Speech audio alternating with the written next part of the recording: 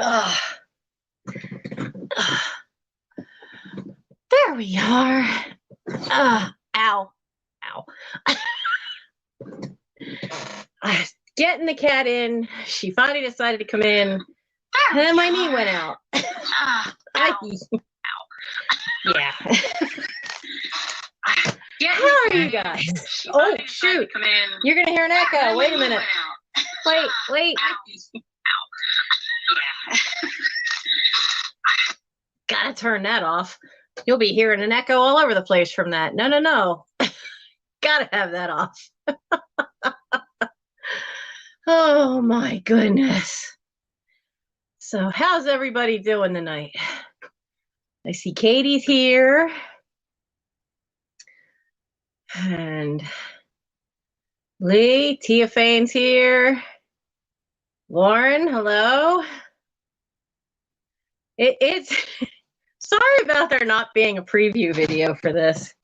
It's been an interesting 2 days, considering that therapy has almost broken my foot.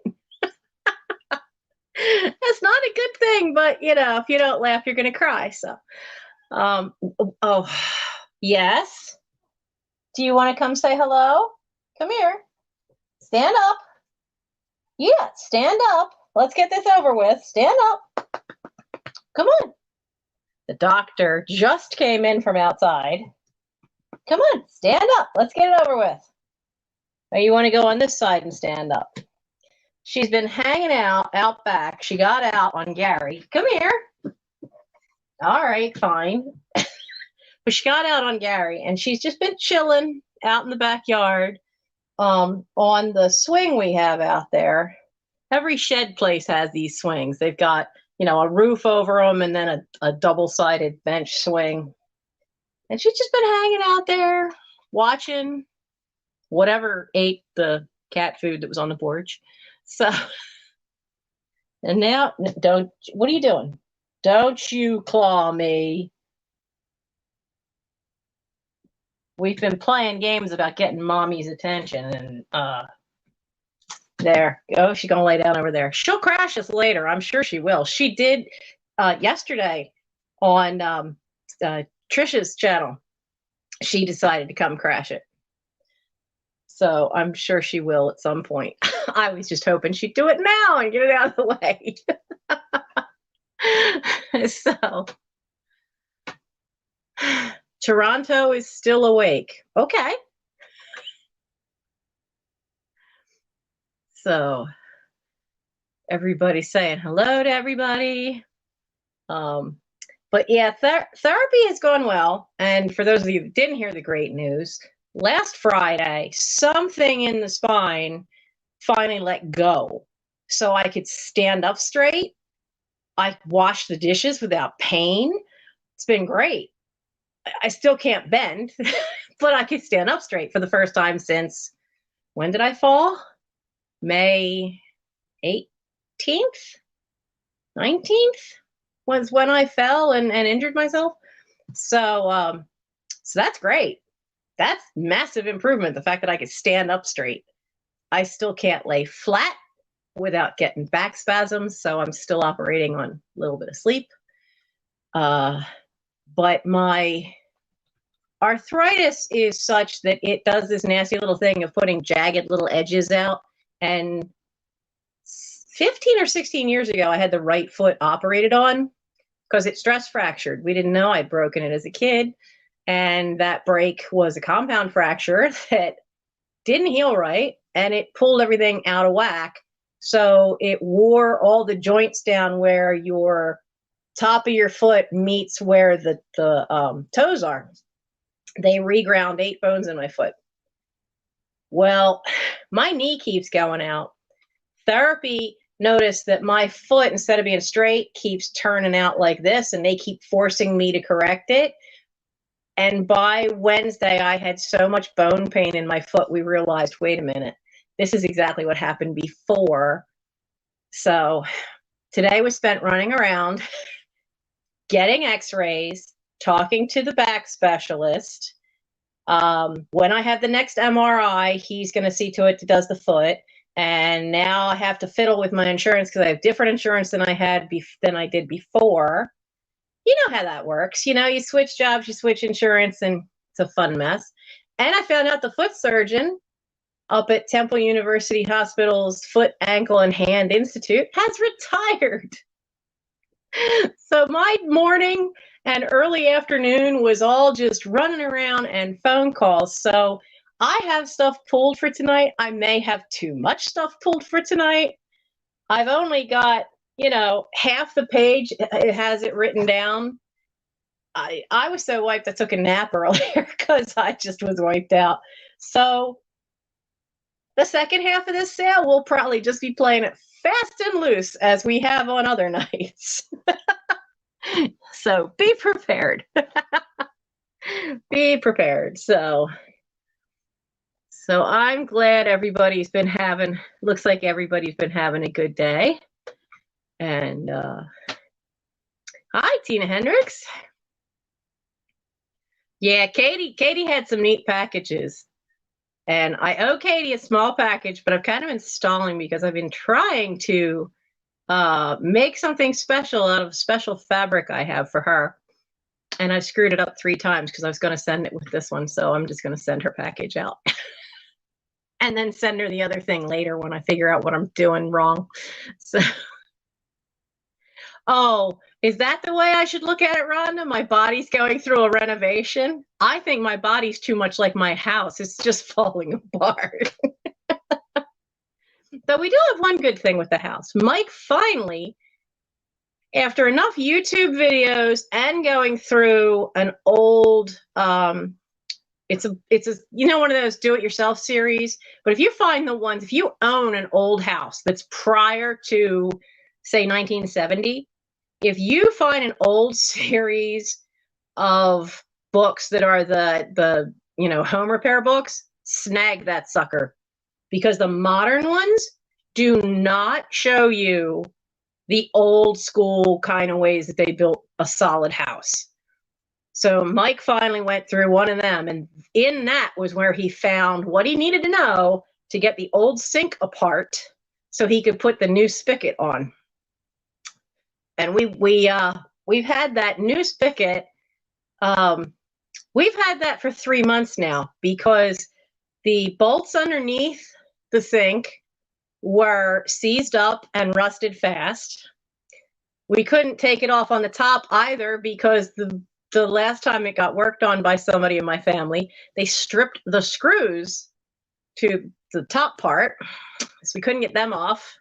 Finally had to take a drill and actually drill the screws out. And then when he was under there, the pipe for the drain for the sink broke. That poor kid, he was trying so hard. But he did finally, between what he learned on YouTube, he was able to fix the drain. And then for the old plumbing pipe work for the hot and water and cold water and the spigot, that he found in those old books. And then because the books told him, hey, you don't even have the right tool. So he went out and he got the tool, and then it was, then we just soaked it with WD-40 and then wrapped plastic wrap around it and then let it sit overnight. And then those bolts just came right off. It was great. Oh, the books. Yeah, the books are interesting. And if you find any from like 1970 or before, Popular Mechanics, or, oh, shoot, there's one with science in the title. I can't think what it is. But those old ones are really fun reads. And you learn some really cool stuff to do. There's stuff in them you can make with your kids. So let's see, what do we have first tonight? We are ephemera heavy tonight, and books, magazines, a little bit of glass, a little bit of porcelain, a planter. So I have this one. Let's start off with this. Popular Science. There we go. Because there's Popular Mechanics. Popular Science was the other one. Those are fun to read. Somewhere around here, I have probably about 20 of the popular mechanics from the 50s. I might have a few popular science, but they're from my personal collection of stuff, so they're at the wherever. They're either on the enclosed side porch, I hope not, or they're probably in the attic, which is more likely from when I moved back in, because I hadn't moved out for very long. Only ended up being about a month and a half. So these are, I actually found the date and I wrote it on the bag, 1893, McLaughlin Coffee. They're huge. They're giant size advertising cards. Now, there's 3 of them. And as near as I could tell, they're all from about the same time, the 1890s. But these came out of somebody's old scrapbook. And you know what? Everything looks very, very bright. Let me fix something here. Because if the laptop is reflecting light as well, that's one of the reasons things can look overly bright. And if I can turn that a little bit, that's better. They aren't as whited out then. There we go. So this one is a Malay family. And you can see up in the corner, it says McLaughlin's Coffee. And then we have a Bedouin mother. And then this one, they trimmed it. They didn't trim the bottom border, but they trimmed the top. And it says an Arabian waterman. I like how he's got that great big clay jug and he's got a special basket so he can have it harnessed on his back.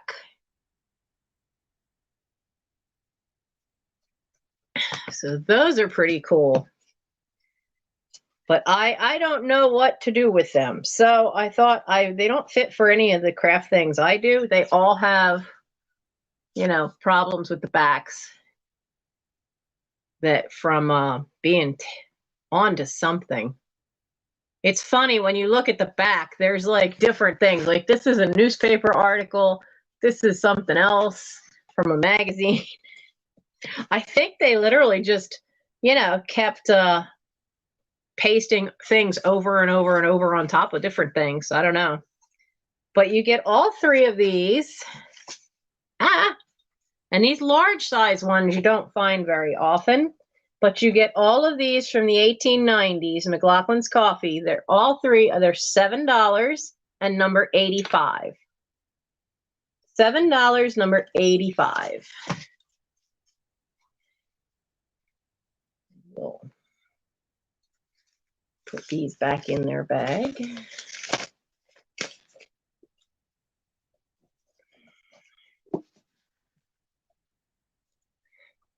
Let me make sure I give myself a thumbs up there. Always helps the algorithm. Now, being that it's near Halloween, Mike found that he still had some Scooby-Doo books, and he thought it would be fun. And we'll put these up. And I was instructed that whatever I get for these, it is to go to the Kitty Cat Fund because there's a new cat. Rory brought a kitten to visit. It looks to be about 6 or 7 months old. Rory's definitely mommy, and but it's only the one. It seems to be by itself, and it has no fear of me. It climbed right up onto my lap. It's let me pet it, so that means now I need to get 2 cats to the vet before I can let them into my house to become, at least fostered. If not, well, we'll probably keep them if they get in here. But so we have, what good is Halloween without monster movies? So you have Scooby-Doo and the Bigfoot Beast, that one, and you have Scooby-Doo and the Seaweed Monster. So I just like the graphics on the covers. But these are fun. And it's $6 for the pair. He's read them, if he read them. If he read them. He only read them once. I don't think he read either of these because there's no crack to that spine at all, showing they were ever open. The binding's real tight. It's $6 for the pair of the monsters and of the Scooby Monsters, and it's number 62. You're hearing the Scooby-Doo theme in your head? I have been watching Supernatural on Netflix, and I'm seeing all the stuff that I've missed over the years, episodes I missed because I had to work. And I just saw the one where they ended up in a Scooby-Doo cartoon, which I thought was really, really funny because I grew up watching Scooby-Doo cartoons. And I see Nettie for that one. So you're going to get the monster pair. We have different pairs. I have got two other pairs of Scooby-Doo ones, but they're all like specifically together because of the theme that's on them. This is just a short little cutie here. It's Carlsbad Caverns National Park in New Mexico. It's one of these little picture booklets. It's not big enough to be postcards, but you know, they could be kind of cool for an art project, or if you just haven't had a chance to get there, because it's in New Mexico. It says 10 natural color reproductions, and this one, I don't think I found a date on this. I don't see tiny ones like this anymore. I remember seeing little things like this one. We used to go on family vacations in the 70s. Is there people in any of these so that I can try to pick the clothing? Oh, I'll bet that's not there anymore. Okay, so there is the last picture talks about how there is that a lunchroom, an underground lunchroom. Bet you they don't call it that anymore. It looks like a chrome, like an old school diner. You know, a 1950s diner with all the chrome on it, the chrome windows and stuff. So I'm guessing this is probably from the 60s. But it's just a cute little thing, and it is only $2, and it's number 59. $2, number 59.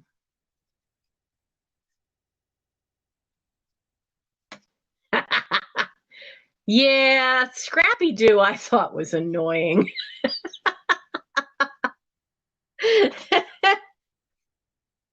That's the back. That looks like a shot from a movie, and I cannot for the life of me pick which one.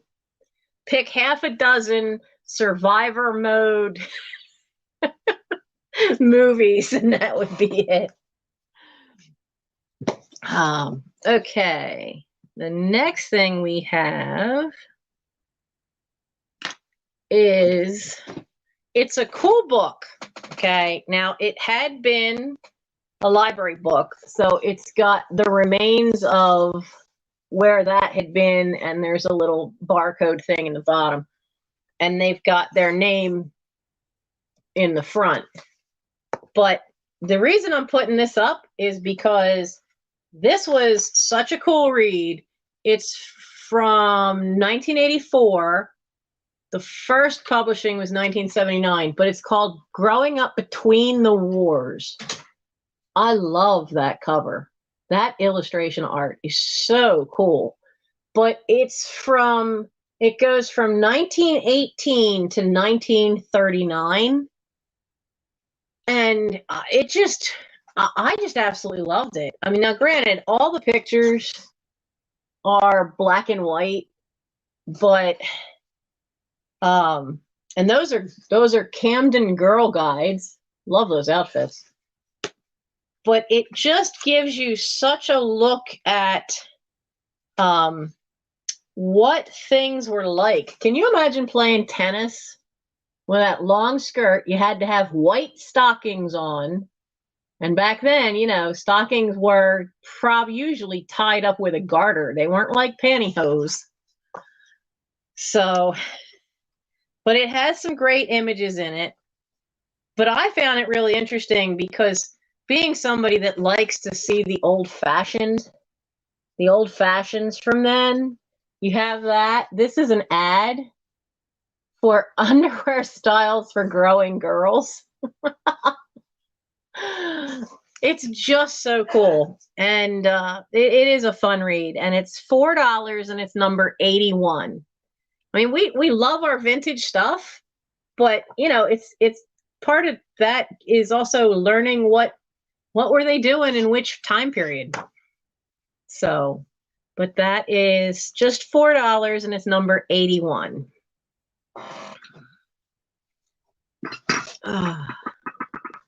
Old photos are so much fun. Now, I have to move my chair. It is not up close enough. I am on too much of a tilt. It's bothering my back. All right. I have another one of these. I had sold one of these a long while ago. It is from Avon. It's Butterflies and Blossoms. And it's a great box, but it's soap.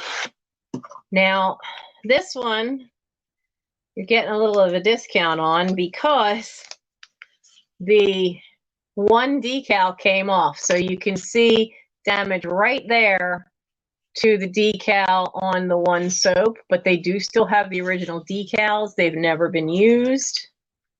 They're in their original box. These would be just really cool to decorate with, either in a bathroom or save it for springtime where you can stand it up like this for the butterflies. And Marilyn, okay. Marilyn Rutledge. Marilyn, do I have your information? For anybody who's new tonight, my information is right there, is the email address. I will not be invoicing tomorrow. I will be getting invoices out over the weekend because of having spine damage. A lot of you, yes, I still owe a few packages to a few people. I am 90% caught up now from when I was injured, and I have a higher table now, which is making it so much easier to pack. And so I know tomorrow after therapy, there's running around to do because there's a scout trip this weekend. So I will not have time tomorrow, most likely, to do any boxing and weighing and invoicing. So I will start doing that Saturdays, because Saturday I will have Michael out of here. He will be off in a backpacking somewhere. So here is the soap, and the soap is $5, and it's number 15. $5, number 15. And forgive me if I seem wired. I actually stopped at Wawa today, and because Gary gave me his half rent, and he always gives me 40 of it in cash. So I stopped at the post office. I stopped to buy cat food, and I treated myself and stopped at Wawa and got their mocha mint iced coffee. It's the only coffee I ever drink. Not a big coffee person. And I haven't had it in so long that now I'm kind of wired. It's great when you need to be awake and up working third shift, but now I'm a little wired from having drank it. So, all right, I will put the soap aside. Put that in there.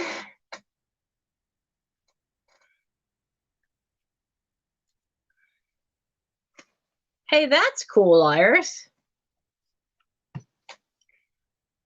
Use your mom's nail polish to glaze it. I have used nail polish to actually fix scratches on a car. I just happened to find the right color. It matched perfectly. And somebody had keyed a friend's car in college, and we just covered it right on over with nail polish. And you could, unless you looked really close at it and were up close to it, you couldn't tell.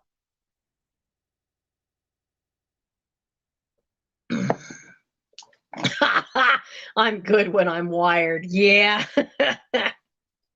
Sometimes, but sometimes then the brain gets like, oh, squirrel. I mean, it's even, you guys know, all of you know who've been here know, it's even worse if I'm tired because the brain will shift gears and the mouth will shift gears and I'll be in the middle of something and just go, right off onto another side road. One thing I've added, and I hope the links work. It's in the description for this, is I have my eBay store and my Etsy store listed. Because the last 2 weeks, I just health-wise was not able to have a live sale. And so I am slowly getting more stuff onto eBay and Etsy.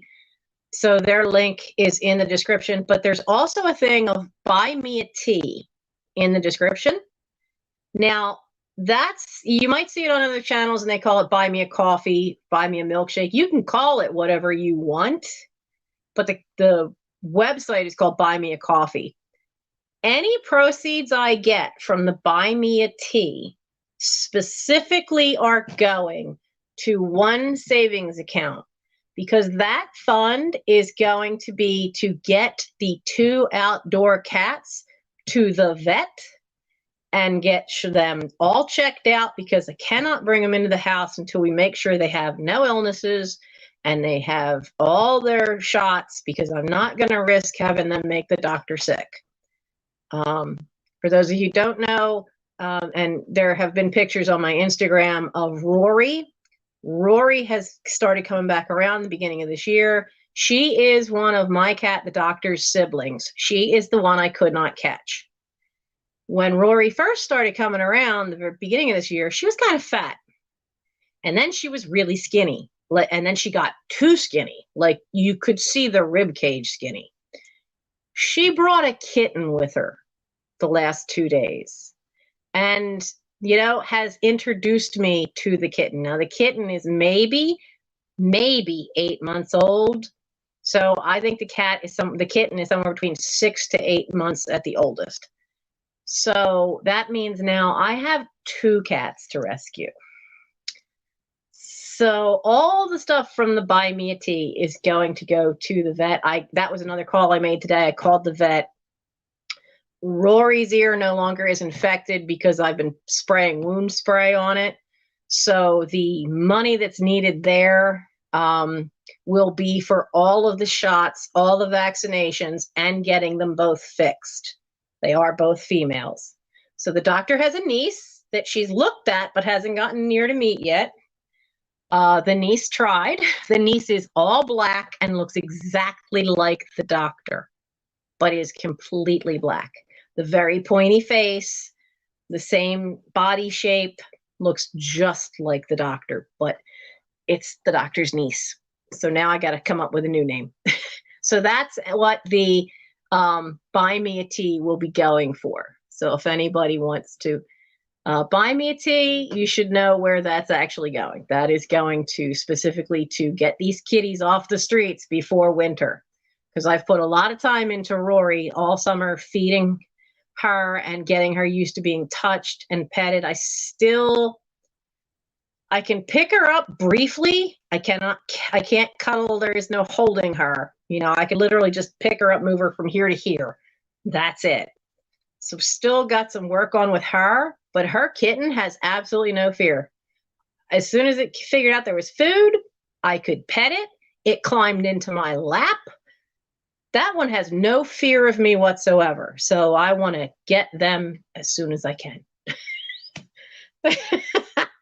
Lee, the reason my cat's called the doctor is because that whole litter, all 4 of them, were named from the British TV show Doctor Who.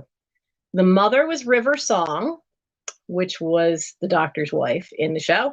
And then so you had Rory, Amelia, which turned out to be a boy, so that got named to Pond real quick. So you had Rory, Amelia Pond, and Davros, and the doctor. But the doctor turned out to be a girl. Davros and Amelia turned out to be boys, and Rory was the one I never could catch, and that one turned out to be a girl. So Then that would be funny though, the nurse. So maybe I should, I can't, no, that would be wrong. That would just confuse things. I almost for a second there thought maybe I could name her TARDIS. No, no, because my backpack for scouts is a TARDIS. And I'm always telling the kids and telling Mike, hey, we got to leave for scouts. Grab the TARDIS and let's go. So I can't name her that. We'll have to come up with another name.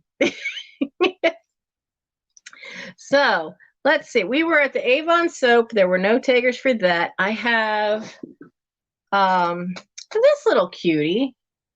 I love how nicely the paint job matches up. It's a little paper mache trinket box. It does have a little tiny Made in India sticker on the bottom. It's all hand painted. And the inside is hand painted black. Just a cute little thing. This was one of the things I picked up at that church sale I went to. So, I mean, I got it for a nice price. So it's just $2 for this little thing. And it's number 42. Just $2, number 42. Oh, I see the words, how are you doing, Terry? Is that my darling Terry? Yes. I hope you're feeling a lot better, Terry. Actually, with the way I have to move my head, because normally somebody comments over the fact that there's a TARDIS and a TARDIS, but usually they see the big one. This is a birdhouse that someone sent me, which I absolutely love it, and I haven't put it outside yet for the birds. So I've been watching Doctor Who since, let's see, they showed it on PBS, and so like in 1980, I think, was when I started watching Doctor Who. I was still in my teens. So let's see, where are we? In a trink box. There's a brooch. I have a brooch. I have a couple of brooches tonight. So this is not marked, has a rivet holding the back on, and the back is holding a piece of porcelain with a brown rose. How many of you remember having grandparents that had, like, I think in the 70s, maybe they came out in the 60s, like all that brown rose jewelry. There was brown rose fabric. I remember a slip cover being on one grandmother's couch and chair that had brown roses on it. And I remember another one that had all this jewelry that had the porcelain and the brown roses on it. So this brooch, it's an offer up, and we're going to start it at $7. It's a nice piece of porcelain, though. This is not one of the ones that's the plastic remakes. This is nice and cold to the touch. This is a piece of porcelain in there. So this is starting. It's an offer up. Start at $7. And Warren, I see you for number 42.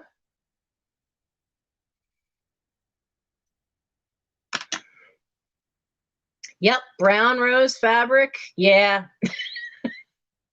Oh, yeah. But it's a nice size. Where's my ruler? Kept losing my ruler during Trisha's sale. So it's 1.5 inches long and 1.25 inches wide. So it's a nice oval. It's in good shape. There's no scratches to it. And I know I looked at it earlier, and these were, you rarely find hand painted ones. This one is a transfer. And it is a nice little piece in great shape. And for fall, it's such nice fall colors. You know, it's just a pretty little thing. And I don't see any takers yet. That's okay. Just keep going then. So I guess we'll pass on that. I don't know how long the lag is tonight. But it is a pretty little thing. Yet we're all trying to bring back the brooch. I don't really have much of any jewelry on tonight. I have this, which I may sell this. It's a thin, I think it's 12 or 14 karat gold, and it's got these gorgeous little crystals, but it's so thin, it's driving me nuts because I keep thinking something's tickling my arm, and it's the bracelet. So,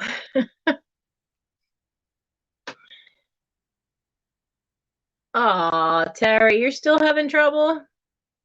You worry me, girl. I haven't had a chance to call you and talk to you this week because it's just been too crazy. So we'll probably talk on Sunday and catch up with each other. Terry's been having breathing problems. I've been having back problems. At least I could stand up straight. Yay. That's a plus. I can't lay flat, but I can stand up straight. Let's see. Where were we? We are this one. We did this one. Where did I put it? Like I said, I have pulled out way too much for today, probably, but hey, why not? It's not like I don't have enough stuff. Let's throw it all against the wall and see what sticks.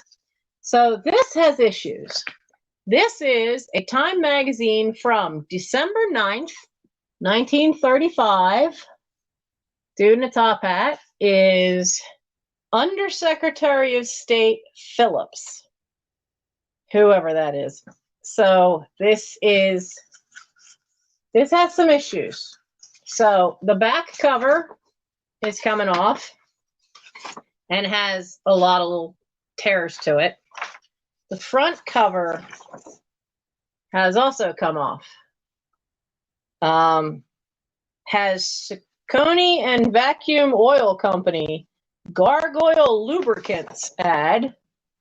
I've never heard of Gargoyle Lubricants.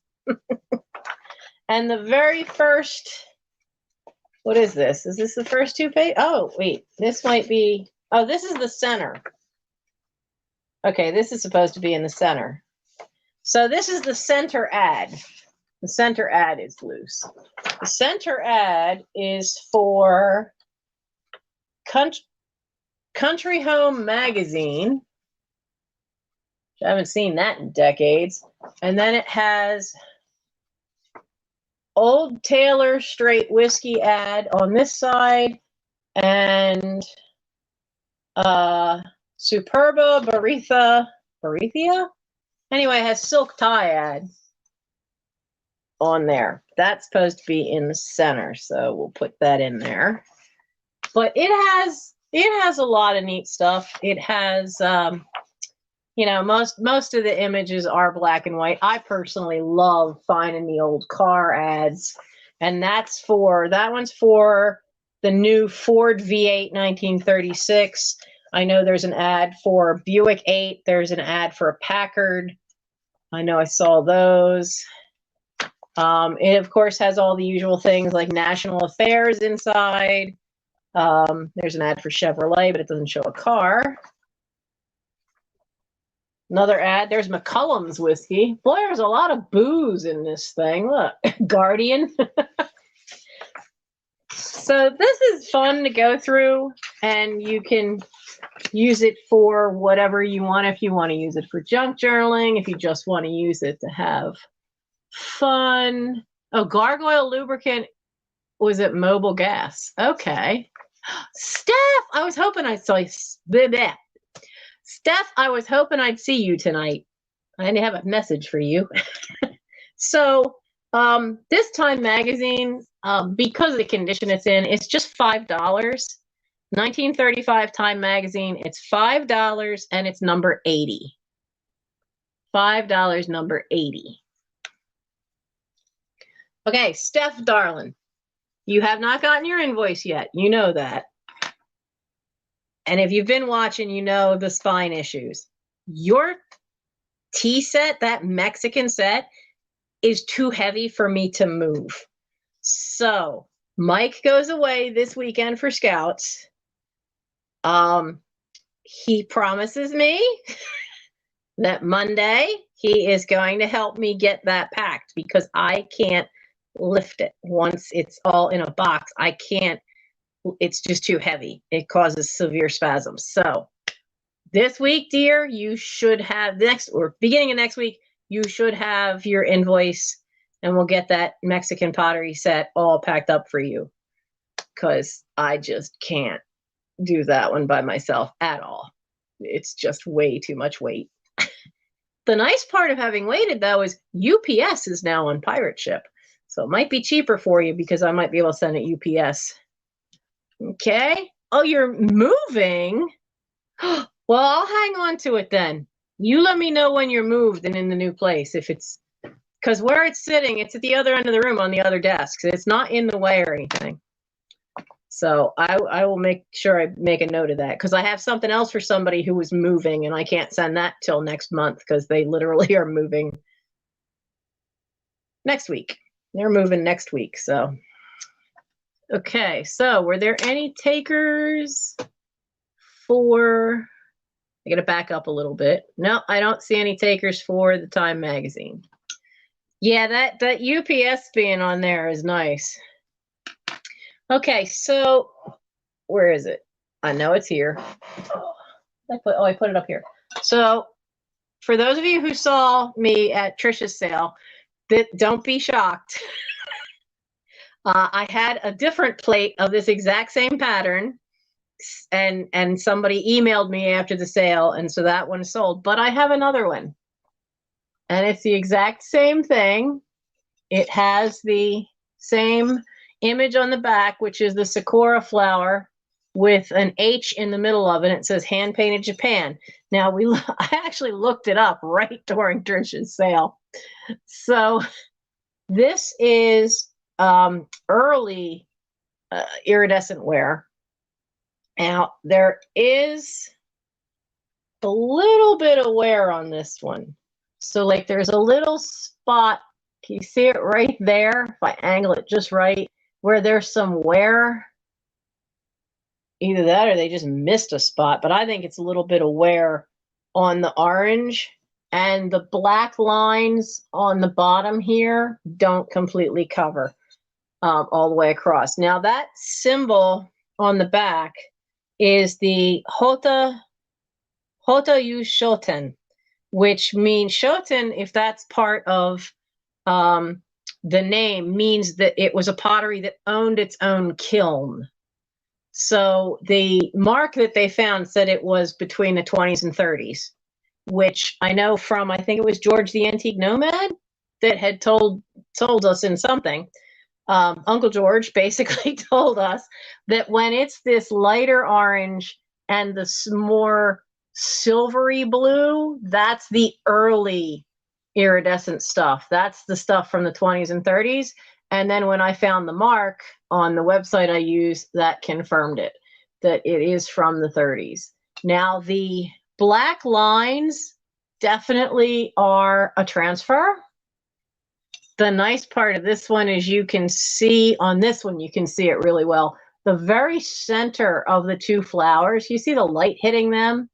That's gold in the center.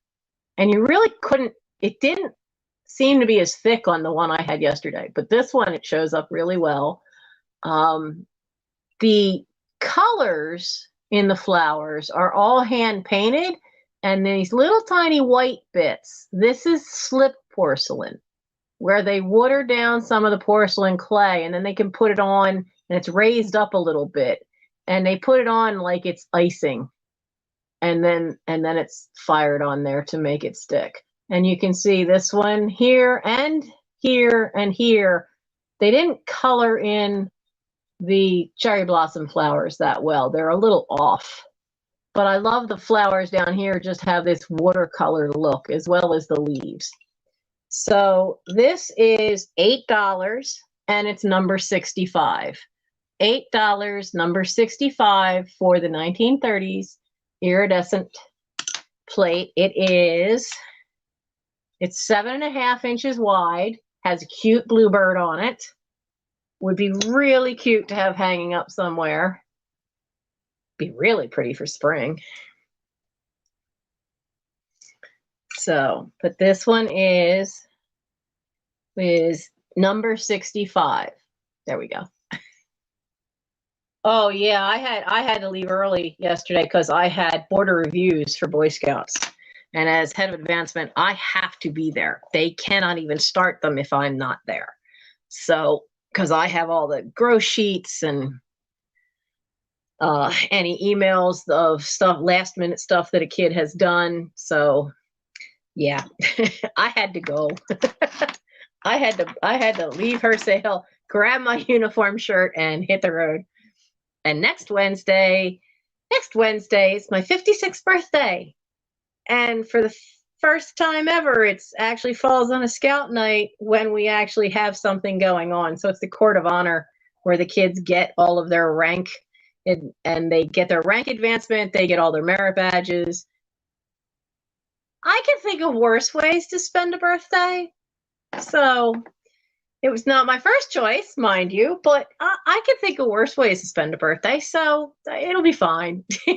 I'll have fun. Well, thank you. Yeah, it's a week early. 56. Where the hell did somehow 6 years disappeared? I figure it is the 16th anniversary of my 40th birthday because 40 was an awesome year. People say, oh, I want to be 18 again. Oh, hell no. 18 sucked. I wouldn't mind being 40 again. I've had my only birthday party. Friends couldn't believe I'd never actually had a birthday party, so they threw me one. The cake was a tombstone. Everyone dressed in black. Eulogies were encouraged. It was awesome. It was great. And that was my 40th birthday. It was an awesome party. But it was the only one I'd ever had because when I grew up, there were just two other kids my own age. So my mom would just go, where do you want to go? We went to Franklin Institute one year. We went to the aquarium one year. We went to the movies. We would just go somewhere and she'd pay for everything for the three of us. So, yeah. Oh, you're 29 with experience? Oh, Doug, that's great. I like that. I like that one. Like you're 29 with experience. Yeah, 21. Well, 21 was better. I was in college by the time I was 21 at the 4-year college. So, oh, yeah. Nancy having a nap today for an hour has definitely made things so much better.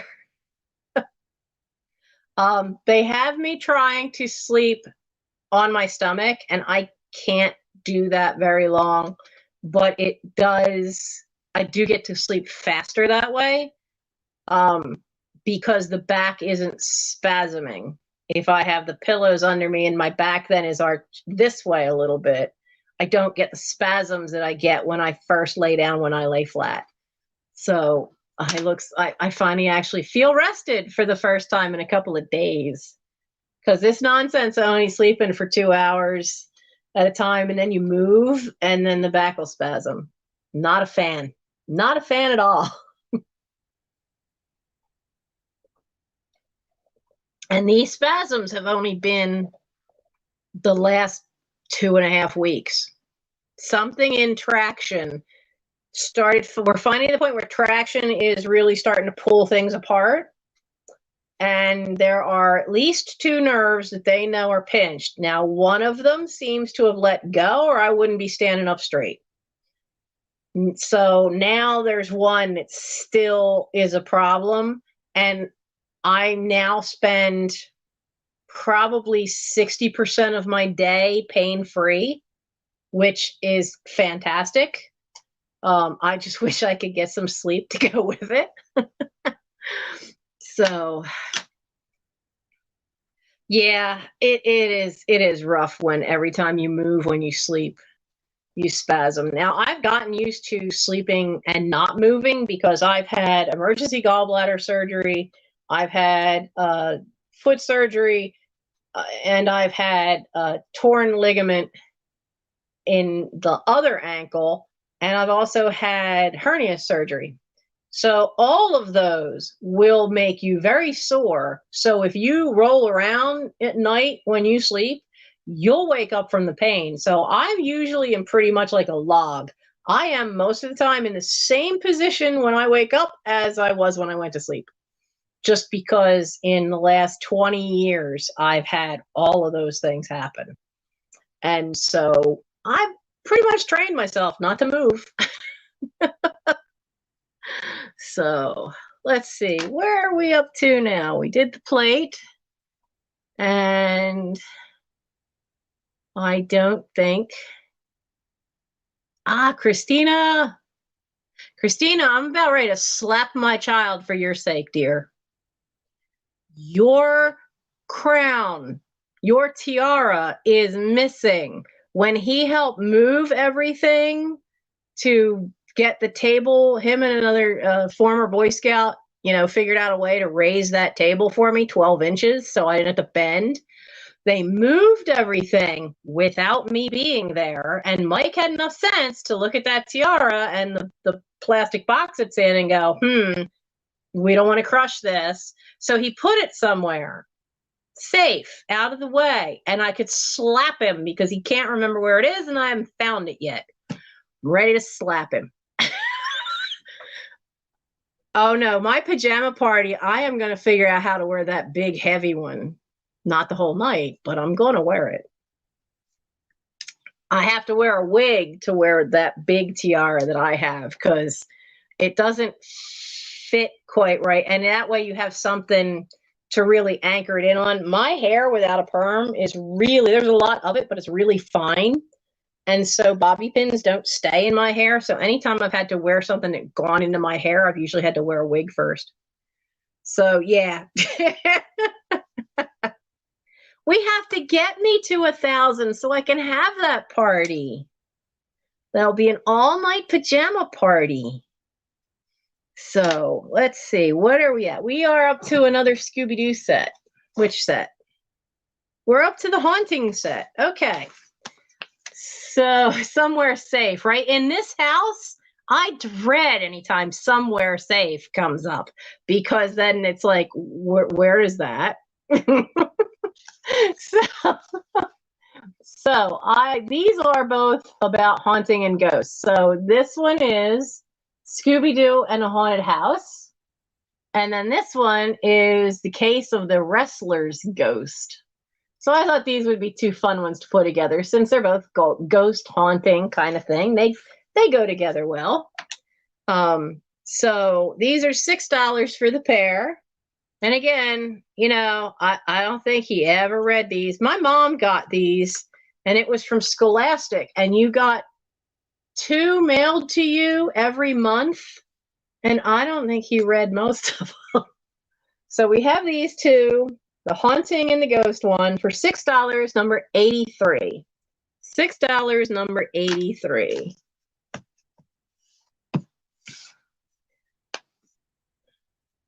The other problem, Iris, with my son putting something somewhere safe is my son is 6 foot tall and I'm 5'3", because I've lost an inch over the years. Nobody told me that losing height crap was going to start so soon.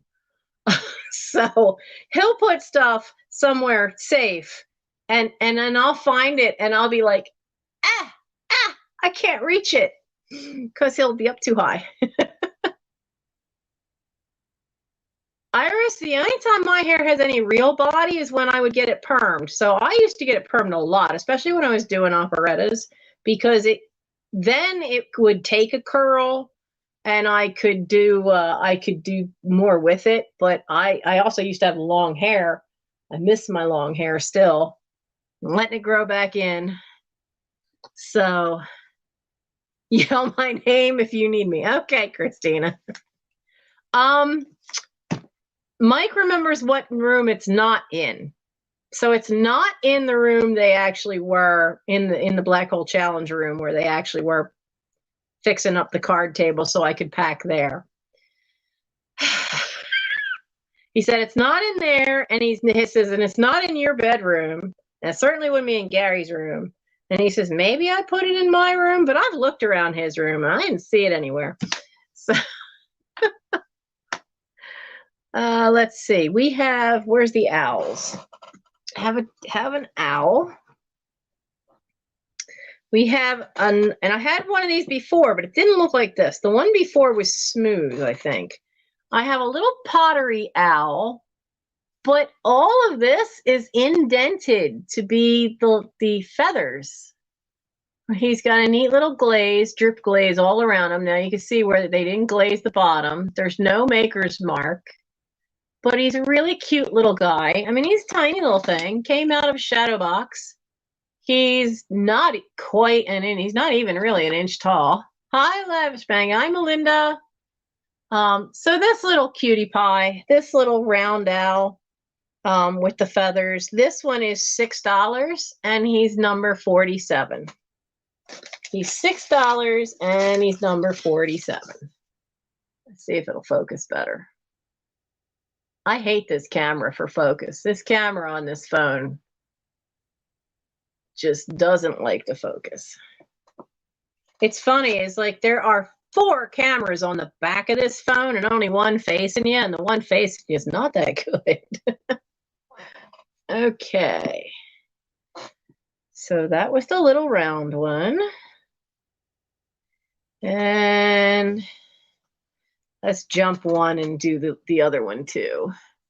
So this guy, so the green patina, I had to really like check his bottom to find out. I can't tell what he's made out of because I did a scrape test to see if he was brass, but it looks like underneath there he has a gold coloring, but underneath is a silver. So, and he's heavy.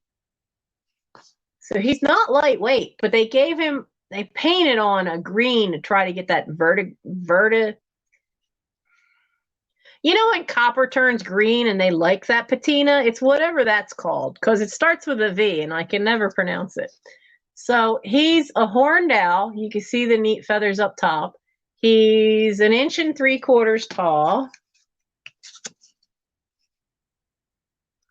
Try to get him to, I mean, he's nicely done, really nicely done.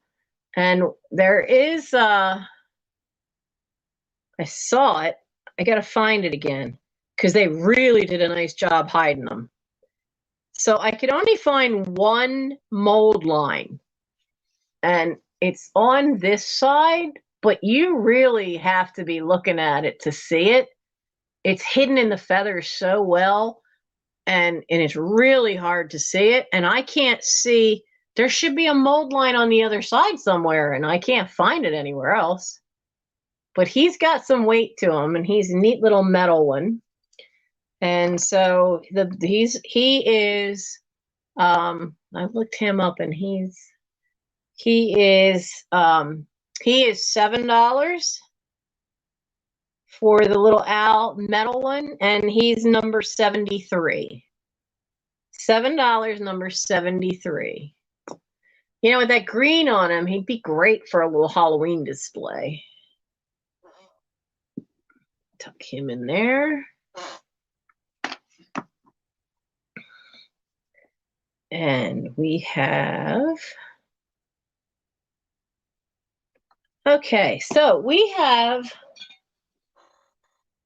this lovely porcelain plate with a beautiful little couple in the center and flower garlands.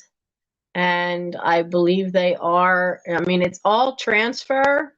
Now, the roses, the cabbage roses, have a little bit of a raised spot here and there. So I think they may have accented that a little bit with some paint.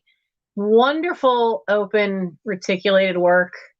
And there's no chips on the edges. There is a nice gold line here and here that go all the way around. Now it is marked on the back. It just says Germany. But it is such a cute little plate. I love it when they do these nice reticulated edges. These look really cool. And it is, if I get to the center there, it is 7 3/4 across. And this plate is $7.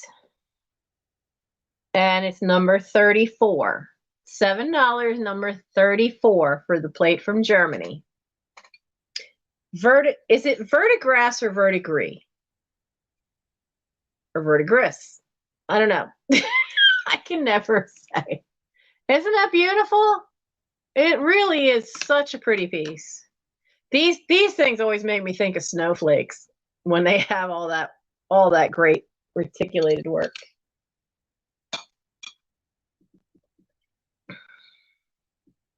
So we did that. We have the German plate.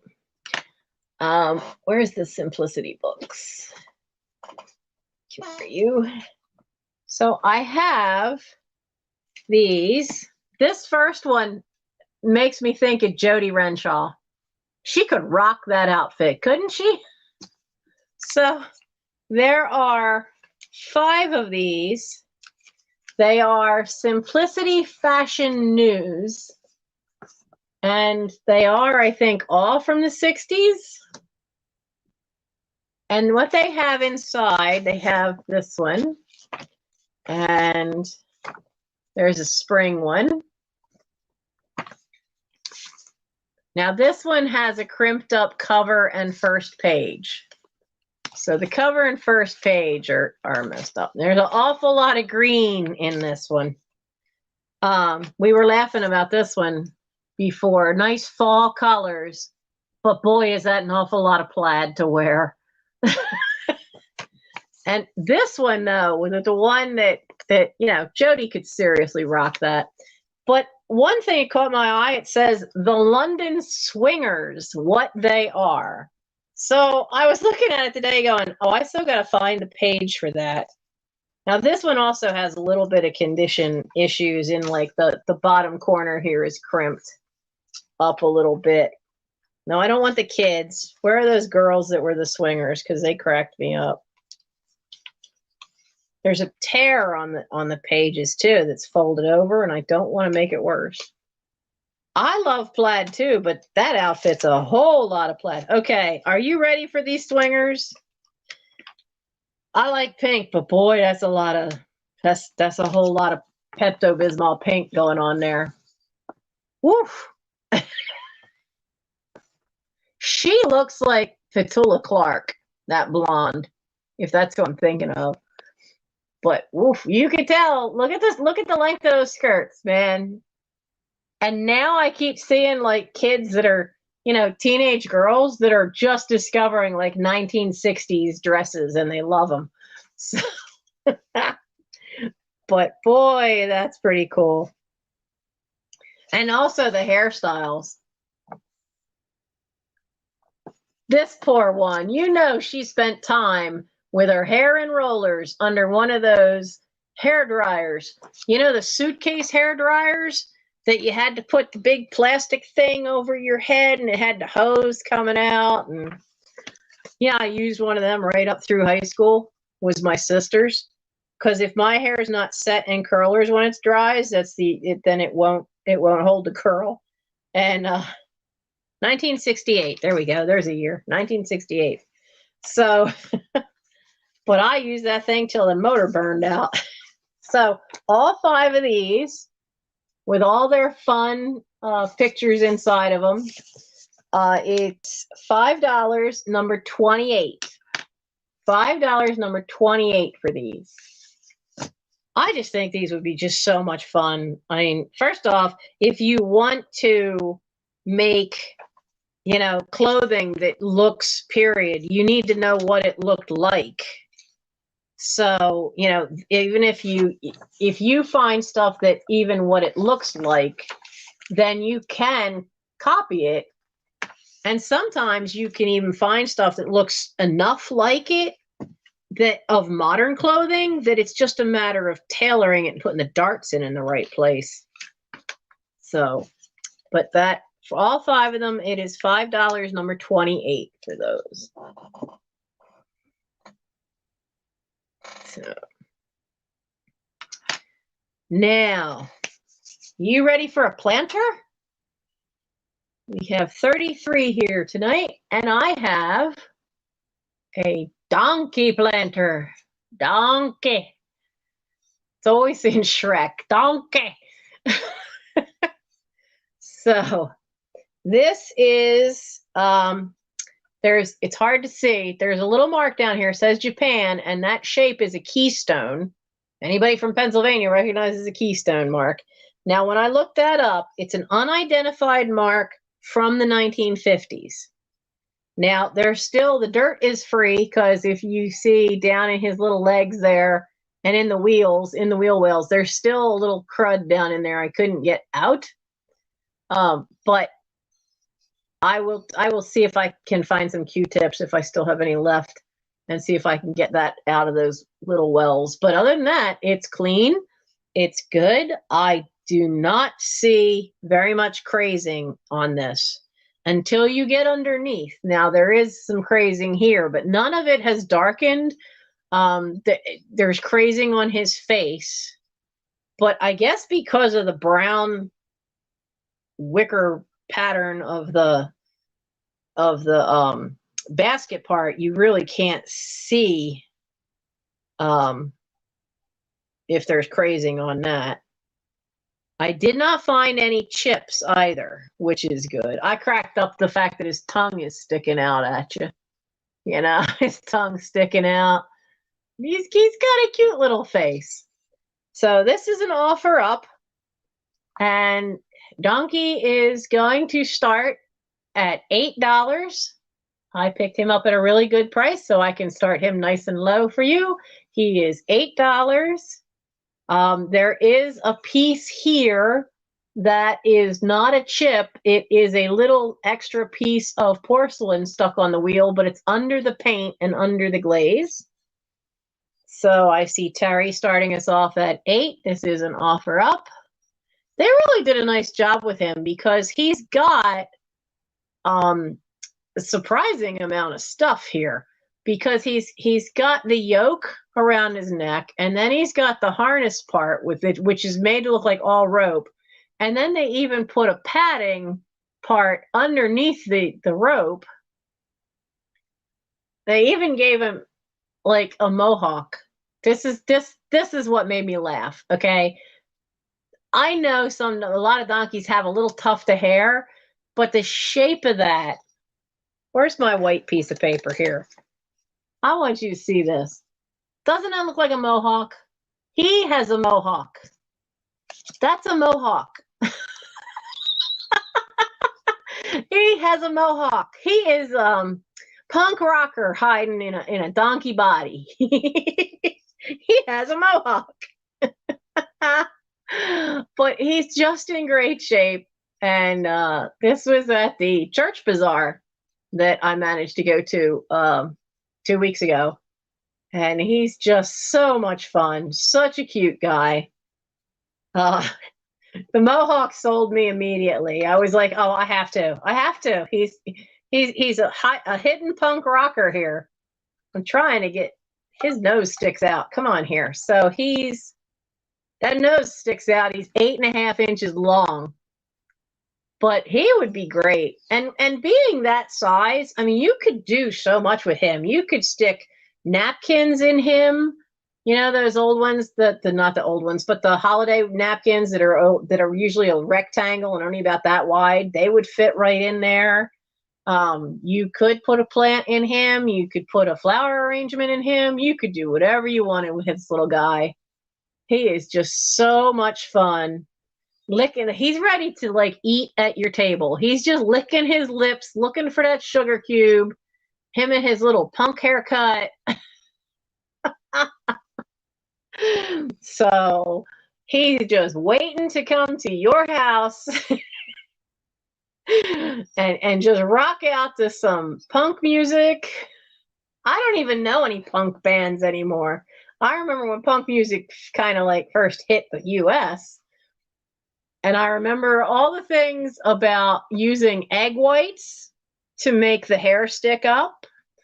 But yeah, at least he doesn't have a mullet.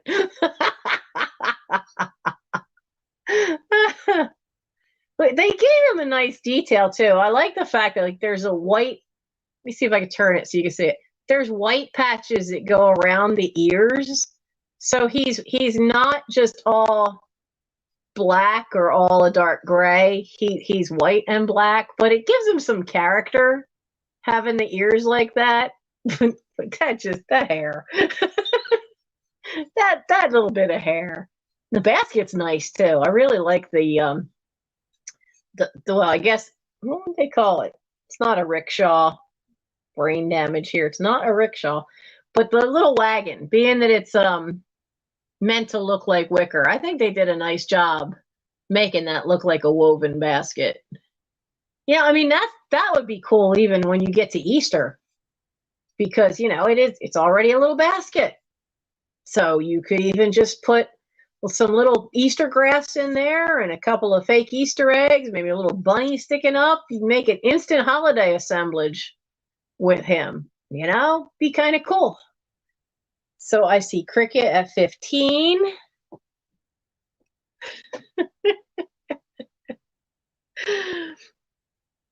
Yep, the cocktail napkins could do a lot with him. I like that for the most part, he's really clean. He doesn't have, sometimes when they, if they've used it for a plant, and most of what I cleaned off of him, I didn't find dirt, I found dust. I found a lot of dust. But he cleaned up beautifully, even all in here, because I have a really soft toothbrush that I go in, and I got into all the little nooks and crannies and was able to get there, but the toothbrush won't fit down in there. So where are we at? We are at 15, and I think it was pretty much between Terry and Cricket. So I think, Katie, if you would do the honors of calling it, going once and going twice, because I see Terry is now out.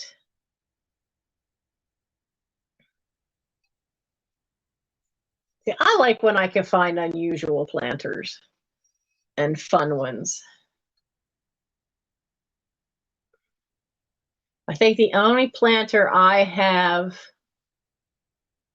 still have the pink teddy bear that was given to my mother as a flower arrangement when I was born. And I might have the Pekingese planter that somebody given my mother once. So, but I grew up with a Pekingese, and I've owned a Pekingese.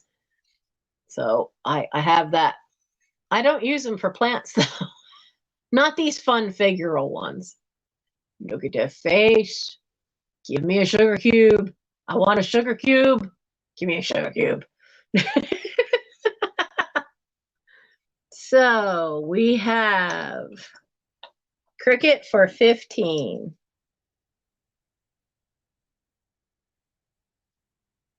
Thank you.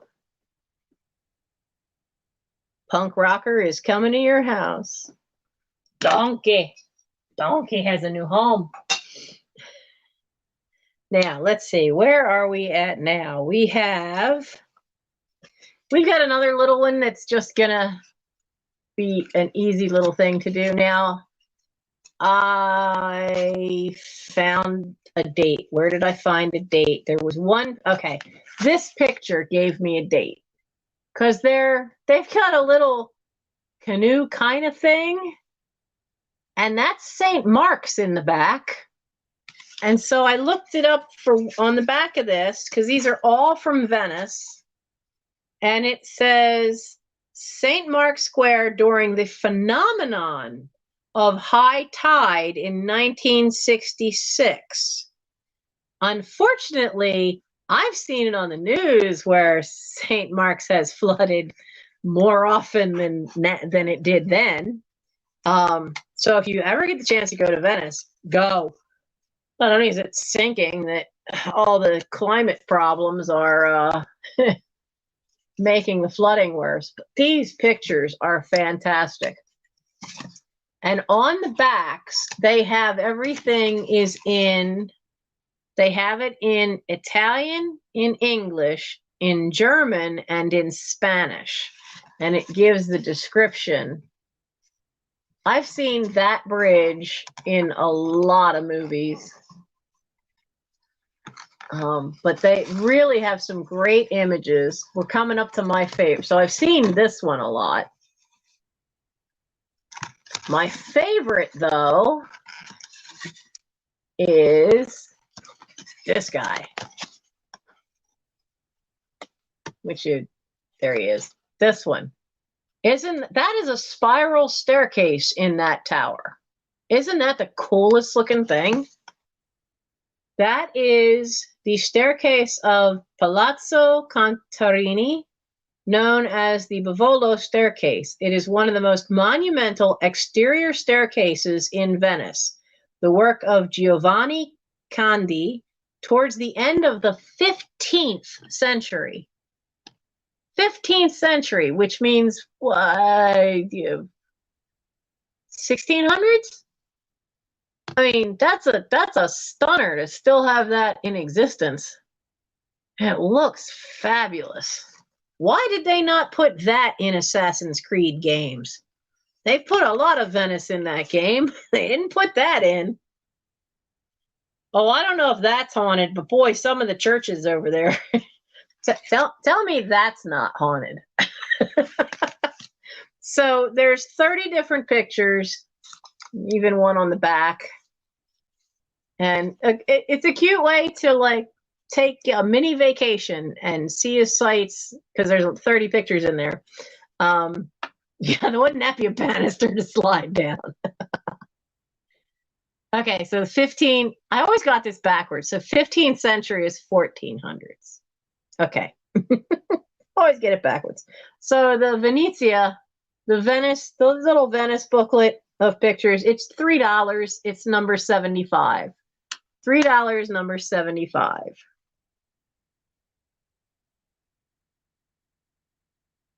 Oh yeah, there's so much history there.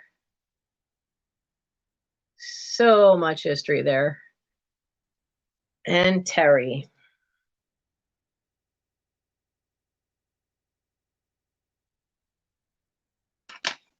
My relatives are, I'd be hard pressed to find the British ones, because that was 1683 when they came over, which is why I can join the Daughters of the American Revolution. I could join the Daughters of the Union and the Daughters of the Confederacy.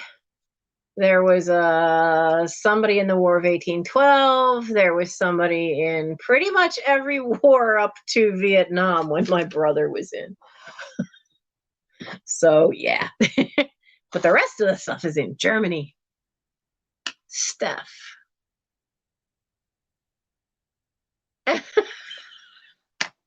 Oh, Steph, I thought it was you. Okay, Steph, I'm sorry. I don't know why. I really thought it was you. I blame it on the not sleeping. I blame it on not sleeping. I'm sorry. Okay, the last Scooby-Doo set. Oh. Well, Terry, I feel that way about Ireland, because all I know is my great-great-grandmother's parents were supposedly from County Limerick, Ireland, which is true, but the Logue family name I cannot find in Ireland at all, but I can sure find it in Scotland. And Michael's mother's name was McQuillis, and they're all in Scotland. But I don't think I'm going to get to either Ireland or Scotland at this point. So the last Scooby-Doo set. These are great for Halloween. Look, these are the classics. You have a witch, and you have Dr. Jekyll and Mr. Hyde, or as they put it, Dr. Jenkins and Mr. Hyde. So these would be just kind of fun. For I have one. I snagged one of these and I put it in my Halloween stuff because it has a mummy on the front of it. So I wanted that for Halloween decor. So you have these two, and yeah, there's nothing wrong with the spines, and that binding's still pretty tight. I don't think you read them, but these would be fun for Halloween, and it's $6. for the Witch and Mr. Hyde, number 53. $6, number 53 for this set. Now, where are we up to now? Cigarette cards. Oh, and then the fun ashtray. All right. Oh, Warren.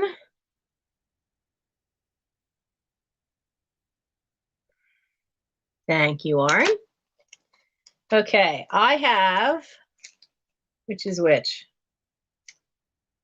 This is the botany set. Okay, I've got some cigarette cards that you can use for whatever you choose to use them for. The first is a few cards from 2 different sets.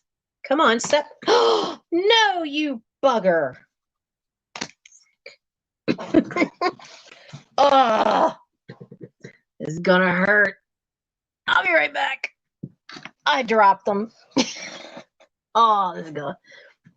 Don't mind any groaning you hear. Oh, you frickin'. Ow. Frickin' this son of a. Oh. Son of a. Nah. Oh, shit. Oh.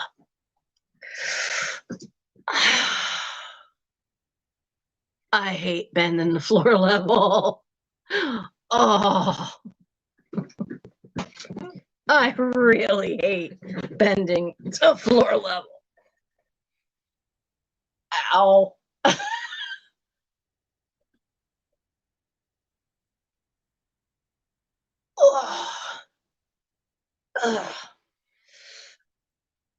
Sorry, had to stretch because anytime I bend too much that way, then I got to counter it that way or the spasms don't stop. Oh, I'll be so glad when those never happen again. All right, so. Oh. Yeah, I see that comment, Steph. All right, now I got them mixed up too because there's 2 sets. There is Hidden Beauties and Struggles for Existence. And they are all plants. And they're also all by John Player and Sons, which is one of the bigger names, probably the biggest name for cigarette cards. There's 12 total. Ow. And now these three are Hidden Beauties. You have Rotation. Now, this one cracked me up. They call it Live Mold. I didn't know mold.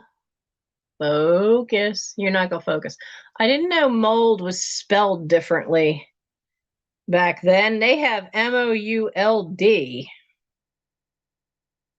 I didn't know that was ever spelled other with a U in it. And then this says Pith Stars from the common rush, which is a plant. Rush is often used for baskets and for weaving, sometimes rush seats on chairs. So I know what rush can be used for. And it has this little tiny image is the cross section of a stem. So the stem, it has all this, no wonder it's so strong and they use it for baskets and stuff, has all these interlocking cross sections. And then the water comes up through all the openings. That's the inside of the stem. So they all have a bit of like botany stuff to them. And this other one is the Struggle for Existence. And they have, let's see, what are some of the plants they show? A water rogue. I've never in my life heard of that one. Oh, I've heard of that one. Except not under that name, bladderwort. So I know about bladderwort because bladderwort is one of those fun little things that it floats on the water, and it's not going to focus, but these little air bubbles are all through the roots. So bladderwort is a plant that floats on the water. I'd study that in botany in college. This one they call a shameless loafer. I don't know why. It's something called dodder, and it sends a little red thread, this is what they're telling you, up to find a suitable plant. Oh, you little sucker. So while it has roots in the ground, what it does is it sends a little thread up and pierces to suck the sap out of another plant. You little thief. But they all have little plant images. This is another water plant. I wish you guys could see these up close. It's just the way that this stupid camera is. Because I don't have a regular I have to use the phone to do StreamYard. Because the laptop camera is even worse for close-ups. Let's see if I fan out enough of these so you can at least get an idea. But they are fun. You could use them for junk journaling. These aren't ones that are images that I can use to make little framed dollhouse art with. So there are 12 of them, of the little different botany cards, and it is $6, number 31. $6, number 31 for the 12 botany cards. I didn't just try to find a date on these. Most of the cards I have, cigarette cards, they're all before 1960.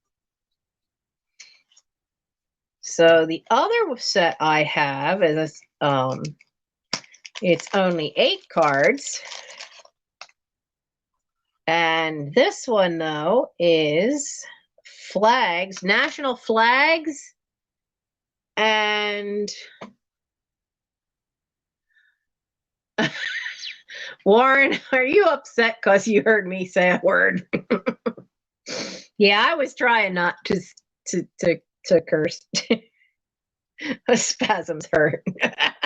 Yeah, I think he was referring to a certain word that escaped my mouth at that point. I was really trying not to. These are pretty cool. And one of them made me think of our own Nate, because it is the flag and the coat of arms for New Zealand. So we have, there's 8 in here. Now there's 2 of Latvia. I've seen cards where they have the flag, but not usually the crest. Are you gonna behave and focus? No, you're not gonna focus. Darn it. Because I like that crest for Latvia, because that white on the other side, the red is a rampant lion. The other side is a rampant griffin, which looks super cool. But we've got Northern Ireland with its crest of the deer and the lion. This is Canada with the Canadian crest. Romania. These are also John Player and Sons. Now, here's what got me is it says England, and then I realized that's right, because that's the flag for just England. When you see the Union Jack, that's for Great Britain. Oh, you were cursing for me? Thank you. There were lots of words running through my brain. And then this one's for France. I've never seen the crest for France. And compared to the others, no offense to anybody French, but that's boring. You know, all the others are kind of really artistic and stuff. But yeah, I thought these were really neat. And I thought, I'm going to share these because they are so cool. And And it was neat seeing the New Zealand one in there. That was a neat surprise. So these cigarette cards, and I try to give you guys a really fair price on it. I've had these for quite a while. So when I do the pricing, you guys are only getting them for like 50 cents each, which is I give you guys a deal. So it's $4 for the 8 national flags cards, $4 number 20. $4 number, where's that camera? $4 number 20.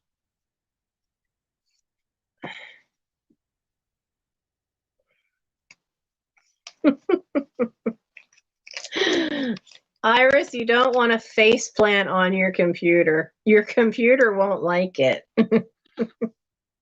And I see Jennifer Miller.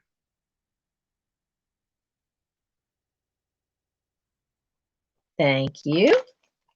Put that over there. And then we have another offer up.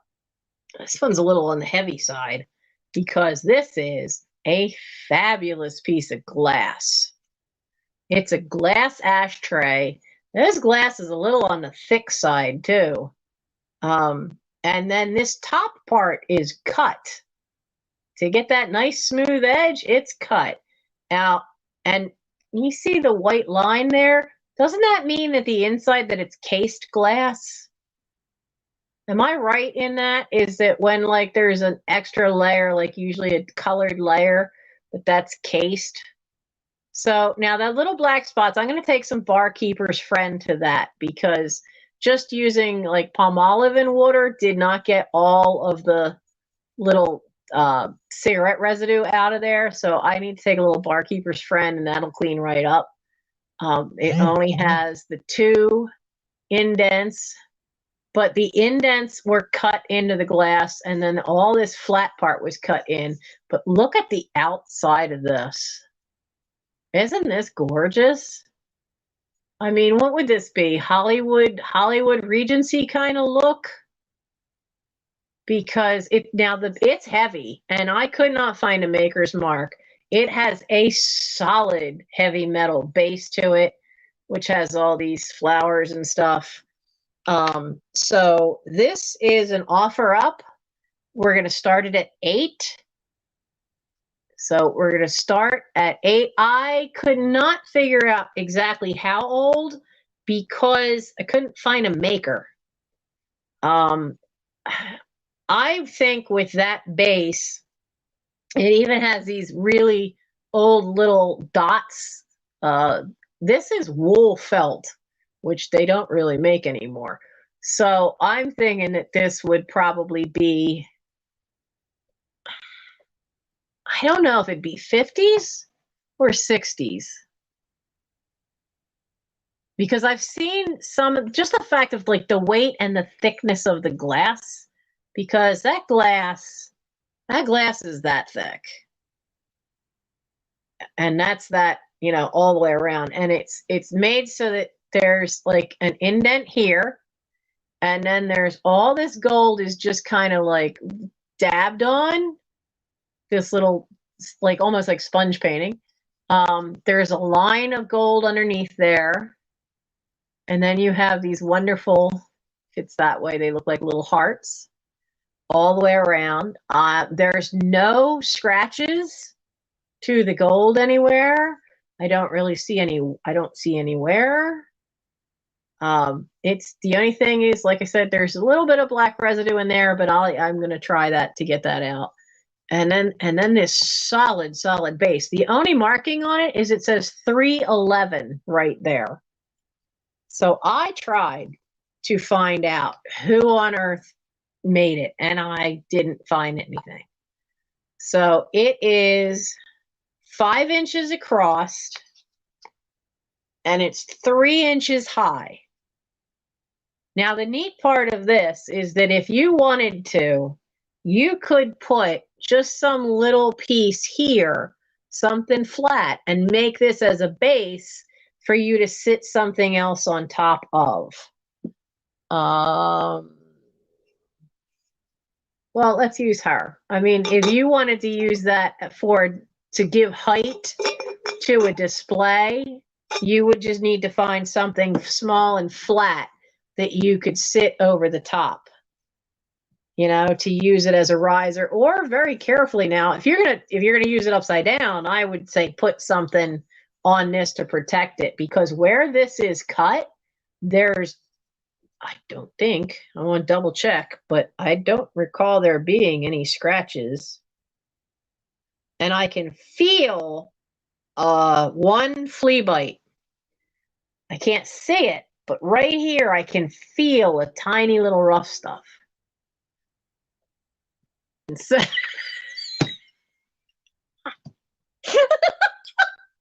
I'm sorry, I'm laughing at Steph. So, do we have any takers starting this at 8? Sweetie, is your dog all right?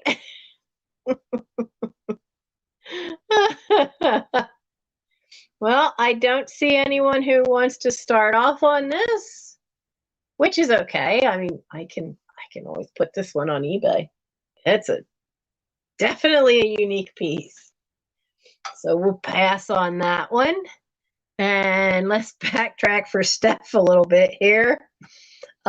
Steph, which set of cards was it? The botany ones? Because the flag cards sold. So, 17. Yeah, that's an old puppy. Oh, Lois. Lois, do you want the ashtray for 8?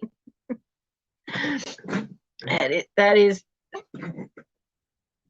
I can put you down for that. So, okay, so Lois, you're the only one that put in for it. You can get that for 8. And I'll write that down. And Steph, was it the botany cards that you wanted?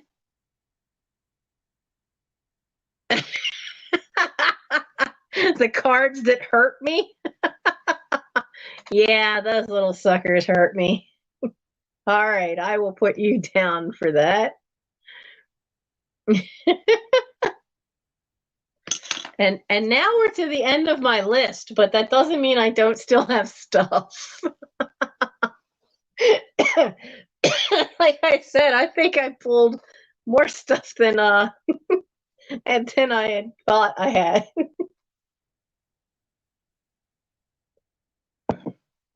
All right. Let's do a piece of jewelry. Let's do it, and we're gonna do this as an offer up. It is a palm tree pin, all in gold tone. And you little bugger, you're trying to stab me. Things are hurting me tonight. What gives? So it's a cute palm tree.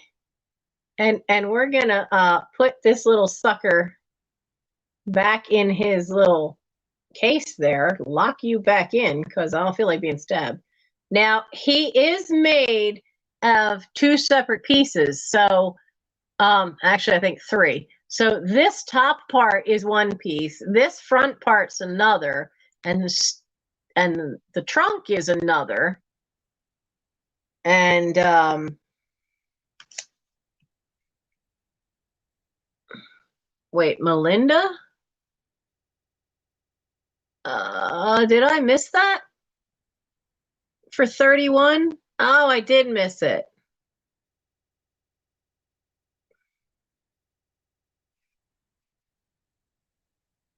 Lavish Mango. I'm sorry, Steph. They're right. See, you guys keep me honest. I missed it that Lavish Mango wanted those cards. Okay, we got that squared away. You should see me at Scouts because I make it a habit of not cursing in uniform. And those kids know because they just see this. They hear me and they laugh at me because like, ah, crap, this Krause is growling. This is not good.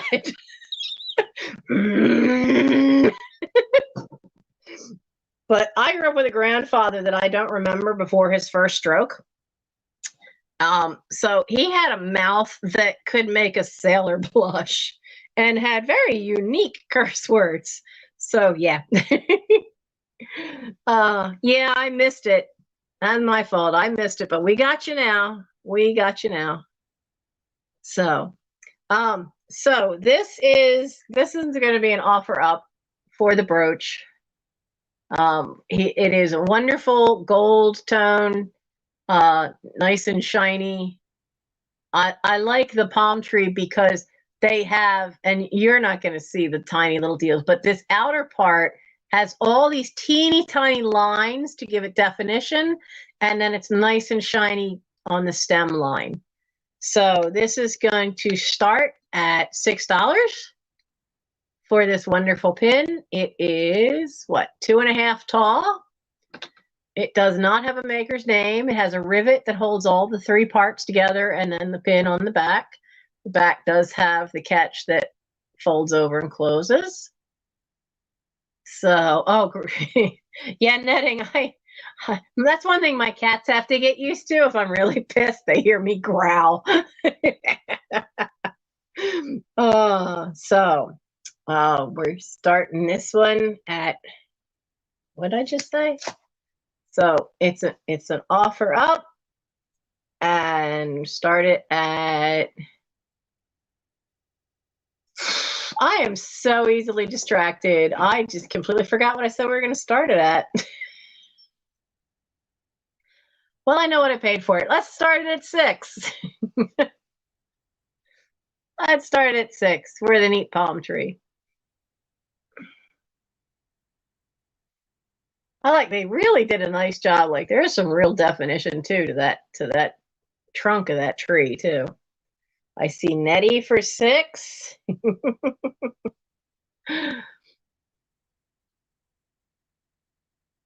I remember having to explain to my kid when he was little, because, you know, he saw a nativity scene, and nativity scenes have palm trees sometimes. You'll find some images that, you know, show palm trees in the background. And his answer was, I didn't know Jesus was born in Florida. No. There's palm trees in other parts of the world, honey. It's gold tone. It is definitely, it's a gold tone. And I see how my lighting and everything, I tried to fix my lighting, but it is kind of white and stuff out tonight. It is definitely gold. So yeah. Mike was little, and he thought that meant that Jesus was born in Florida, because there were palm trees in the background of a picture of the manger, in the background there was a moonlit night and the star and palm trees. So yes, this is an offer up, and I see Nettie so far at 8.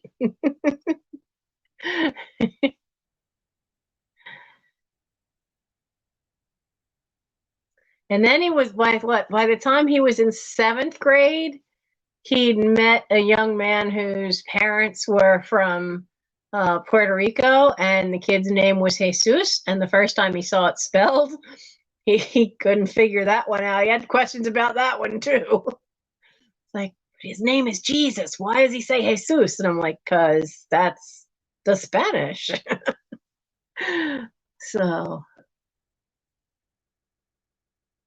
So I see us at Nettie at 8.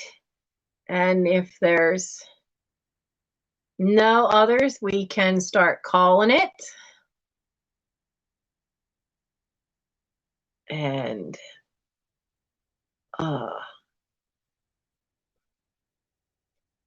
so we can, going once, we can, Katie's internet apparently is like kicking her around here. Oh, there we go. Oh, that's why you had to find a palm tree emoji. I love it.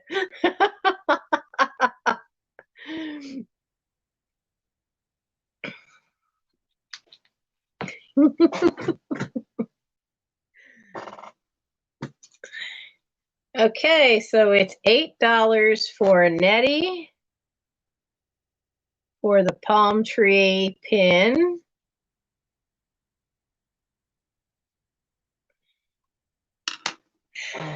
Let's see, what else have we got tonight? We've got you. So I have a box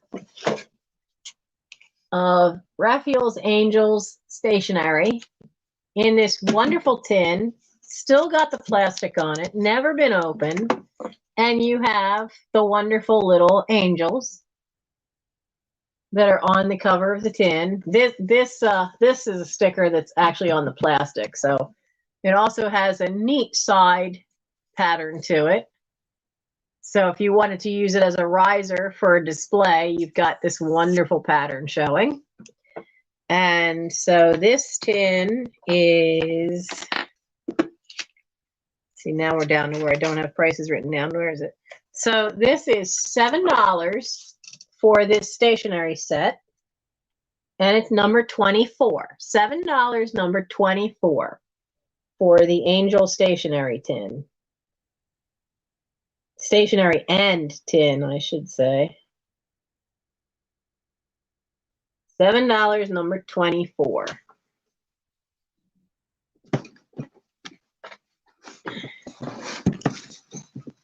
And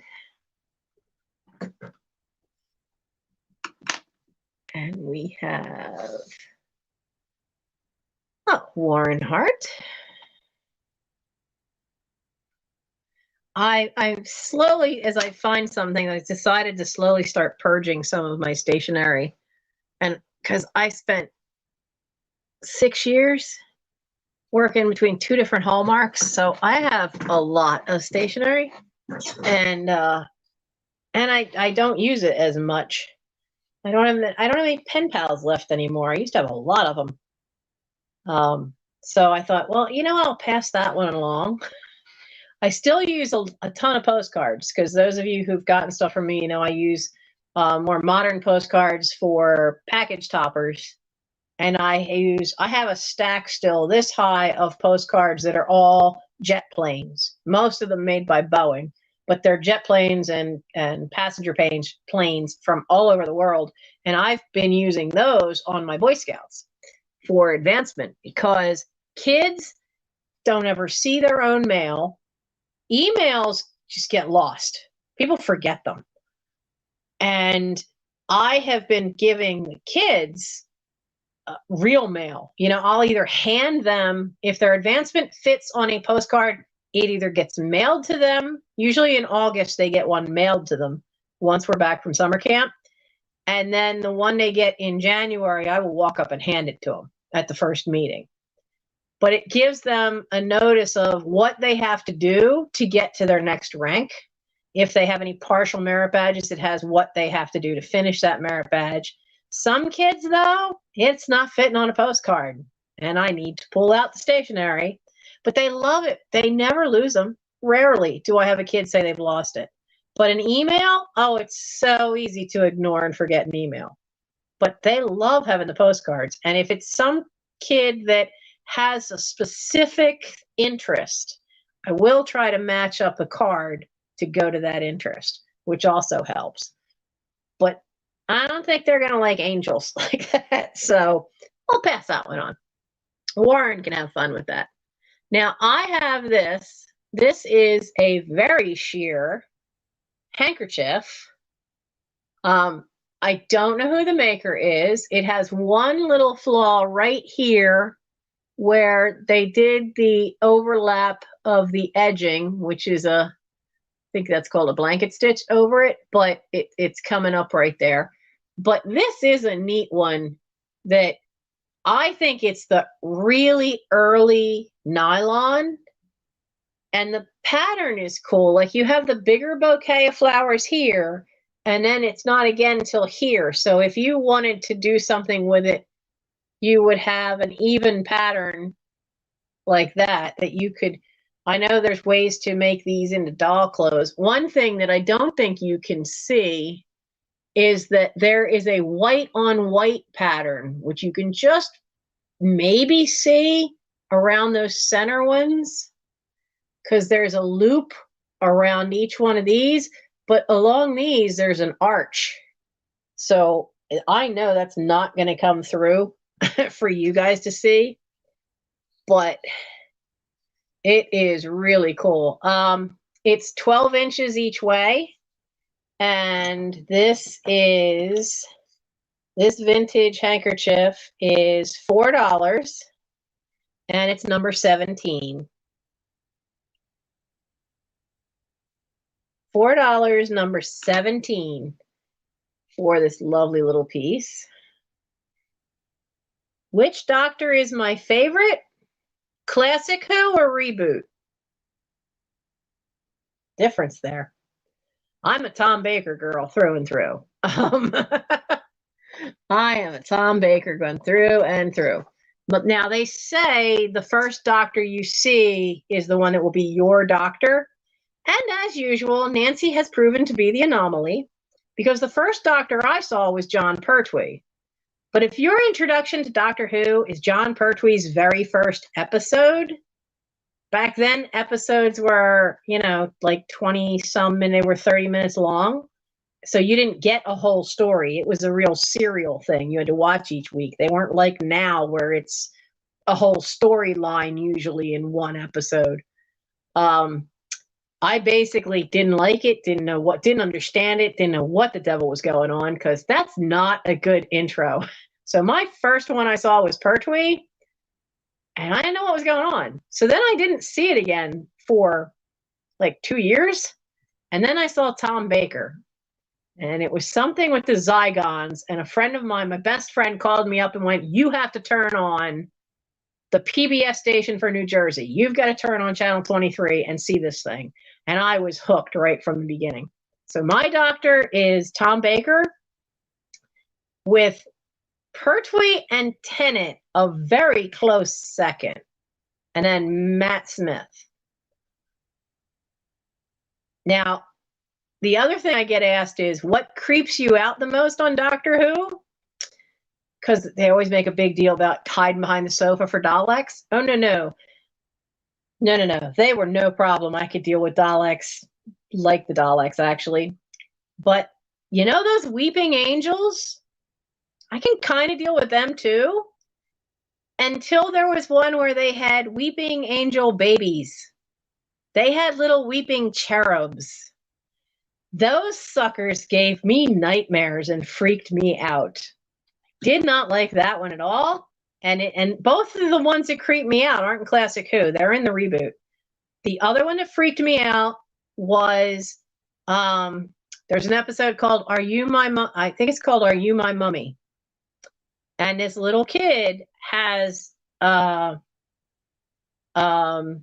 gas mask. The World War II gas mask is fused to this kid's face.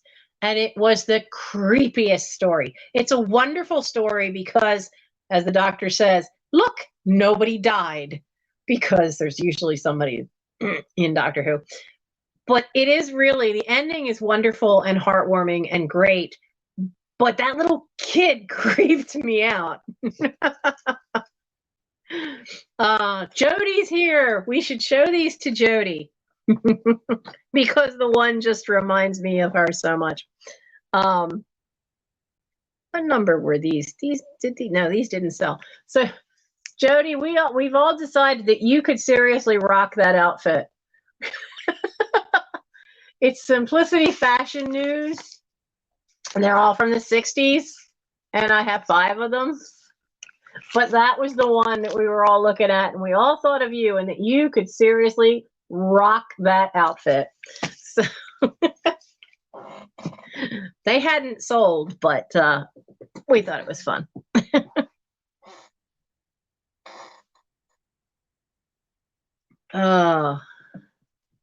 Let's see. We did these. What else do we want to do now? Oh, let's do this little guy.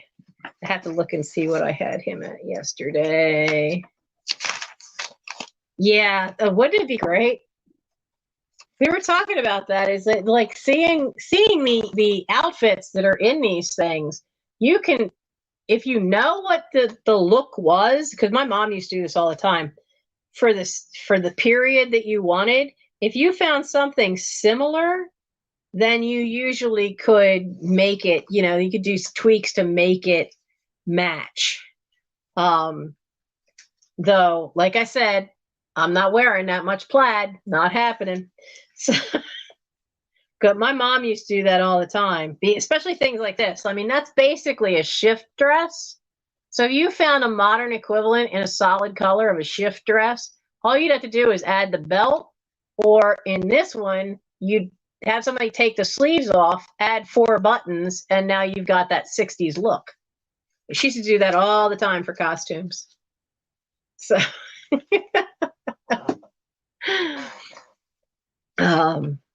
now I wanted to do this little guy, but I don't. Where is his price? Black and white mini pot. Okay, so this is a cute black and white little coffee pot. Now the lid is not made to have the lid come off. This is all one piece. It is nice little porcelain, beautiful white coloring on the bottom. The very bottom's not glazed, but up in here is. And it's got, there's a hen here and a rooster. There's a little bird over here. And I'm pretty sure that these, I thought they were pheasant, but they might be quail flying off. And nice little tree scene. But it's really neat black and white. I like the Art Deco. Look at the shape of that handle. Really kind of deco into the 30s. But that would be really cool to have. You know, black and white is a neat thing to have for any kind of time of the year. But this little black and white tea or coffee pot is a nice porcelain decorative piece. Would be great in a shadow box or just for a decoration, and it is $6. It's all porcelain. There's no chips, no cracks. $6, number 44. I didn't find another one. I tried looking for another one so I could find out a maker. I have no idea who made it, but it is a cute little porcelain thing. It's a cutie. And we have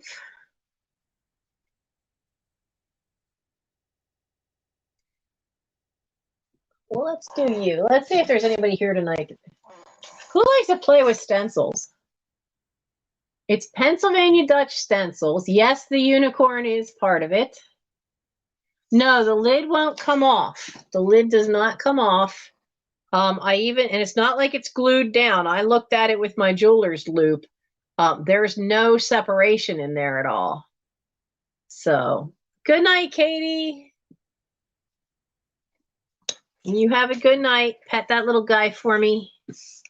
Oh, and Terry wants that one.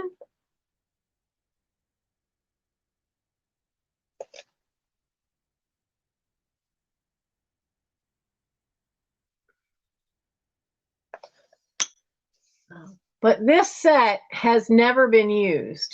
It is now the cover has a date that says 1964.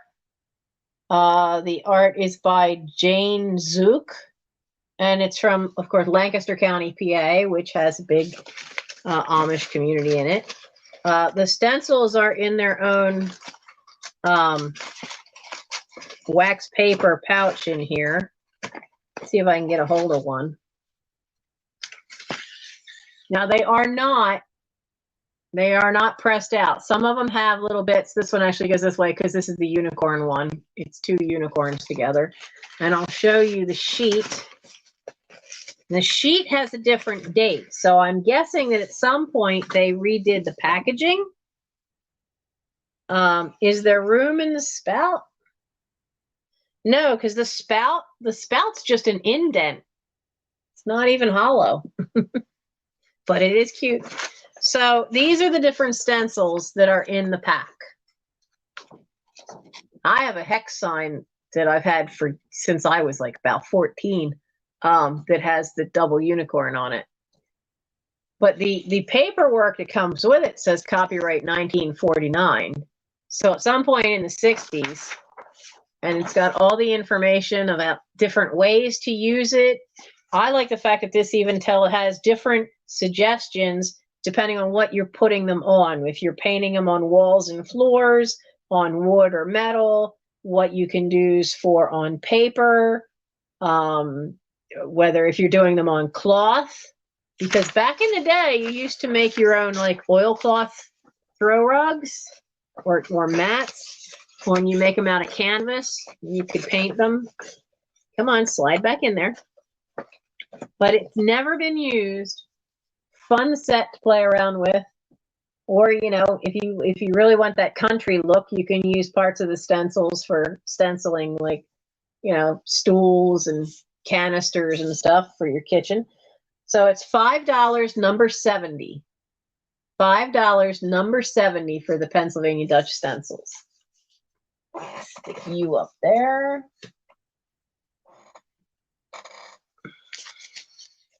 It does not have a covered bridge stencil. And I see Terry.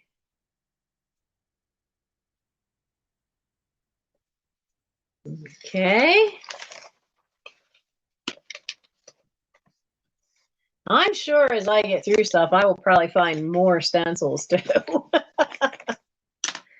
Now, we have, let's do this little girl. She is a hobbyist piece, has NG and 74 on the bottom.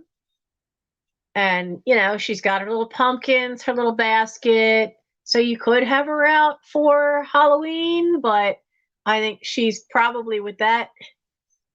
I can't tell. Is she a pilgrim or just a little Dutch girl? Because this sticks out like the little Dutch hats. Because the pilgrim hats, didn't they go straight down? But look at that face. I'm like, did she just have a little too much hard apple cider? I think she's had a little too much hard apple cider with that look. But she is a cutie. So she's a neat little hobbyist piece. I have to write her down as I'm talking to you. There was, I thought she had one flaw. And of course, now I can't find it. I'll feel it. Ah, there it is. I knew I'd feel it. And it's on the back. So there's a little ding. Oh, look, I can't get the light to show it. There's a tiny little ding to her hair right there in the back. So, did I see that Terry wants 44? Yeah, I got Terry for that one. Terry wants 44, and Terry also wants number 70. So I got her for both. Oh, let me double check here. And, oh, I know I messed up my YouTube. I have to have the laptop open so I can read the chat because it's just too tiny and too far away on the phone. Oh, Warren, you're in Texas. Okay, so I have Warren's information.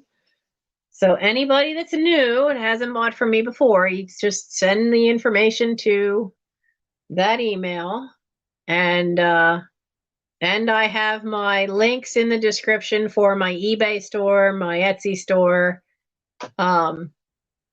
and for Buy Me a Tea. So this cute little girl is, let's make her $6. And she's number 67. $6, number 67. She's 6 inches tall, cute little thing.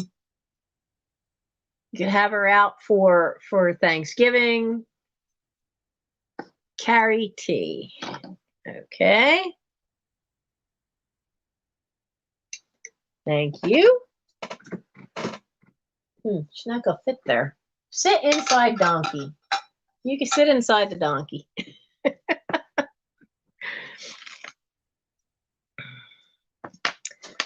Let's see. What else do we have?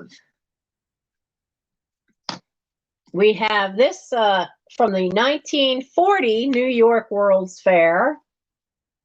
Great looking, almost pin-up like cover there. It was only 15 cents back in the day. Look, who is wearing heels to the pool? Seriously. But it is Billy Rose's Aquacade. You've also got a girl on the back for Pabst Blue Ribbon. So this is a cool one, and I loved who I found in this.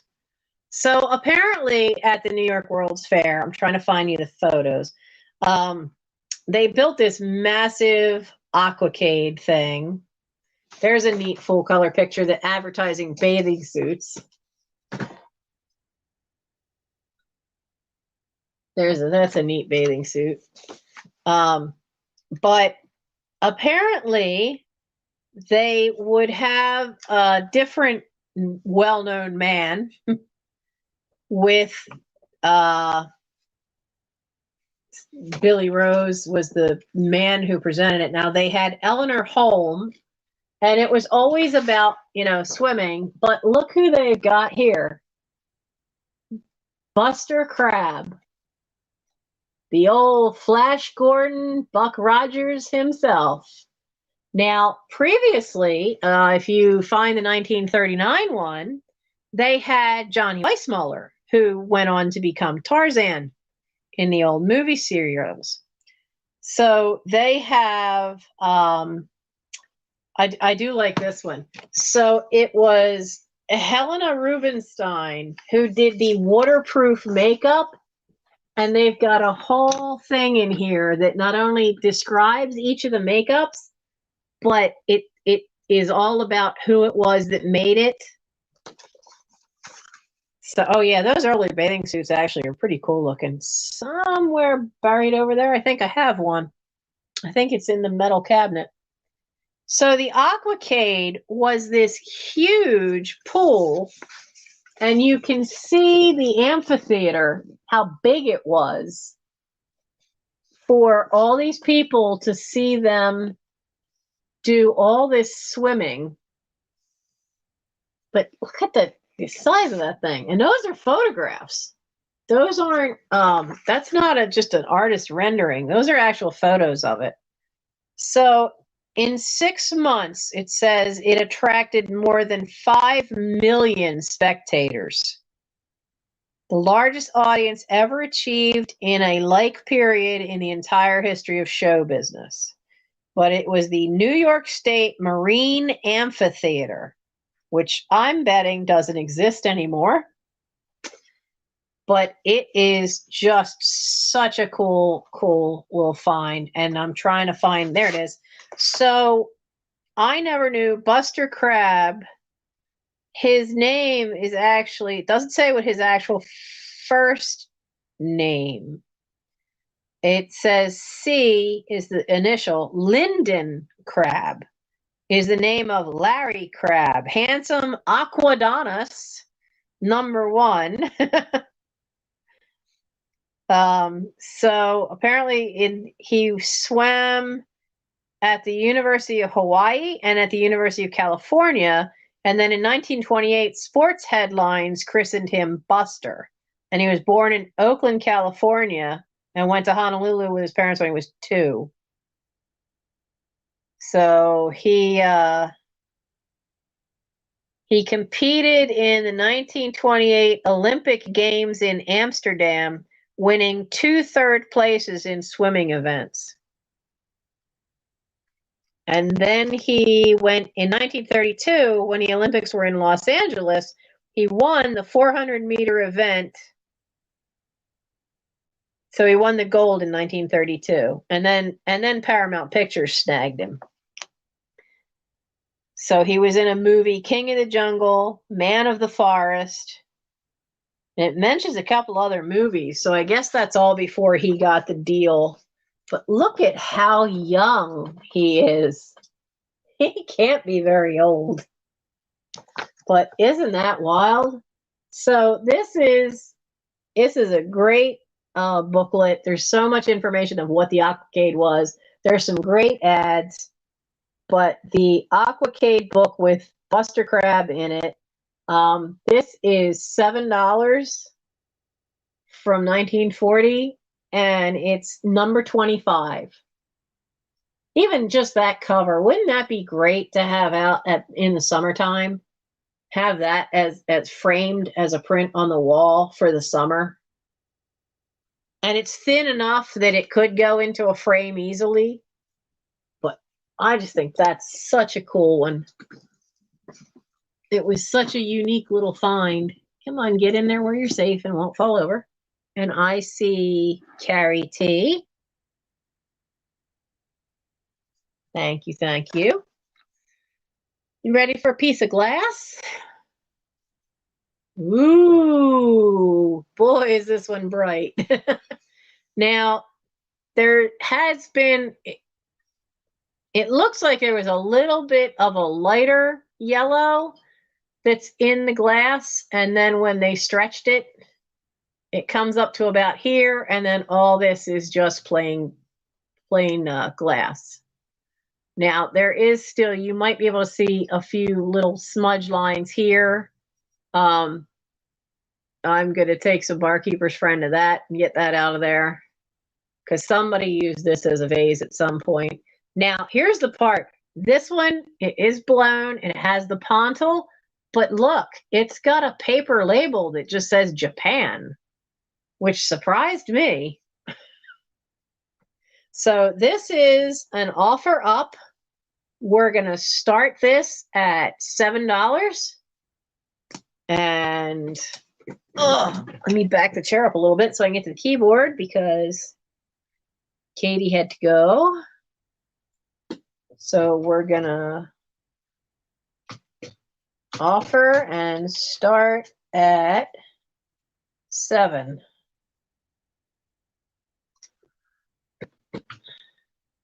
Whoops, that should say 7. Oh, Lois jumps right in there for 10.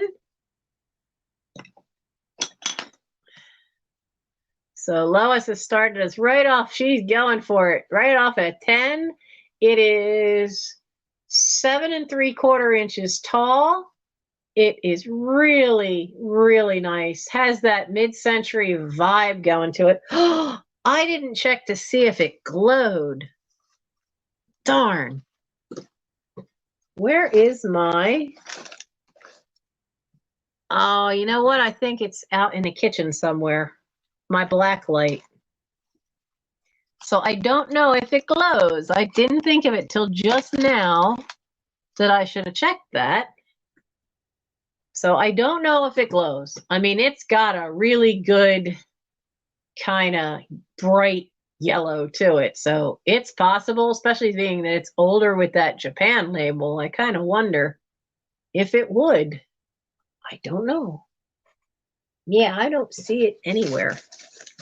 So I'm betting it's out in the kitchen where Michael was playing with it, because he was shining it up into the kitchen cabinet to see what glowed up there. And he found one set of stuff that glowed, and he's like, oh, you could sell that. And I'm like, no. I know it glows. You leave that alone. So I see Lois at 20. Look at that great shape. It looks like an amoeba. Doesn't that look like an amoeba? We all saw those. We all had science class at some point.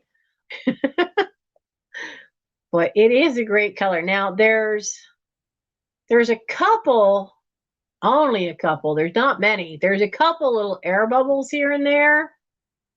Like there's one way up here. There's one that's kind of stretched right here. But it is a great color, really nice shape, really has that great mid-century vibe going on that all of you guys love so much. I know, Julia, Julia hasn't been here tonight. We won't tell her she missed it. Yeah. we just won't tell her. Yeah, I mean, you can use it pretty much all seasons. And it is really, really pretty.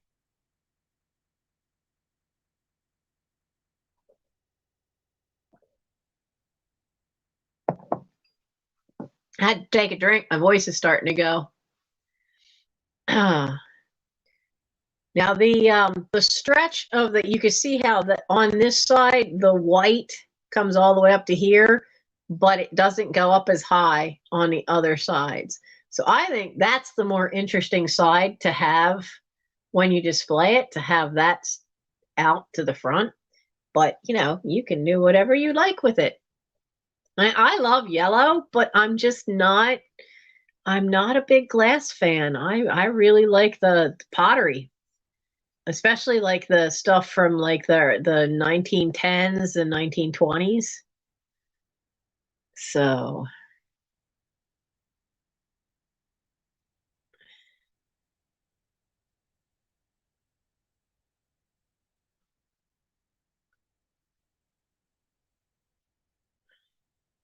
oh, Terry, you've never been to a sale video? Yeah, where it's a static sale.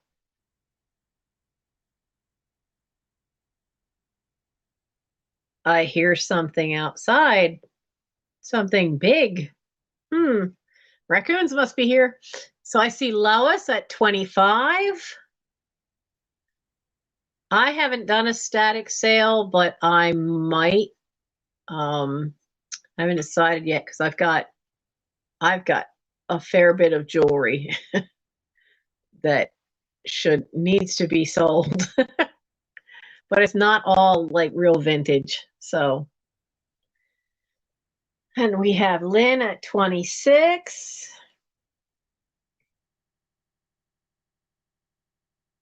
It's just you two duking it out here. So I'm going to start giving you guys a countdown here. So I'm going to take me a second to do this because I have to type it in, but I'm going to put in going once.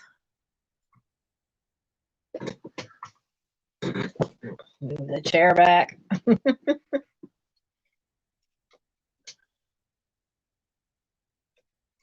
So we have going once. Now we'll find out what the lag really is like.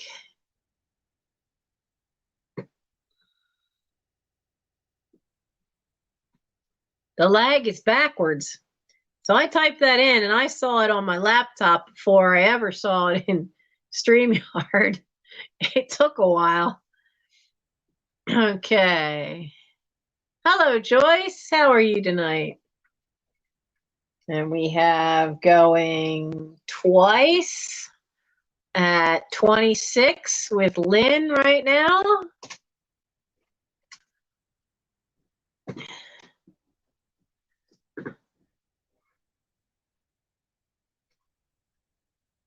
And, well, I see Lois jumped at 36.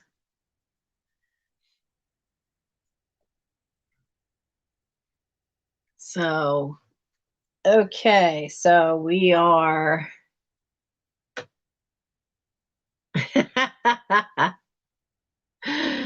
Carrie, I had to figure out a way. I don't have a stand for my camera on my phone to be able to have it go straight down so that I can do a static sale video of the jewelry. So I have to figure out a way to do it.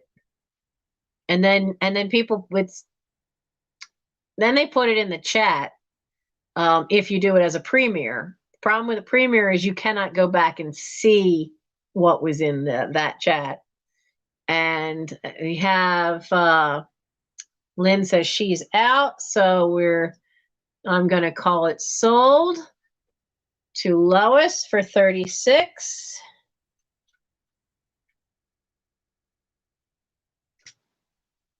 There's our sold.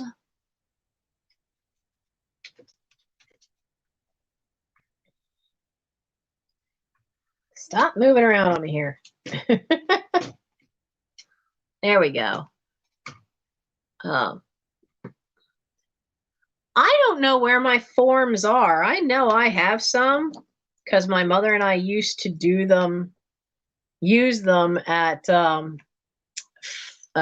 vintage sales and at craft shows. But I had packed all that stuff away so long ago. that I don't know where it is because I should have some necklace things. So yeah, I mean that's Stephanie, not Stephanie, Melanie does brain dead. Now look, the coffee wore off. But Melanie usually has a premiere before me, and she has jewelry premieres and she calls it in the chat. But if you're not quick to get stuff written down, you can't go back. It's not like a chat from a live where my settings, that chat will show up. Usually it takes a couple hours. Sometimes it takes till the next day for the chat to show up, but it'll show up. But not if it's a premiere. It's just gone. Look, I wrote yellow, yellow. Yellow glass vase for 36.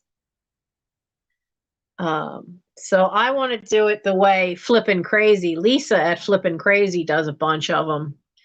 And I've been so kind of distracted this week. I haven't checked on her to see how her one cat is doing. So Lisa Egan, Lois Egan. Because she does a lot of static jewelry sales.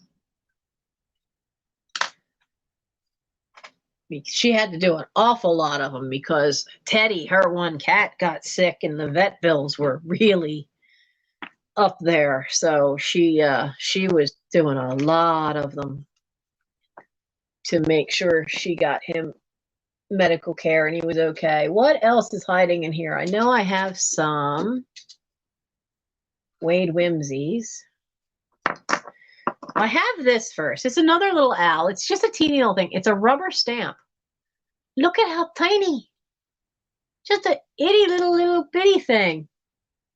Yeah, if people get it in the comments first. Now, Carrie, one thing that Lisa at Flippin' Crazy always says in hers is that they should not edit their comments because it goes to the first person based on the timestamp of the comment. And if they edit it, then that kind of throws that timestamp off, and that's not really fair to everybody that may have come later or before they edited it. So so that seems to be the way it works out really well. Yeah, vet bills are crazy because I'm still paying off on the care credit bill for when Gandalf died in the spring, and his vet bills. And it's getting dicey because I have officially left Wawa.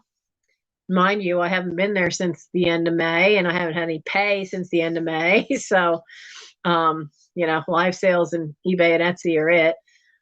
And so I've got to call a couple of credit card companies and say, we need to crack a deal here because I'm still paying off the vet bill for them, and I've got my own med bills now. So, and of course, the utilities aren't happy with me, but that's the breaks.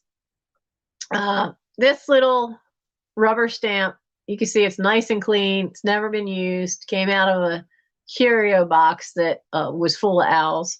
So this little thing is $3 for the rubber stamp, and it's number 78. $3, number 78 for the owl, for the mini owl rubber stamp.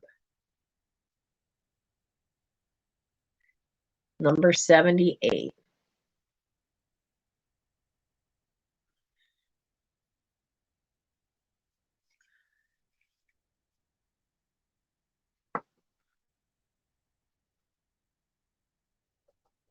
So we'll put that in there. Now I have two Wade Whimsies. I have the Strongman here. And he's just $4. Number 22. So he is marked on the back. He's got Wade and then England on this side. He's in great shape. But he's just I don't think I have any of the rest of them. But he's $4, number 22. All right, Steph.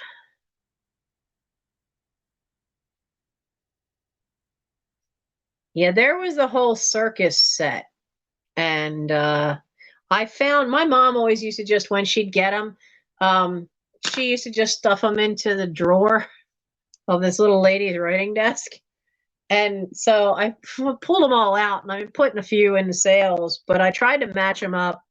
I have most of the Noah's Ark set, so that I'm going to put on eBay as one big lot. But then I have all these odd little ones. This is another one that is another Wade that I think is a chimpanzee. He's some kind of monkey. And he looks like he's carrying something. Maybe it's a thing of bananas. Oh, look, it's not going to focus as well on him. Let's see if we can make it focus. There. We had him for a second there. But he's carrying, I think, a batch of bananas. But he is a little Wade Whimsy that is a chimpanzee. And he is $4. And he's number 19. $4, number 19. They have a few. Wade Whimsies do have a few things that are people, not many. They have a holiday set. Now, I have the cat coming up out of a jack-o'-lantern, and I have the scarecrow. I still want to find the leprechaun and the Easter bunny. I don't want the whole set, but I would like to have the Christmas, the Easter, and the St. Patrick's Day one. Haven't found them yet, so...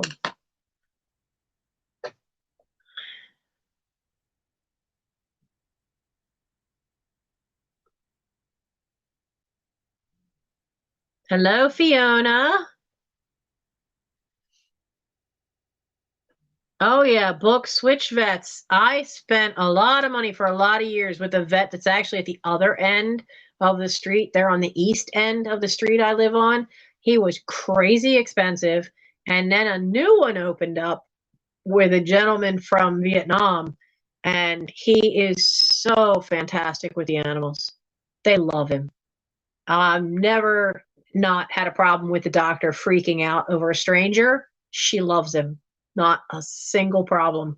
And he's just below half the cost of what the old vet had been. So, Bookview, you think the chimpanzee is Sasquatch? Well, maybe. Hey, maybe that's what I should... Did the monsters... Wait, did that one sell? The Scooby-Doo ghost haunting didn't, but the Nettie got the Scooby-Doo monsters. Yeah, maybe that one would be Sasquatch. Now, this is a walrus. This is the last one I'll have tonight of the Wade Whimsies. And he's part of their Sea Creatures set. Just sunning himself up on that great big rock. Well, he's a big old walrus. Or a sea lion. His nose isn't pointy. I think he's a walrus because he's got that big, wide, flat face to him. So the walrus is $4 for the walrus Wade Whimsy, and he's number 23.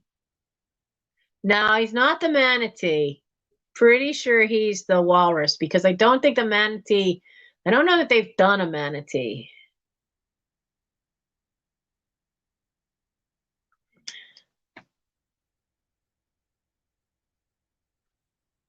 Oh, I hate when this happens.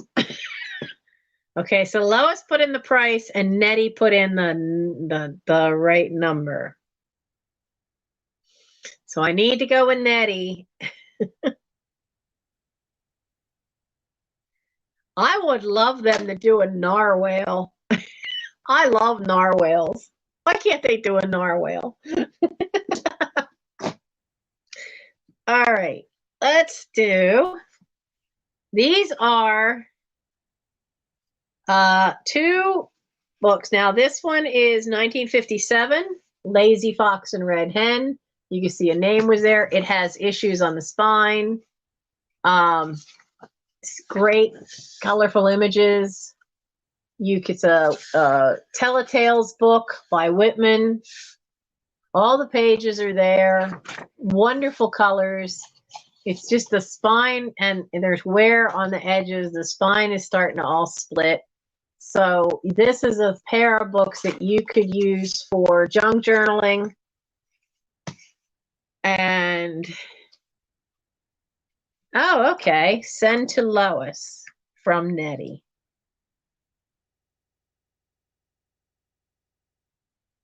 Well, that's very nice of you.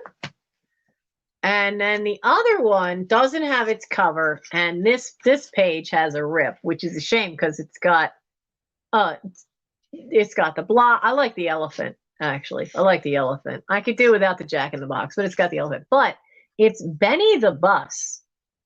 Can you tell just from looking at those illustrations that this is the 1930s? When you see a lot of artwork and illustration art in books, there's a certain color palette to the 20s and 30s that you get used to seeing. And this one is actually from the 1950s. But when I looked up the illustration of Eileen Fox Vaughn, she started doing stuff in the 30s. So it's got this great 1930s vibe going on with the coloring, but I mean, it definitely is a 50s book. When you see the clothing, it's hard to tell men's clothing because, you know, it looks the same, but it doesn't have its cover. So what are you going to do with it? So you can use it for, I mean, look at their clothing is almost still the 30s. But you could use it for junk journaling. It's really neat set. Usually I've done offer ups on these, but I'm not going to do that tonight. So it's the two Whitman kids books from, when is the other one? What did I say the other one was from? 1957. So, but yeah, the paper does feel good. It's not brittle, which you always get a little worried about. Oh, there's a neat picture. Look at the clothes. You always get worried about with that early rag paper. So the two of these are going to be, we are going to make these the deal of the night because I know this stuff usually for me sells for higher than this, but I'm going to make these $6 for the two of them, and it's number 10. $6, number 10.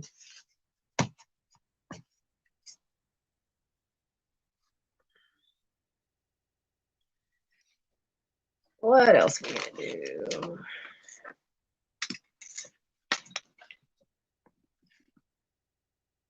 I still have,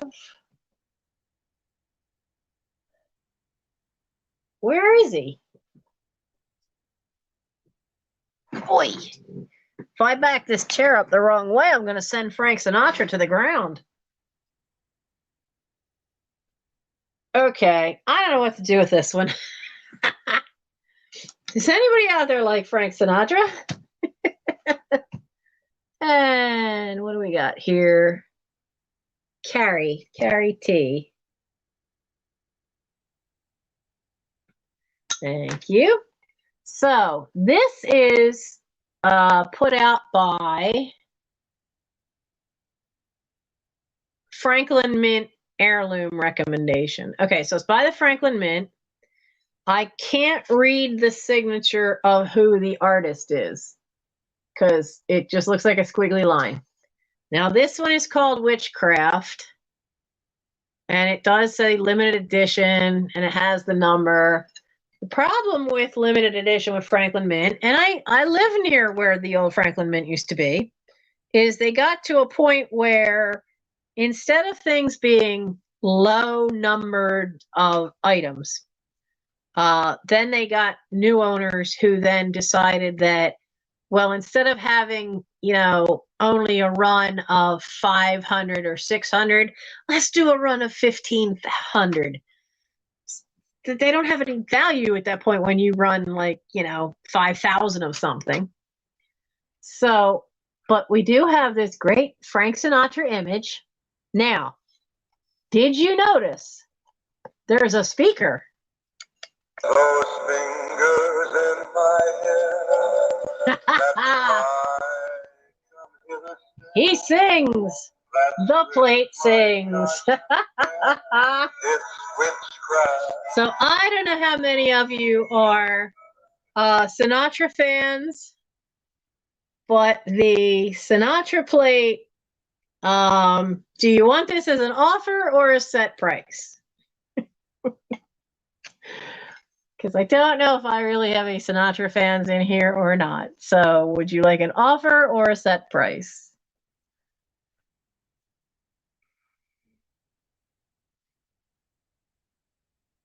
And my chat just seemed to have stopped. Everybody went to sleep. Let's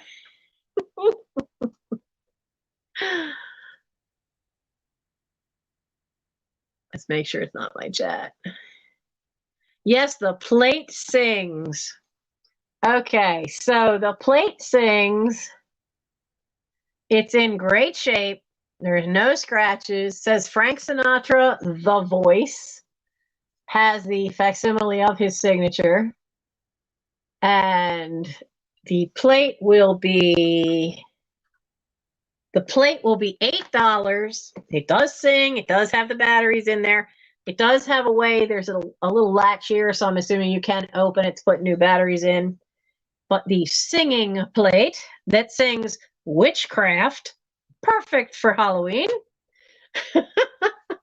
No, it's not motion activated. There's a little button on the back you have to push. So he is $8, and he is, your fingers ready? $8, number 32. No, you can't eat off of it. I would not. Anything from like Franklin Mint and Danbury, they were all mass-produced collectibles. I would not recommend eating off of them. Well, look who's here. Hello, Mr. L. Page, whose box is half packed. I think I'll need to get a bigger box now.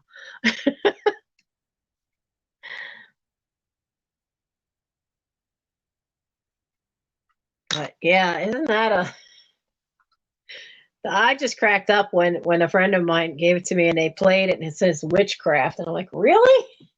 Good time of year for this. Okay. I'm running out of spots. Let's put you over there where you're safer than where you were when you were behind me. And we're going to put you up there. Who's next? Oh, we still have this one. I didn't do this, did I? No, I didn't do the National Geographic. So it's an old National Geographic. Has an old wintertime Coke ad on the back. And it is from June of 1964. Now it's got some condition issues. So this is basically a crafter's piece. You don't want to eat off of it while it was singing. So it's got some damage there, and it's got some water damage. Where it looks like now I'm not finding any mold to it. It's just straight up water damage, but all the pieces, all the pages are coming open. They're not stuck together. I do like there's a neat article on Nova Scotia, which is really cool. Down east to Nova Scotia. So there's a neat Canadian article in there. Most of the pages that are water damage there's a little water damage to the last two, and then this whole front part has a little water damage along the top corner, which is why it's being offered as a junk journaling part where you can use it for the images.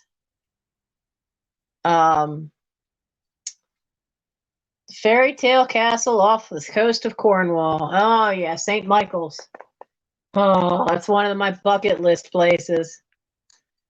They have a whole thing on different yachts and yacht racing.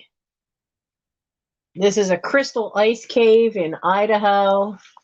Cool, just cool variety of stuff in there.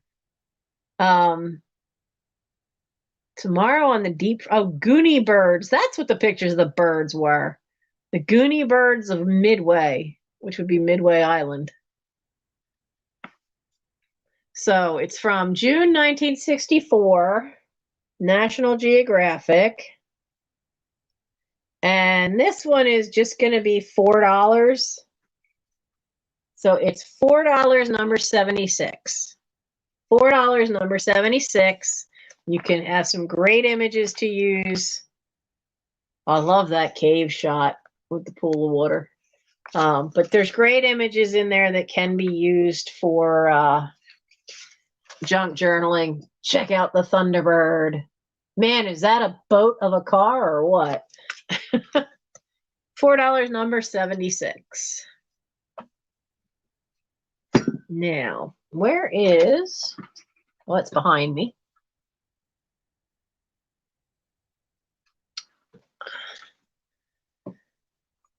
I have, set this over here.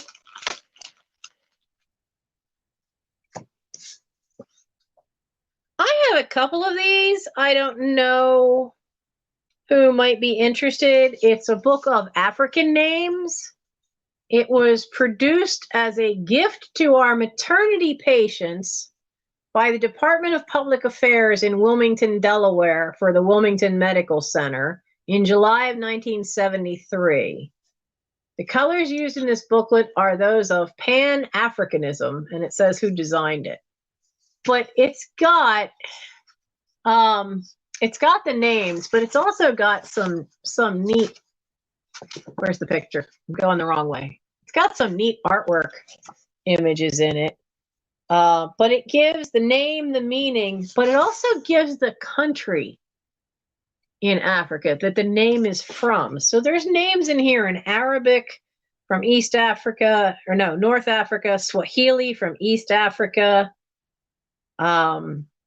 Nairobi. And then there's information about, like, it says how African children are named. It says some of the customs. I have a whole stack of these that were part of the book collection. So I've got a whole bunch of these. So they are really, really cool. And I need to sit the paper dial box somewhere so I can write. So if anybody wants one of these, it's just $3. And just put the letter A. Just put the letter A in the chat. And I mean it. I think I have 15 of these. So if you want one, it's $3. Just put the letter A in the chat, and I'll write all your names down. Okay. African names. So we've got Jody, Carrie T, Terry, and Lois. Yeah, because the rest I was going to put them up on eBay, but I thought, you know what, with this many, I'm just going to say, put in a letter and y'all can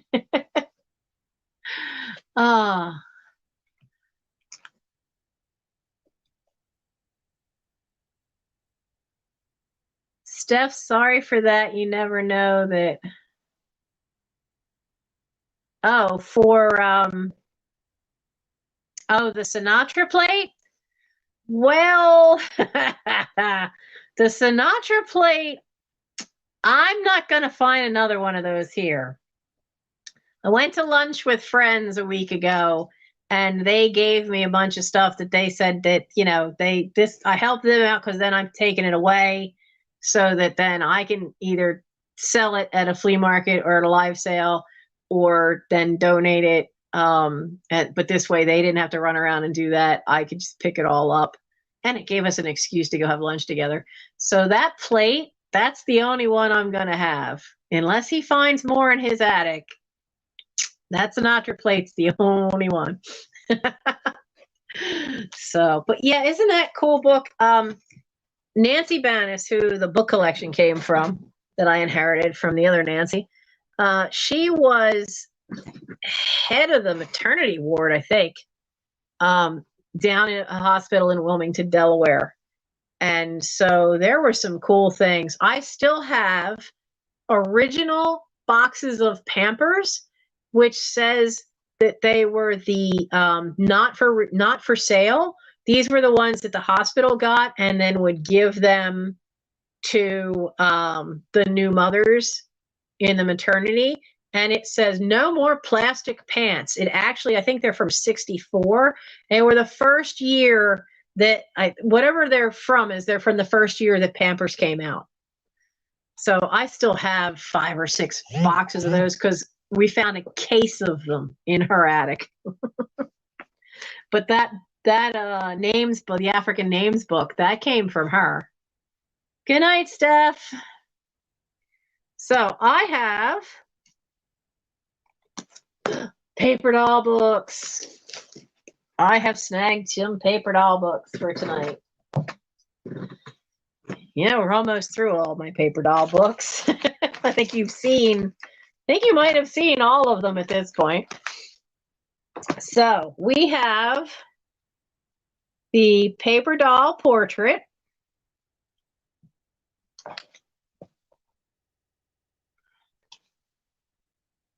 And it is Antique German bisque dolls. Now, that's Peggy Jo Rosamond, who is somebody that if you look up her stuff on eBay, she's got a following. These are new old stock. There is what is like an indent line here, but that's because this folds over. So this is from third printing 1991 from Hobby House Press. But there's this big fold out in the front that I'm not sure what this is. I mean, it shows a doll in a box. I think it's just a decorative, maybe a background kind of thing. Because I don't think those are the actual dolls. But there is this neat portrait thing in the back where you cut out the faces and put the dolls behind it, which is pretty different and cool. And but it has beautiful outfits, just gorgeous outfits in these. So let's see, where are the dolls? Oh, geez, check out this christening dress. You know, you put the babies up here and the rest of this is all dress. That dress has got to weigh 15 pounds. Oh, Steph, you found one that sings My Way? There should be a whole set. Okay, so I guess these are the dolls. And you actually have to cut out around them because they're not perforated. None of it's perforated. You have to cut out all of it. So we have paper doll portrait, antique German bisque dolls. This paper doll book is $8 and it's number 60. $8, number 60 for the German bisque dolls paper doll book. We have that one.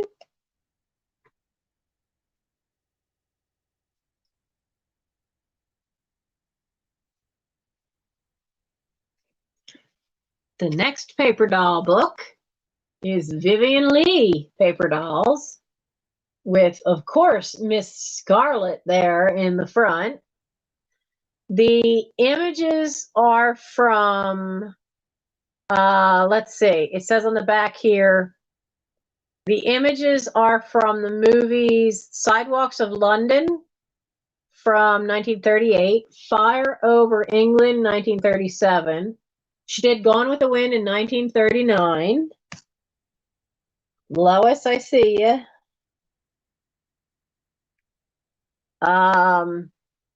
Ship of Fools from 1965. That Hamilton Woman, 1941. There's quite a few of them.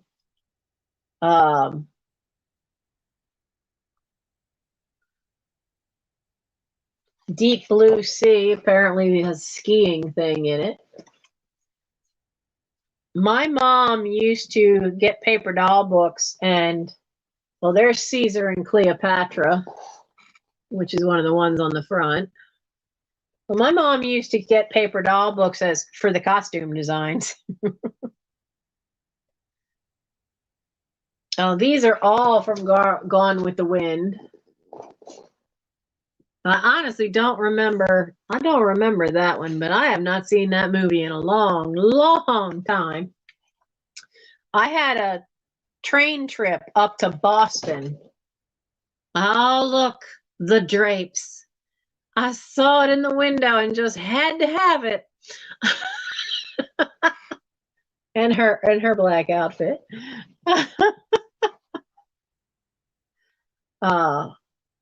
And then her that's from the beginning of the movie, and then the wedding gown.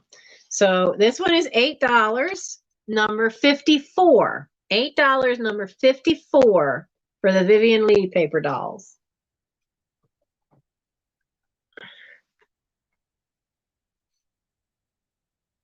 And then we have, I pulled up a bunch of them for tonight.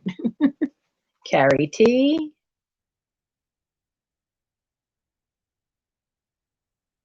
Now, there was one I had before, and I didn't know I had this one. So Dover Publications did Erte, and then they did more Erte, which is this one. And Erte was known for doing these fantastic costumes and artwork. He designed things for theater as well, all in like the 1920s. I think in 1945 he did didn't he do, I think he did an opera in 1945. And this has, the 1922 bathing suit is what the paper dolls themselves are in. And then you start getting into the really fantastic outfits. I have seen these. Okay, he did do an opera. He did Madame Butterfly in 1945. I would frame just this page. Look at that outfit. Forget the paper doll. I want to frame just that page. That is awesome. Darn, that's cool. I've never seen that one. I've seen a lot of Erte stuff, but I've never seen that one. That is so, so cool. Now, I've seen this image. I've seen this on plates. Franklin Mint, again, I think, has done that on a plate. Modern sports dress for men and women. They both have the exact same haircut. Which one's the guy and which one's the girl?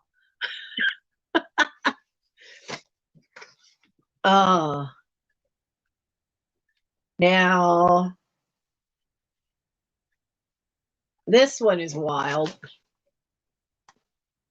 That is with the shadow behind it. That is kind of weird. So Erte just did some fabulous stuff. Now this is for the Folies Bergère, and it is a masquerade costume for the Folies Bergère in France from 1923. Oh, I used to have wrapping paper that had that image on it, which was really cool. Steph is serious. She is like locked into those plates. But there's just so many really cool images. And like I said, even just to have some of these just for the color plates of the images, even if you didn't have the dolls in it. But again, this is another new old stock. More Erte. It's $8, number 48. $8, number 48. Gloves? Gloves. I had a pair of gloves.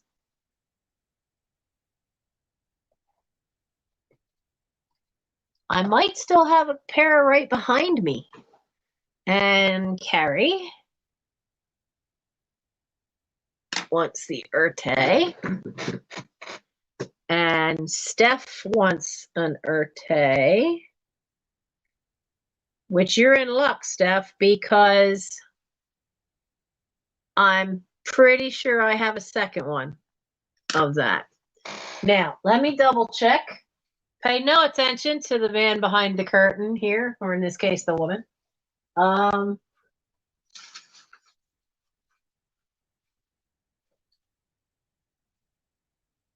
have mid-length pair of gloves. They are, they're kind of a cream color. Now there's some real faint discoloring along here that, I mean, I can just see it in the bright light. But, you know, gloves this old are not going to be perfect most of the time. I don't see that on the other glove. The stitching is on the fingers is all good. And I'll tell you, this is the difference between old gloves and new right here. To make the fingers the right shape, if I can get it to open up for me, they actually have a side piece of fabric. Modern gloves, they just stitch this closed. They don't even bother to put that in. And so it is a beautiful pair. It has little stitching lines, 3 little stitching lines here. I don't know the size. I've not checked. Let me check. I used to know the size of my hands. These are 100% cotton glove made in Italy. It's still got the little tabby thing. And it says they are size 7.5. They are size 7.5. I have a couple of old pair of gloves and I use them in displays. I have a little lace pair for in the spring, and I found the little crocheted pair that was mine as a little toddler. So I have them. I have a pair of really old little tiny mittens that were either mine or my sister's that I have in my Christmas stuff. So, but they are a nice pair. And these are, oh, let's do $7 for these. And it's number 63. $7, number 63. You love these happy days?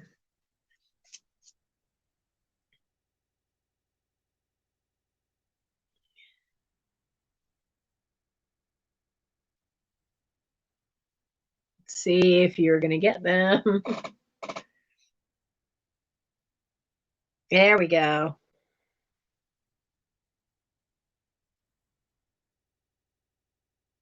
Now, somewhere, and I haven't found it yet, somewhere there should be a bag that has at least 10 pairs of gloves in it of all different colors.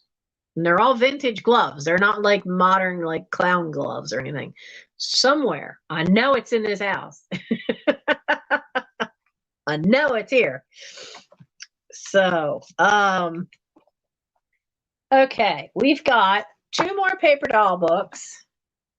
And then we still have 30. We've had consistently like 30 some people all night long.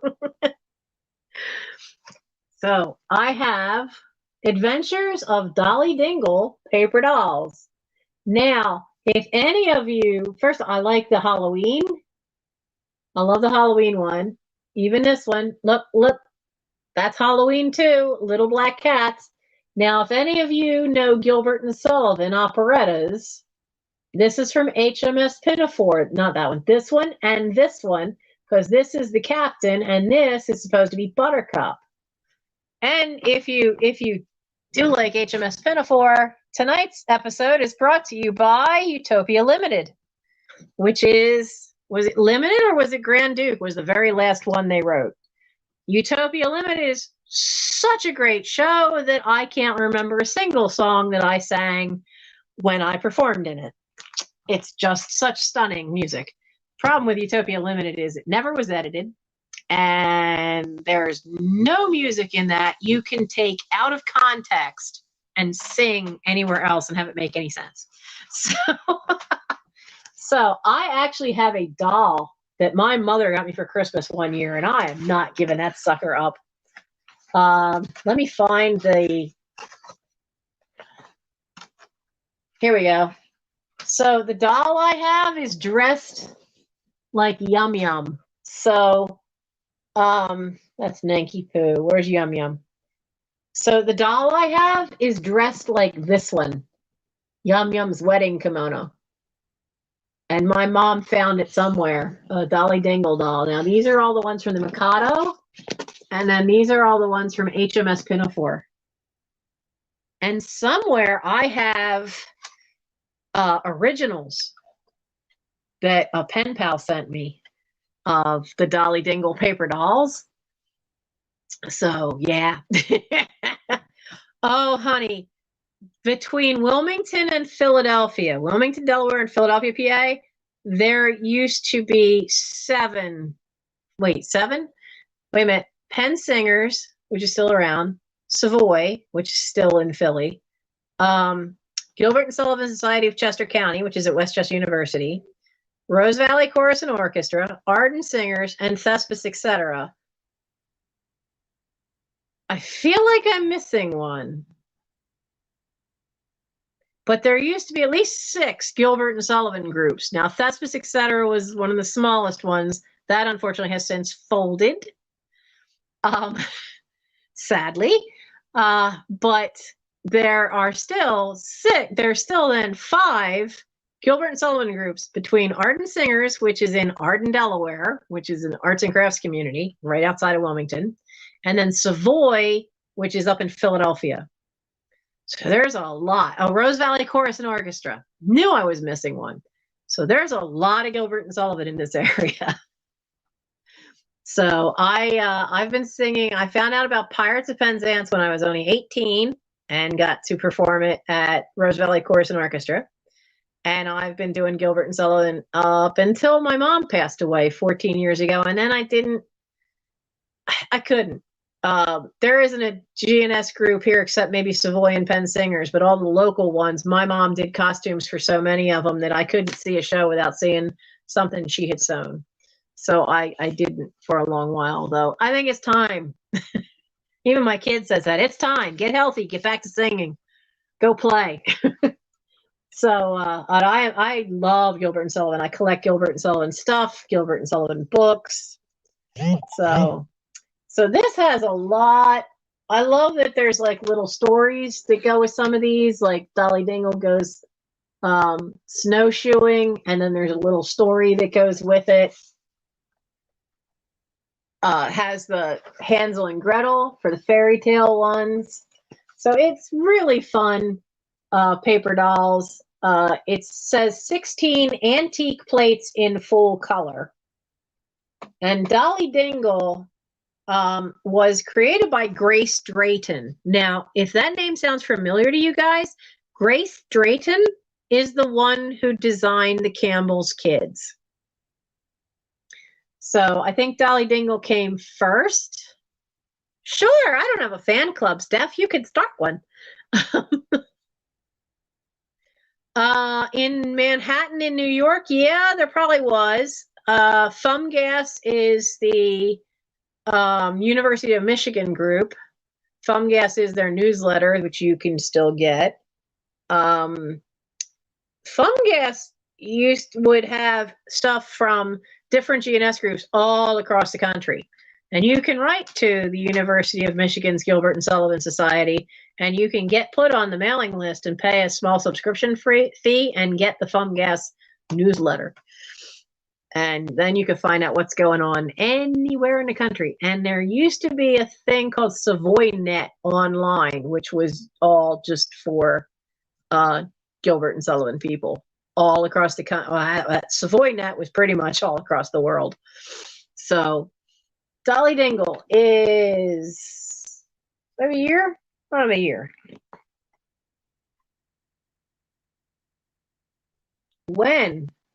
Okay, so Grace Drayton was 1877 to 1936, so Dolly Dingle's got to be before 1936. I was looking for a year that Dolly Dingle was out, but oh, here we go. So Dolly Dingle went, she was from 1916 to 1923. So that gives you the time frame. I still love this haul. I want this outfit. I would wear, not in red, but I would wear that with the cats around it. I would so wear that. So it's $8 for this Dolly Dingle, and it's number 41. And this is The Adventures of Dolly. Number 41. Yes. What? Yeah. Somebody's back. Sing. God, I haven't sung in so long, my voice will crack. Oh, what? What? You want to come up and say hello? You got to come on this side. Come here. And Carrie wants this one. Come here. Come say hello. Are you going to come here or not? Come here. Oh, you're just going to tease me and play, huh? Come on. Ugh. Come say hello. Yeah. This is the doctor. I thought when she was a tiny kitten that she was going to be an all-black cat, but there's a little patch of white under there. Wait till you meet your niece. Your niece looks just like you, but with no white. Yeah. You saw her from afar, but you didn't get near her. What? Okay, Carrie, we're almost done. I have one more Dolly Dingle paper doll, and then I have a piece of crewel work. Okay, down you go. She usually crashes the party at least once, some nights twice. But yeah, I actually have a bag of old buttons too, but they can go another night. So I just have the two. Now this one has a scratchy spot right there, but I don't see anything wrong with the image. So I have more Dolly Dingle.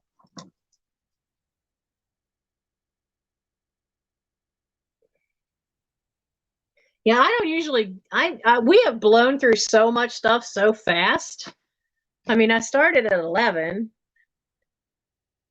So we've been going 3 hours, so. Yeah, that's why I think, like, her eyes being that color, the kitten that Rory showed up with has eyes the same color and the very pointy face, because Rory's face isn't that pointy. So it's amazing how much like the doctor, the little one, looks like. So more Dolly Dingle. Look, you have her all set for 4th of July. You have a Statue of Liberty. It's even a picture on the back there.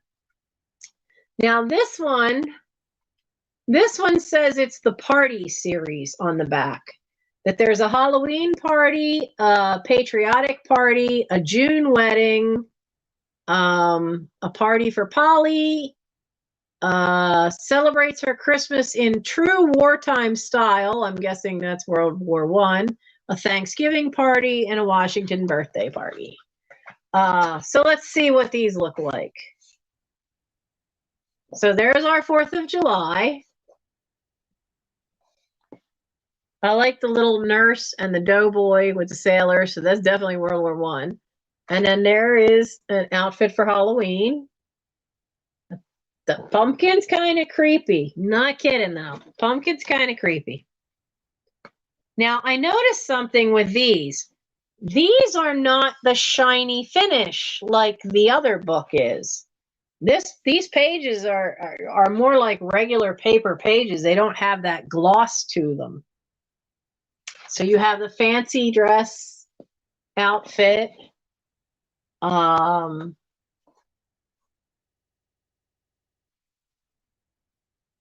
Dolly Dingle has a June wedding. Oh, you know what's so cool? Check this out for the wedding. So it actually says there's Dolly Dingle and there's her outfits and there's more outfits for the wedding on the other page, right? But look how small the bride and groom are. This is the groom. This is an American officer doll. So the wedding is her dolls, and he doesn't have any other outfits, but the bride is named Celeste. And so Celeste here has all the outfits. She's got the wedding gown, she's got this, she's got these, she's got this one. So that is no, the doctor is actually a girl, Fiona, and she's fixed. But Rory is not fixed, and Rory is her sister and has been out in the wild for 8 years because she kept getting chased away by the little idiot here when River Song brought her, and then River Song looked really bad, and then River Song disappeared, and I'm pretty sure she died.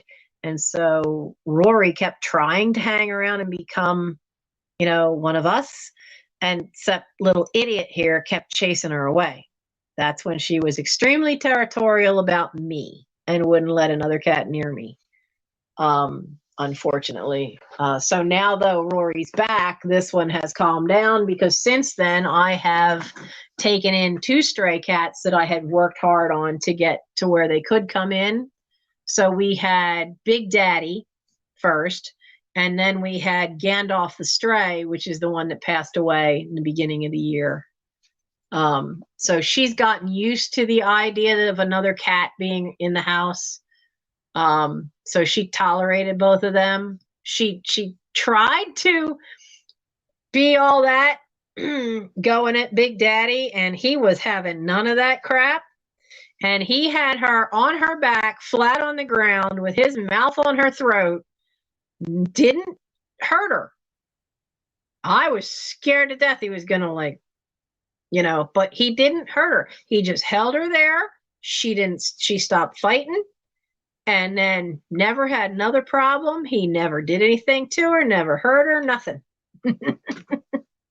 So he just was letting her know that I'm not going to tolerate your stupid little crap of beating me up. So, look at the fairy one. Isn't she cute? Little pointy toe shoes, but she's so cute.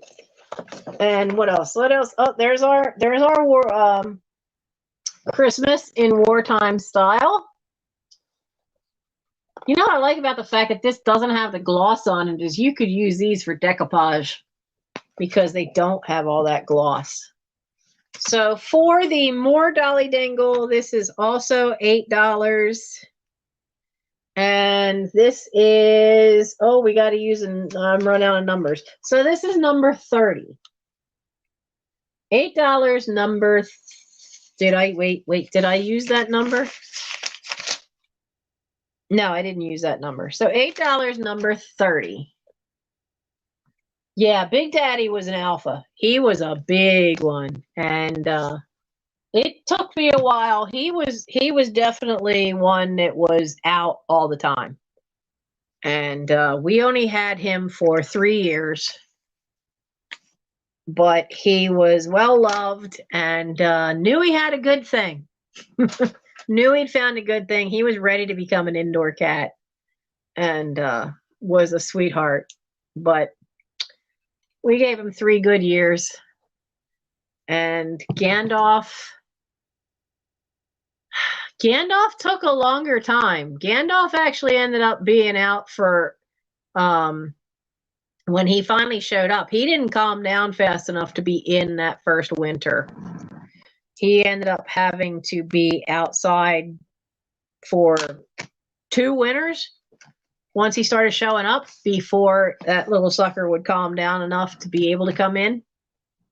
And then once he came in, he was like, hey, this is great. But Gandalf would never use a litter box. He would pester you. He never meowed. When he did show up, he showed up full grown and tried to get into the house. But he then would panic and freak. So that became an issue. But wherever he came from, when I got him to the vet, he was already fixed. He wasn't microchipped. His ear was not clipped, so he wasn't a trap, neuter, and release. So Gandalf had been somebody's pet, because once he calmed down, just the way he acted, I swear he was raised with dogs. Anytime he would lay down, he'd do that circle thing. Even if it was just on the floor, he'd circle and circle and circle and then lay down. He would never meow. He made this weird little, almost like a hacking noise, like he was trying to bark. He would not use a litter box. He would bug you to go out. And he would nudge you with his head. Hey, get me out. He'd go out. He'd do his business. He'd come right back in. Weirdest cat I've ever had. Really weirdest cat I've ever had. So this is the last thing I mean, I could throw this up there. They're all old buttons, just a random assortment, and a giant safety pin, which is stuck through one giant button. I mean, this thing's the size of a 50-cent piece, but most of these are just like a crafter's lot. Most of them are older. They seem to be a lot of the early plastic, and there are a lot of darker colors. This one has fabric over it, but it's not like the kind we're used to. Doesn't have a shank. It has a piece of material through the back.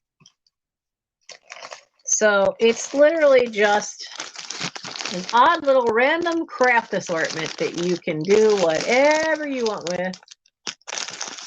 And it's $1 for all that. And it's $1 and put B, the letter B for buttons. And you could have a Ziploc baggie full of crafters buttons for $1. Netty. Okay.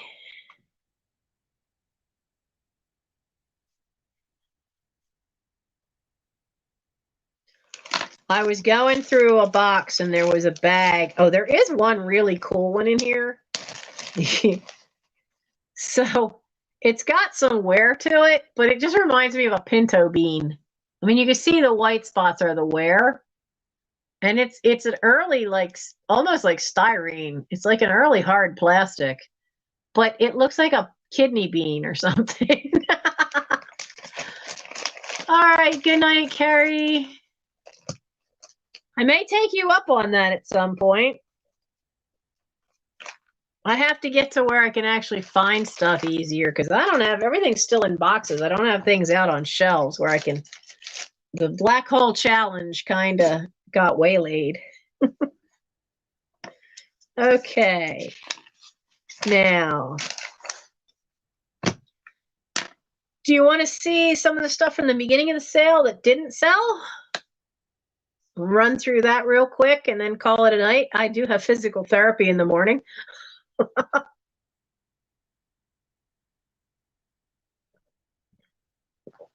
They were teasing me about how come there's, well, they weren't teasing, they were just complaining. They were, both the males here were going, well, how come there's nothing to drink? How come there's no iced tea? How come there's no, because there's no sugar and one of you suckers can buy it because I'm not working. So this is a very weak version of Gatorade. It's like, y'all suckers can buy your own sugar. Come on. You guys drink more of it than I do. Good night, Nettie. So I have these great big, I wrote the year on the plastic bag, 1893. They are really big advertising cards for McLaughlin's Coffee. And this one is a Malay family. And you have the Arabian Waterman. Now this one, they trimmed the border off, except for at the bottom. And then this one is a Bedouin mother. Now they all have stuff on the backs because they had been, at some point, were taken out of an old scrapbook. And, oh, wait, oh, that's right, Carrie, you weren't here from the beginning. So all three of these, they are from 1893, and they're $7, number 85. $7, number 85.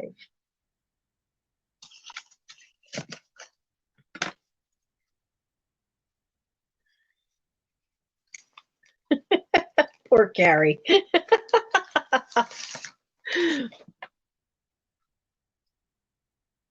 Okay. That. Now, where's that other little tiny thing? There was a little teeny thing. It's just got 10 images in it, one on the back. It's all Carlsbad Caverns. I couldn't find a year on it, but we were laughing because that's the cafeteria inside. And it's got great color images. But it's Carlsbad Caverns in New Mexico. And it's just $2, number 59. $2, number 59. This one looks like an eyeball opening. So there was that. We have, oh, Carrie, hon, you should watch some of the other videos and the other lives. It's worth it because everybody says it's worth it just to hear story time. And I see Lois for that. I have this great box. I love this box. It's vintage Avon soap. And it's got the name and all that. Avon Summer Butterflies. I don't know the year, but I just love the front of the box. It does still have the original soap in it. And yes, I have sold one of these in the past. This is the second one I found. But there's a little flaw right there to the decal because it came off on the wax paper piece. So I don't know if you could get that part off of there with tweezers and get it back on, but it's all still there. Now, come on, cooperate. Go back into the little thingy here. So it is $5 for the vintage Avon soap. It does still smell too, kind of a flowery smell. And this is $5, number 15. $5, number 15. Yeah, I think it's from having, I just have a weird memory for stuff and where things came from. And having that memory is very helpful when you work in retail, because it was funny is like, especially in the bookstore, I spent 8 years working at Walden Books and I absolutely loved it. But I hold the record. We would have a contest from Black Friday to Christmas Eve. Who could find books when a customer comes in and they tell you, I don't know who wrote it, and I don't know what it's called, but I remember what the cover looks like. Now, for most people, somebody comes into your store and says that, you just want to poof, slap them. But for us, we took it as a challenge. And I held the record of being able to do 4 of those one year. I snagged it. I had 4, and all they had was a description of the cover because I have a stupid memory that just remembers stuff like that. Oh man. Yeah, I can remember cool stuff, but yeah, I lose. Look, how many times have you seen me lose this ruler and I'm sitting at a desk? My son just says, God help me if you ever have any kind of memory problems when you're older, because it's going to be really bad. It's just a weird thing. I can't do algebra because I honestly cannot. They told me it was a learning differential because you cannot put numbers and letters together in my brain. It just doesn't connect. But then I can tell you stuff that I learned about and remember hearing stories about from like the 1918 flu epidemic, because my great aunt was 18 and kept a journal and let me read parts of the journal. So yeah, it's just an odd things that I remember. Oh, I've done that, Fiona, with music. I have this really weird thing. I can't read music. I don't remember not singing. I don't. I just know I always sang, but there was always music in our house. And I never had anybody stop to make sure I actually could read music. So I'm a very good parrot. If I hear it, I can usually repeat it. Just where the hell do you think you're going? Climbing over Rocky Mountain back there. Oh, you're getting brave. What you do? She's on the pile. What do you think you're doing? What do you mean, You sound like a teenager. I don't know. I'm being stared at now. Now I can remember music if I've heard it. And sometimes it takes me a while, but my problem is I never remember what it's called half the time. But it might take me a while. It's like accents. Drives Michael crazy. I can remember if I've heard a voice before, especially on things like anime, British accents. I'll sit there and we'll be watching a movie and I'm going, I know that voice. Where do I know that voice from? I know that voice. And he goes, oh, crap, here we go again. And it may take me a while. Usually it doesn't take me too long. Sometimes it does take me like 2 days and I'll go, oh, that's what it was from. Drove me nuts when Peter Capaldi became the Doctor for Doctor Who, because I heard him talk and I'm going, I know I've heard that voice. And not just because he was in a Doctor Who episode with David Tennant in the story in Pompeii. It's like, I knew him from that, but I kept thinking, I know that voice from something else. That one took me 2 months before I remembered that he had been in a show called The Vicar of Dibley. And for like 3 or 4 episodes, I'm like, that's where I know the voice from. So yeah, it's just odd things you can remember.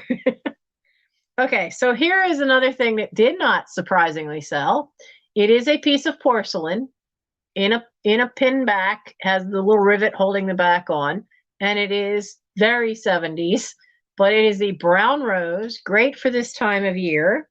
It had been an offer up, but there were no takers, so if anyone would like it now for $6, $6, number 51.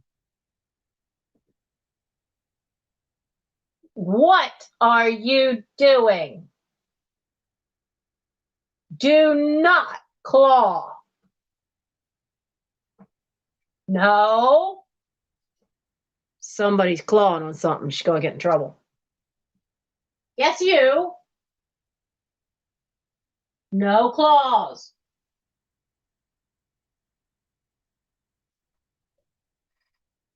Look, it's like a little kid. There's a bag over there of stuffing, and she's behind it, and I just hollered, no claws. And you know what I see when I look over? She just sticks her head around and looks at me. And now she's laid down. She's out of sight, so she's on the other side of that bag of stuffing. But it's like a little kid, like, oh man, mom caught me.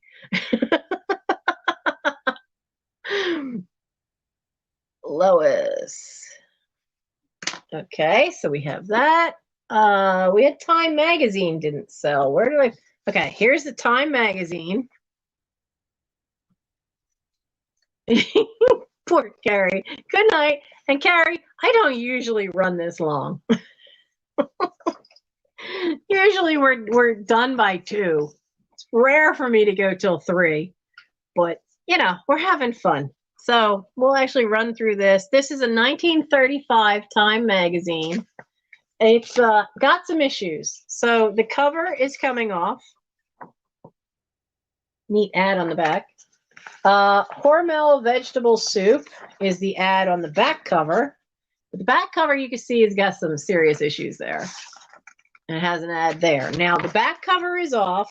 The rest is in good shape. The only other thing that comes out is the center ad. It has silk ties, and then it has Old Taylor Straight Bourbon Whiskey, which is the ad here. But the center fold-out ad is for Country Home Magazine. But everything else, all the other pages are good. All the other images, though, they're all black and white. There's a lot of car ads. There's ones for the Buick 8. But it's from 19. Look, that quick. Did I say about not remembering numbers worth a dang? It's from December 9th, 1935. Warm Springs Work and Play. Oh, wait, that's Roosevelt? Where? Oh, no, it just shows the hotel Franklin Roosevelt stayed at. Is it? Wait a second. I didn't see this the first time we looked at it. Okay, so Warm Springs is a small Georgia town where Franklin D. Roosevelt would spend Thanksgiving. Oh, okay. So it's got the little White House, which was the little house they would stay in. I like the picture of him in the car. But it does have, I missed this when we looked at it first time. So it does have images of Roosevelt there. I'm liking the one there because I like the car. So there is 84 pages of all kinds of ads and articles and news of the world. Not sure why there's a picture. It says something about Tarzan, but there's a picture of a lion laying across the guy. So this Vintage Time magazine is where to go on my list. It's $5. It's number 80. $5, number 80.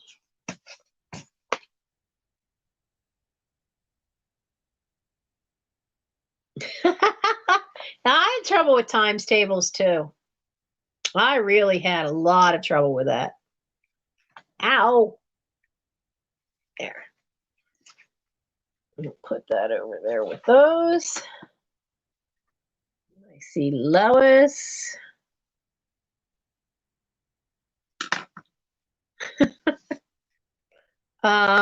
One set of the Scooby-Doos did not sell. The Haunting and the Ghost one.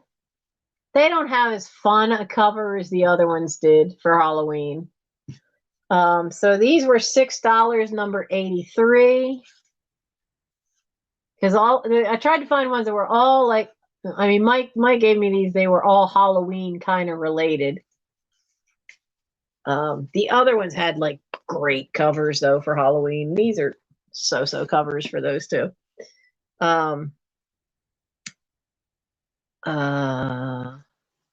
Pottery Round Owl. Okay, so this little owl, hello, PC. Yeah, I mean, I get it. It's similar. It's very similar. When you said it about times table, this is very similar memory stuff. And I had a horrible time with anything math, anything numbers. Even now I have to watch, like if I get tired and if I'm not paying attention, I'll invert numbers or get them in the wrong order. So it's just, I honestly wonder if it's just not a dyslexia with numbers. And now Mike has dyslexia with letters.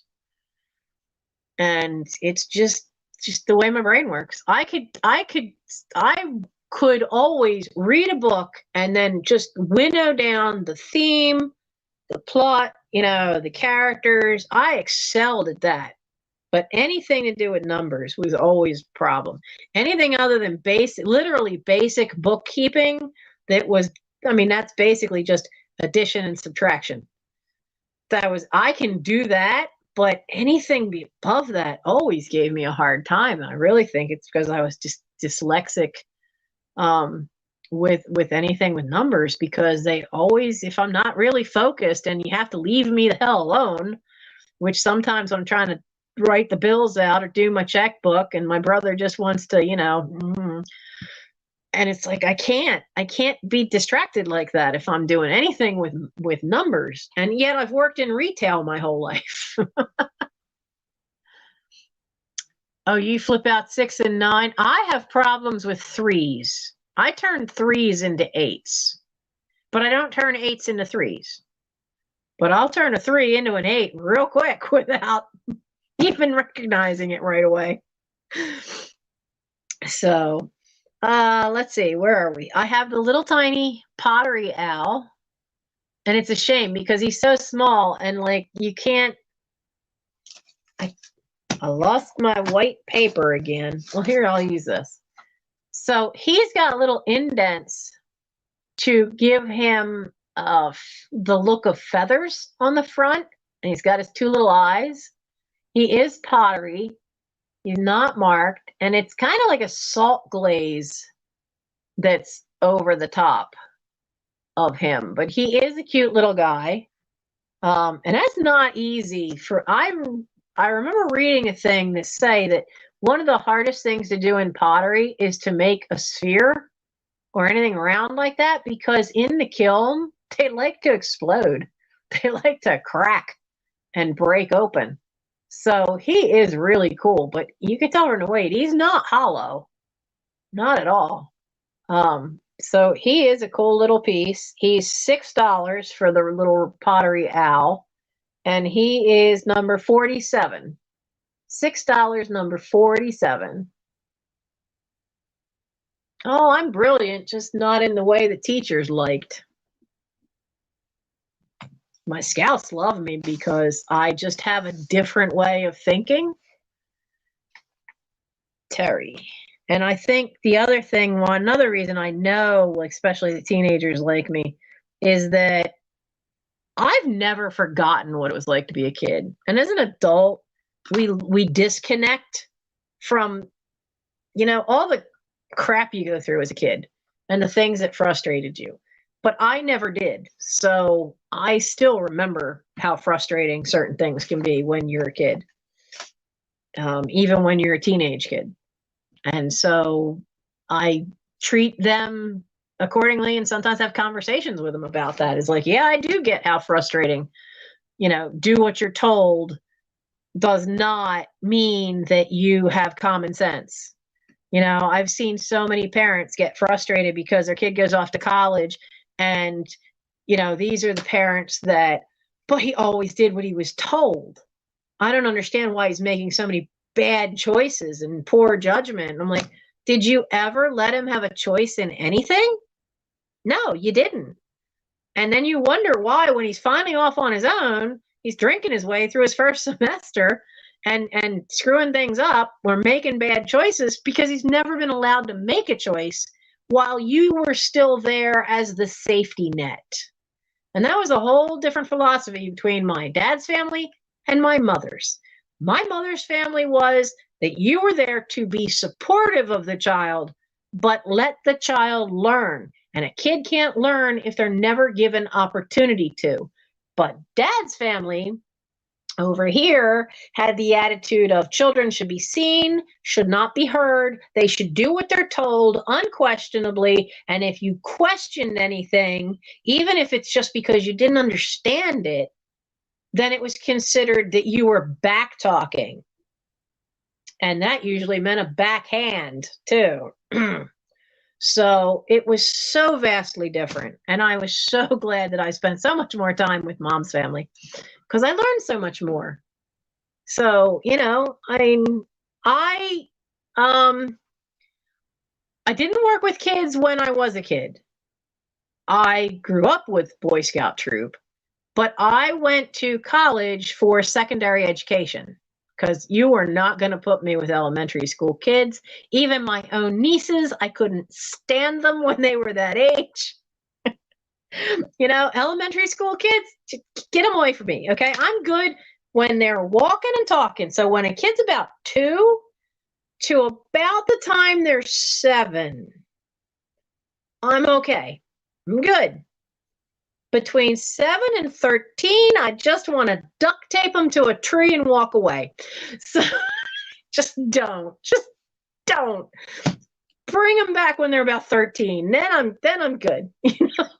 But I went to college for secondary education, and that day I got Michael though, and I tried, but I just could not raise him, deal with things that were with him, not because of him, but just the situation that was there. And then Mom's health started going, and Dad died suddenly, which is why I became instant Aunt Mommy to a 2-year-old. So I tried to keep going in school, and I couldn't. I just didn't have enough support within the family to help do that because I was taking care of her and taking care of him and really felt like I was alone doing it. So I had to give up school. Something had to go. I could not work full-time, school full-time, take care of Mom because she still was having major depression because Dad's death was sudden, and then take care of instant little kid. I just couldn't. So school was what I gave up. And I had 1 year left and my student teaching. I had already done all of my education courses. So having a chance to get into Scouts as soon as he was old enough, we never did Cubs because we tried twice and both Cub packs, one folded, and then the other Cub pack, they threw us out because they had kids with no supervision. The Boy Scout was picking the younger kids up and throwing them 5 feet across the room onto a couch. The Scoutmaster was nowhere to be seen. The poor den mother is trying, but these kids are just ignoring her. And I told the guy, don't do that. He's gonna stop you because Mike's hollering, saying no. And Mike at this point had karate for 2 years already. He's 7 at this point. He's had karate for 2 years. So here's this stupid 14-year-old throwing him across the room. And Mike said, don't you do that again. Before that kid knew what hit him, Mike had dropped him to the ground. So we got told my kid was violent and we had to leave. Right, because he defended himself to stop a kid doing something to him he didn't want done. But my kid was the problem. So we never went back until he was old enough for Boy Scouts. And then I told him 1 year, 1 summer camp. And then if you don't like it, you can leave, but I'm not leaving again. A chance to go camping? Awesome. And a chance to use, everything I'd learned for secondary ed. I mean, why? I spent all that money. Let's use it. And it's great. I wanted to teach communications. Communications is what the rest of it was, a dual degree. You couldn't do apparently for secondary education, you can't, you don't have, how can I put this? So like you don't have an emphasis area. Everything is secondary education. But I was also getting a degree in communications. So I still have a year left of communications courses. And then I had done all the education courses I could. and I just needed placement for student teaching. But to do that, I needed to have the rest of the communications done because it was a dual major.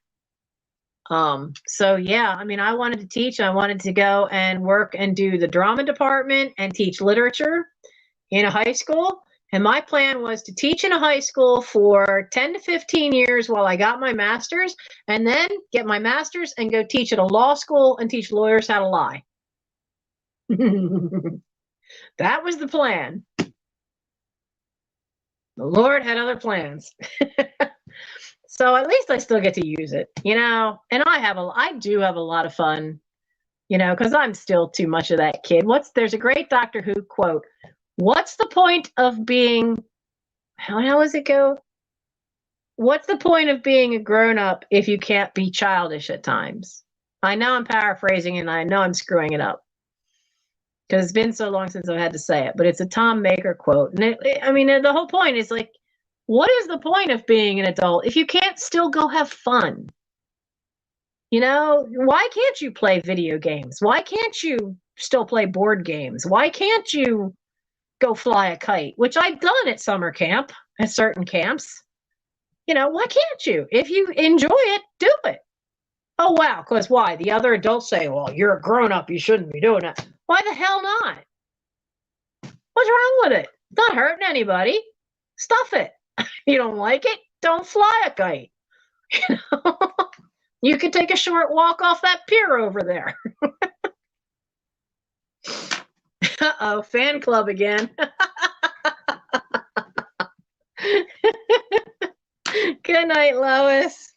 I think we've gotten through. Yeah, there's the owl. The other little owl didn't go. There's a little, I think he's brass. He's very heavy, but they painted that they painted the green patina on him. He's the only other thing that we haven't gotten through that was from earlier in the night. And he's $6 and number 72. And that's the last thing for the night. $6, number 72 for him. So, but yep. So it's been a nice night. It's been fun. I think one of the reasons I kept going for so long is one, I pulled out a ton of stuff. I didn't have my list made. I only had my list partially made. Did I manage to sell the plates? I did not sell the German one.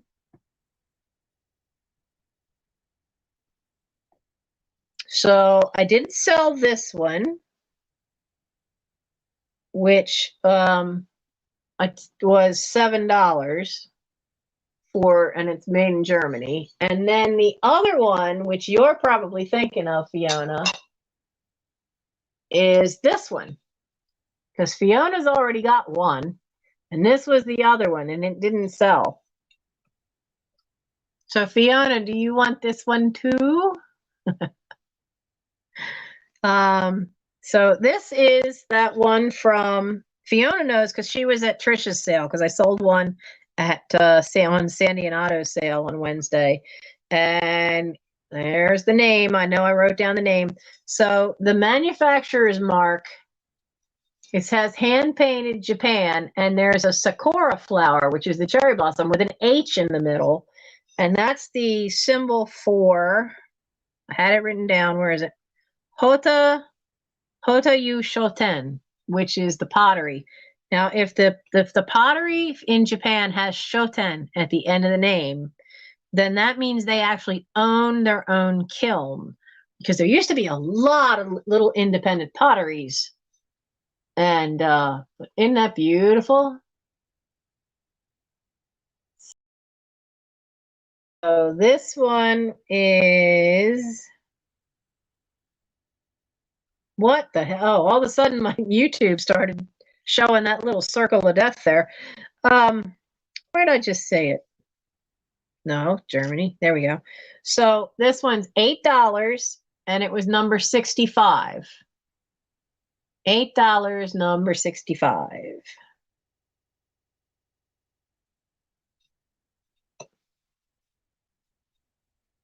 That is a pretty plate. It's just that iridescent stuff isn't quite. Now, if it were dragonware, Michael would not let me have that out of the house. Because he really likes the dragonware stuff. So Fiona, do you want that one as well? I think you said.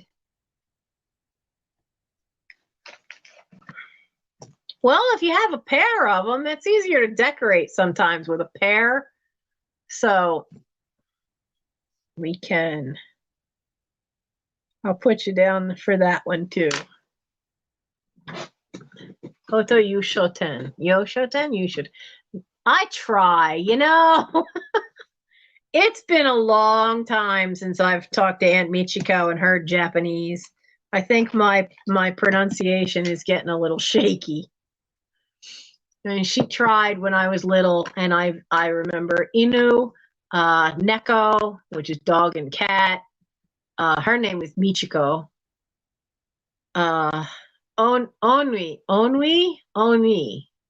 Oni, I think was her maiden name.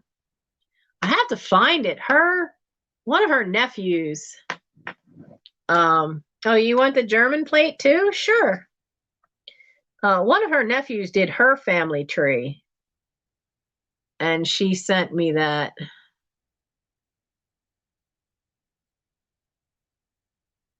Steph, the singing plate, I thought sold. Where is it? Yep. Mr. L. Page got the singing plate. Now, Steph, take a screenshot of that plate, okay? And go find Janet.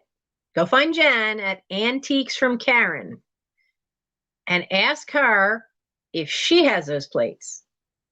Her mom had tons and tons and tons of plates. She hasn't even gotten through all of them in order to sell them. So check with her and see. I'm serious. Check with her, Janet. Check with Jan at Antiques from Karen on her YouTube. She's got a YouTube. Go check with her. She might have it. I mean, I don't think it's a long shot because I've seen the amount of boxes of plates that she has. So it's possible she might have it.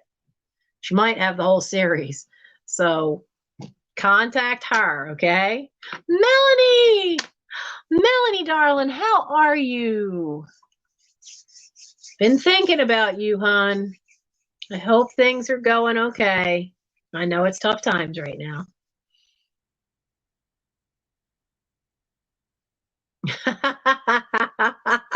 I make you fall in love with plates?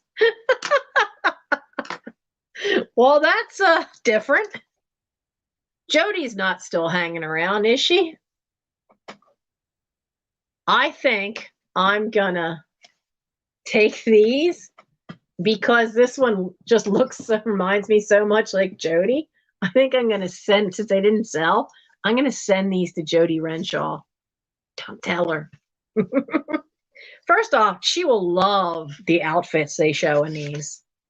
She will absolutely love these 60s outfits.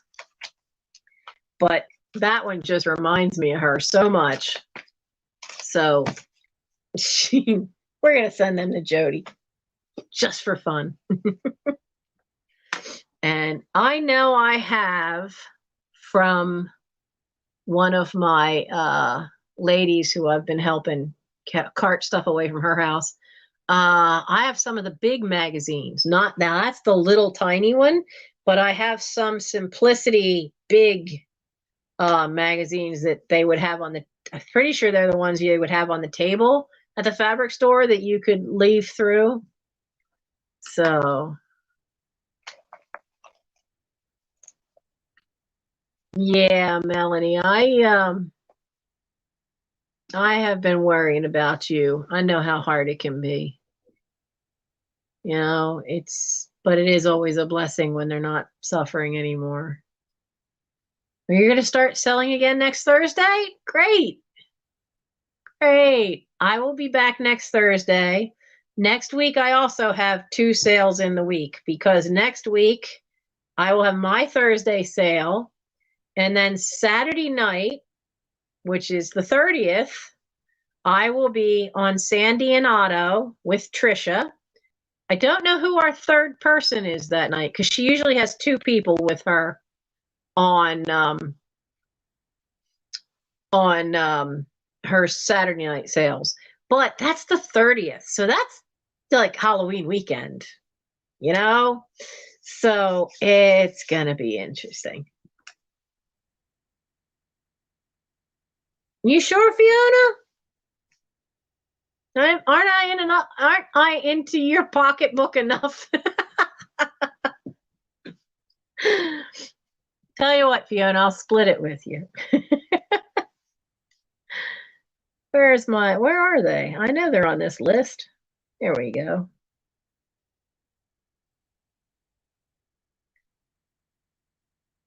If I could write the word send, there we go. There we go. Okay. I'll split it with you. I'll charge you $250. And I'll take care of the other $250. Yeah, I mean, we were joking around about those. I showed them on Trisha's sale and nobody bit then, but it's just they're such cool outfits. And that first one though, with the cover that looks like Jody, she could rock that outfit. Seriously.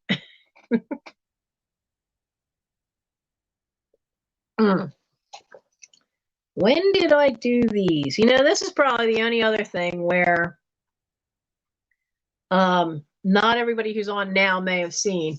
I have this, and it's just a little booklet from July of 1973, and I have about 15 of these. So I know I have 4 names of people who wanted them.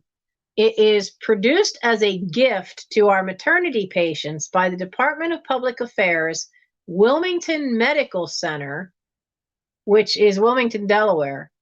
But it's really kind of cool because it's only a few little pages, but they have from the University Museum in Philly, which this is a wooden bell from the Congo. It shows different African artwork. There's one on the back.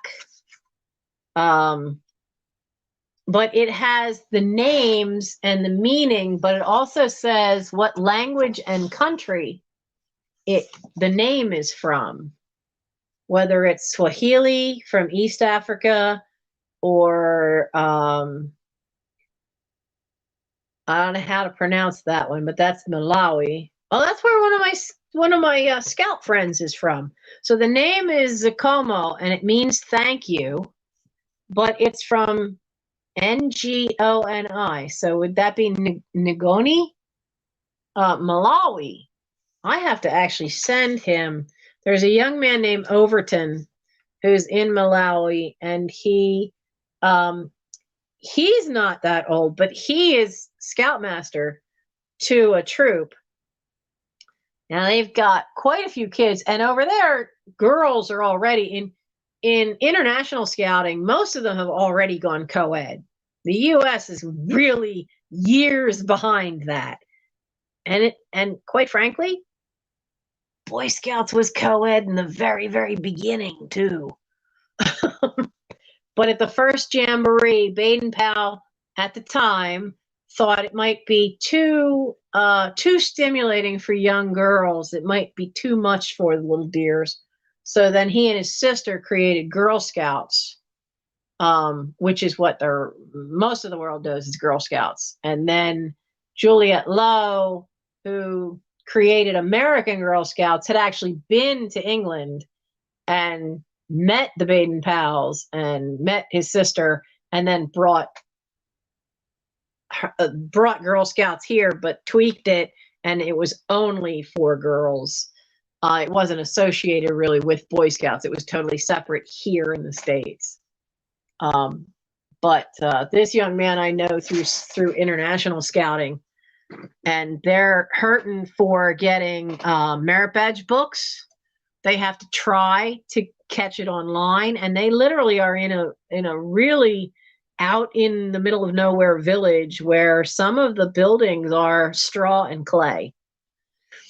So he is, props to this young man to be able to do this and keep a scout troop going.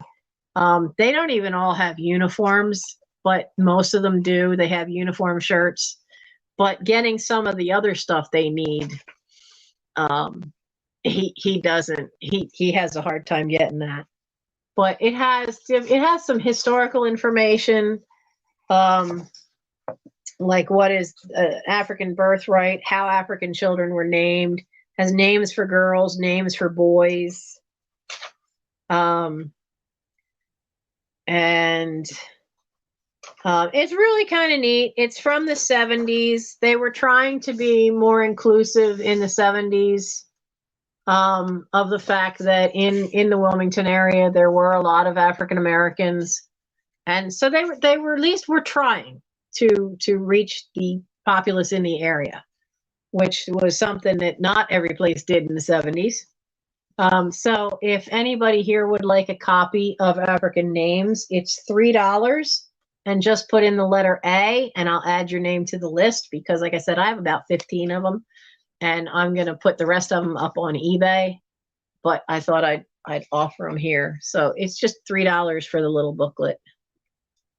So yeah, Boy Scouts, he hadn't really planned it, but there wasn't anything that said it couldn't be co-ed, so it started off being co-ed. I was real surprised when I learned that too.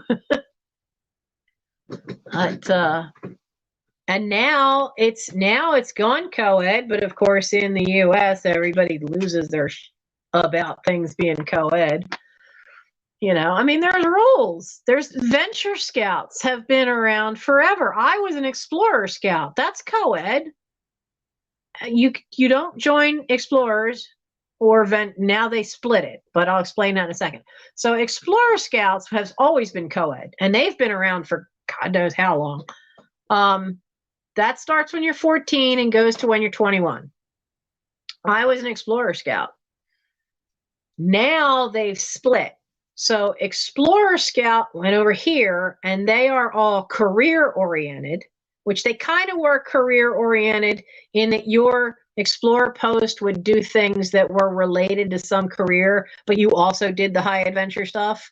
So while the two that were interested in nursing went over here and did nursing stuff, the other 5 of us went over here and did high adventure camping and stuff like that. Then they, at some point in the 90s, they split. So you have Explorers, which is solely career-oriented, more educational, more classroom kind of stuff. And then you have Ventures, which the Venture crews are very much high adventure, venturing out. They can do stuff Boy Scouts can't because of the fact that they go older. They go from 14 to 21. Venture crews can do things that Boy Scouts can't. They can shoot handguns. But they have to know all the safety stuff. It has to be on a range. There's snowmobiles, speedboats.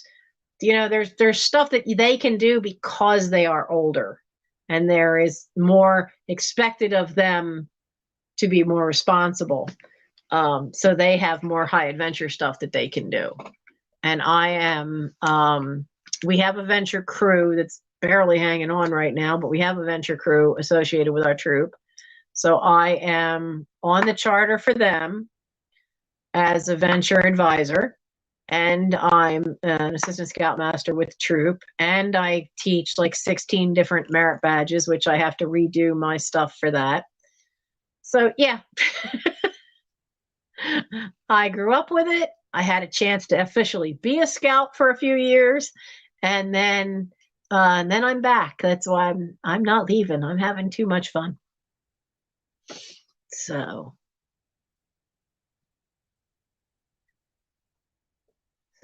there we go. So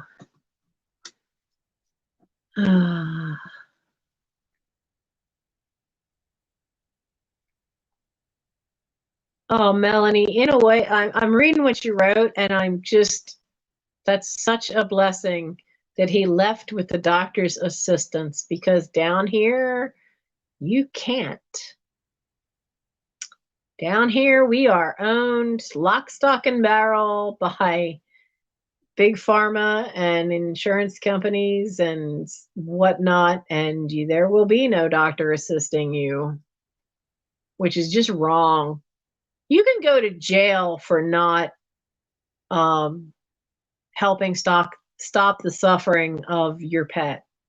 But boy, man, those drug companies, they want to keep you in pain forever just to keep charging you money. And I don't think that's right in any way, shape, or form. So, but I do know what it's like to be. It's such a weird feeling that people that haven't been through it just don't quite understand that they expect there to be this huge outpouring of grief. And while there is grief, this is the part they don't always get, that when someone you love dearly has been suffering for sometimes a couple of years, there's such a relief when they've gone, that the grief has already happened because it's been happening for all that time they've been in pain. And sometimes people don't understand that the tears have already really been shed because you've had to help them through that and be there for them. And the relief that comes is not something anybody ever should make anybody feel guilty about, because unless you've walked in those shoes and walked that path, you don't understand that the grief has been going on for as long as that person's been in pain. And that's where you've already done your grieving. And it's the relief part. You have don't ever criticize, because it is our comfort to our sorrow. It really is. It is the one thing that is definitely, I remember being the biggest comfort to me at that time of sorrow, was the fact that there wasn't any more pain for that person. So basically, Stephanie, if you have anybody give you any crap, say you're not grieving enough. That was my favorite line. You're not crying? Oh, you're not grieving enough? Or, oh, you're not letting it out? Yeah, I have. I've already done that. If they give you any crap, you send them my way, and I will just dump their butt on the ground. Give me a quarterstaff and I could take down Goliath, man. So I'm not having it. They are not picking on my friend Melanie. So yeah, it is something. And I was ready to smack somebody one day, because when my mom's health was failing, and they just kept going at my brother Gary. Now, Gary will not show any of us when he gets that upset, when he's lost somebody, when he cries. You just don't see it. He just shuts down and he withdraws. That's his way. And she just would not let up. And I thought Gary was going to explode on her at the viewing. And she literally, this woman followed him around the funeral home. And it's like, just stop, okay? Just stop. Leave him alone. Leave him alone. He knew what was going on. He was here. He lived with her. He knew the breathing problems were happening, the weakness problems were happening, the polio residual problems had resurfaced because her arm was starting to give out more. He saw it all happen. He knew. He'd already done half his grieving. Don't go follow him around the viewing going, what's wrong with you? Why aren't you crying? He's already done all that. And even if he hadn't done it all, he's not going to do it in front of you. He doesn't know you. So it's amazing to me. Just people don't always think. The best thing you can do is you know, send up a prayer, give them a hug, bake them some cookies, find out what their favorite, you want to help somebody who's had somebody pass, find out what their favorite comfort food is. Make it for them. Bake them a batch of cookies. You get too many cookies, you can always put them in the freezer. You know, they like hot chocolate when they're feeling down. I mean, I'm a good one for that because I love dark chocolate, hot chocolate, but it's really hard to find, at least around here. You know, buy them a box, send it to them. You know, if you know that flowers might be a nice pick-me-up, pick some, drop them off at the house, or order some and send them. There's so many little acts of kindness you can do. So, you know, that do something that is a comfort. But sometimes you got to ask, you know, so you got to ask them what's their favorite comfort food. Now, mind you, if they say lobster tail, you're screwed. But, you know,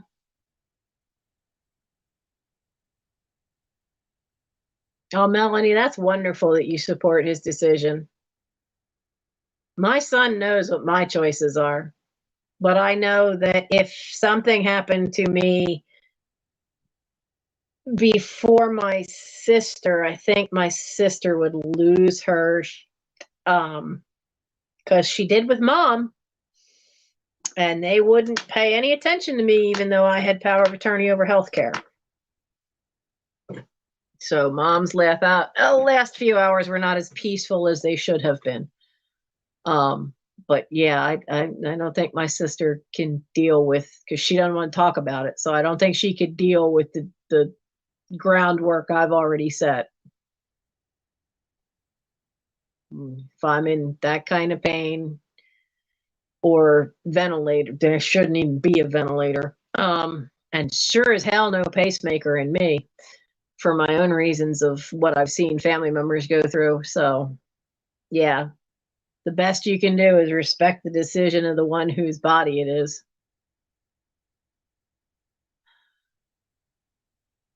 So that is wonderful that you had a chance to say goodbye. Having lost my own father very suddenly, it's harder when you've not had that chance, especially when it's somebody younger, especially, you know, when it's your kids, you know, that's hard.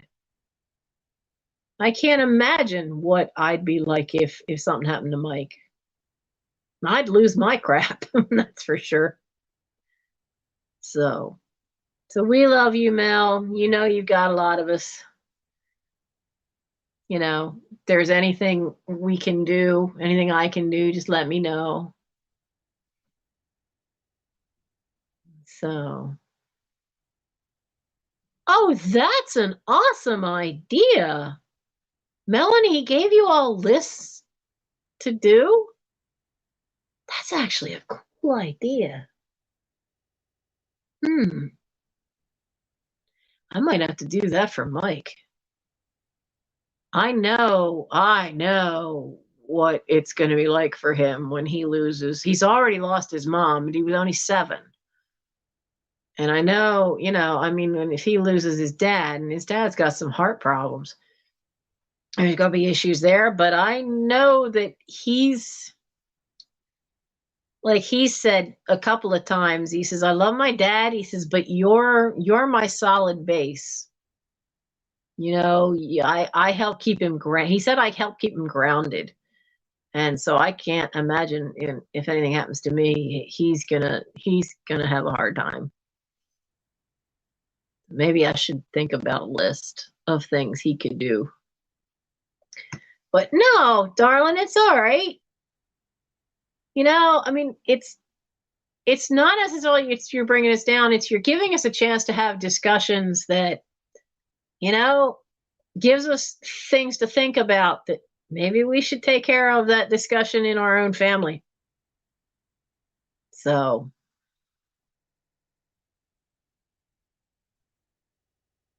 Oh, yeah. Yeah, you'll have to look after his dad. And that's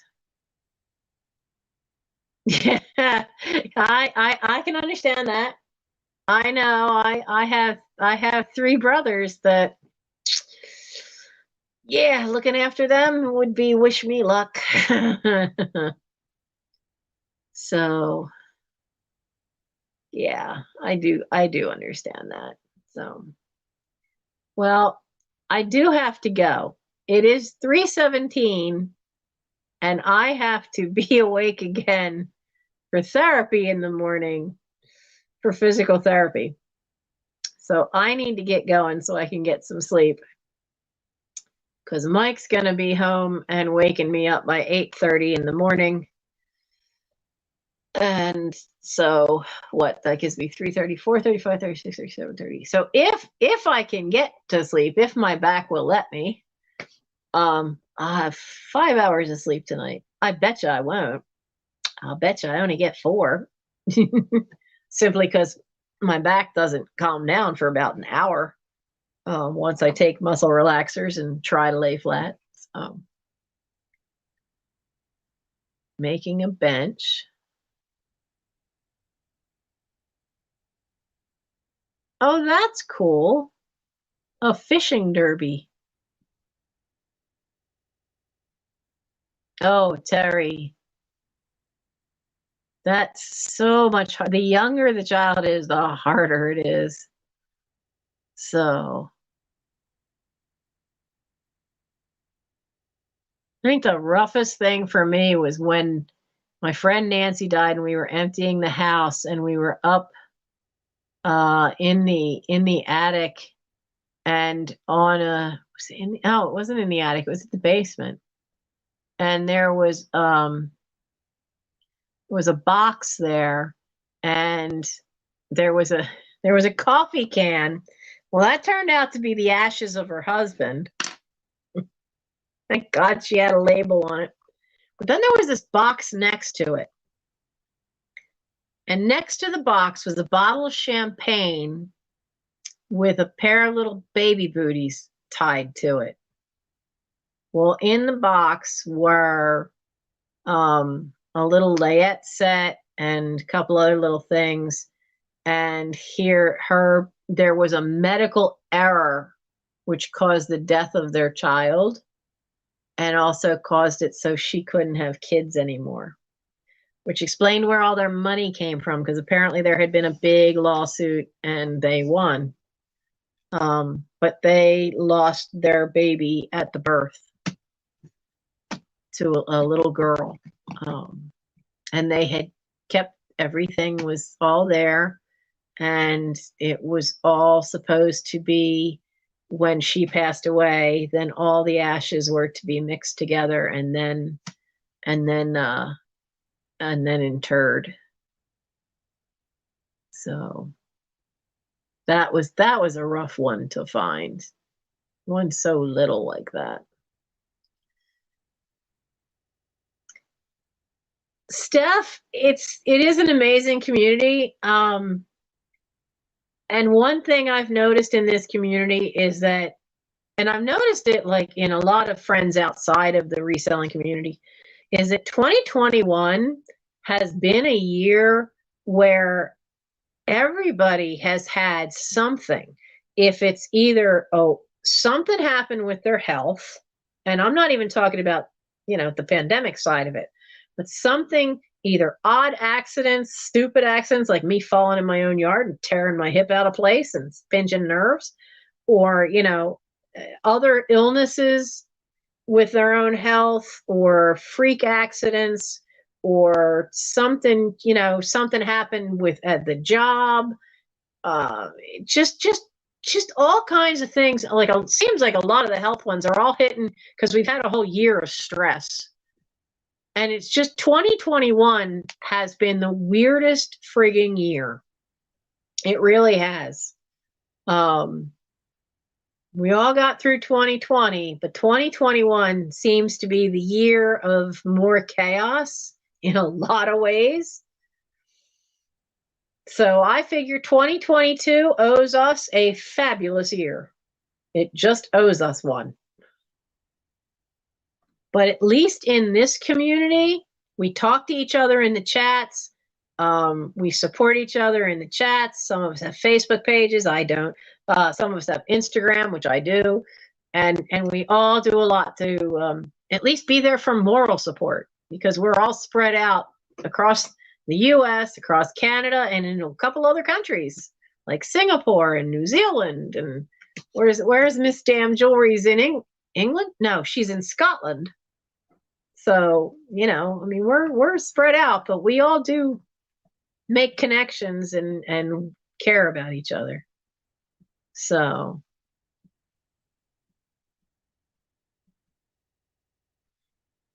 yeah, I lost my brother in 2020, the first of us to die. In 2021, if I could bitch slap that nurse that gave him that virus, but she's gone too. So yeah. that was really kind of weird. But he was the oldest and I'm the youngest, 16-year age spread, so I think it's got to hit Phyllis harder because she's the next one down. She's only 2 years younger than Steve.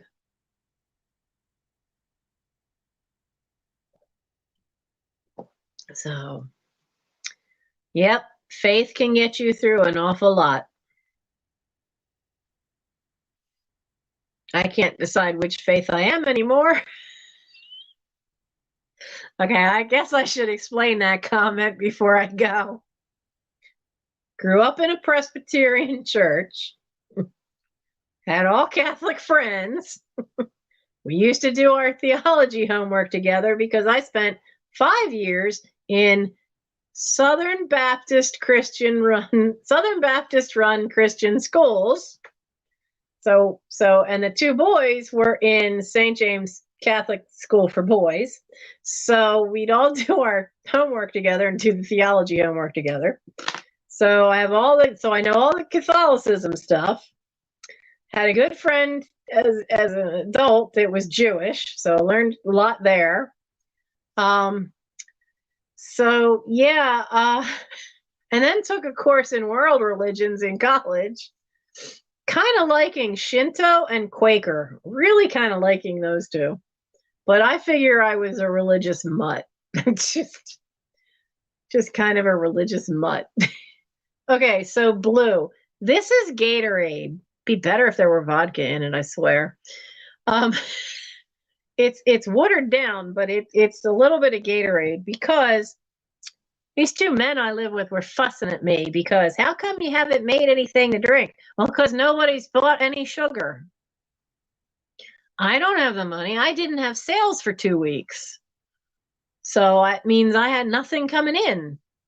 And because I quit Wawa, it was better to resign and leave gracefully and then get everything I'm entitled to whenever that happens, than it would be if I got fired and then there's a bunch of stuff I lose, which would not be good. But I'm still going to be out. I'm still going to be out for we don't know how long on medical leave. And I'm not getting any disability or anything, which I'm going to have to start looking into now, but probably should have from the very beginning. But I just never thought it'd drag on this long. So they were fussing how there's no iced tea. I don't have any lemon juice left either, but there's no iced tea. I didn't make that. And there's no Kool-Aid because I didn't make that because there's no sugar left. So there's some powdered Gatorade from camping trip. I had to beat it with a spoon to get it to break apart. So that's what I'm drinking tonight. That's what's blue. So, well, you're all going to say goodnight now. It's 3:26, so we're hitting on 3:30. I don't know what time that makes it for those of you on the West Coast. So I hope you guys have a good weekend. I'll see you next Thursday. And then that Saturday, if you want to see more, I'll be on Trisha's channel at Sandy and Otto. I don't know what we're going to do, but it is Halloween weekend. I have threatened to come in costume. I've gained weight. I have to see if I have a costume that fits. So I don't know. Worst comes to worst, I could just pull my pirate stuff out, because Lord knows I've got plenty of pirate stuff. I have a whole collection of pirate stuff. So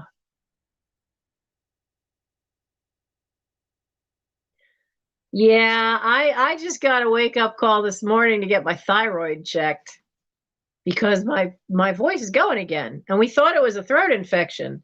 I did the antibiotics, and this little catch bit hasn't gone away, and then sometimes it's hard to swallow. And I just found out from there's a YouTuber called Charmander. She has another one that says Charlotte in Japan, and she disappeared and hadn't posted anything in about a month. And here it turns out she had a tumor on her thyroid, but it had stopped half her thyroid from working, but the other half was putting out enough, so when they tested hormone levels, they were fine. But she didn't notice till she had this big lump here, and the only way they found out about it, what was in there, was they did an ultrasound, because that's the only way to tell, unless you have problems where you feel like you can't swallow, or it starts catching when you're trying to talk, and the lymph glands. And I keep getting these keep swelling up, the lymph nodes right there, and there's no lump, but something's not quite right. So I'm going to talk to my doctor and it's an ultrasound. Come on, just write the script. Let's get it done. Let's get it double checked to find out what the devil keeps tearing up my throat. So, oh, Steph, you're the third? Yes, you're the third. Okay. Yeah, I didn't know who the third one was for the 30th. That'll be fun. So great. So you're going to be the one with me, with Trisha. That'll be cool.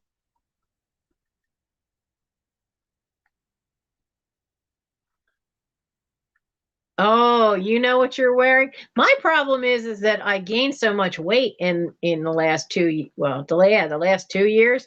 A lot of the outfits I have that Mom made for me, I don't fit in. And then some of them wouldn't really do well sitting here. A ball gown is not working to sit here in this chair.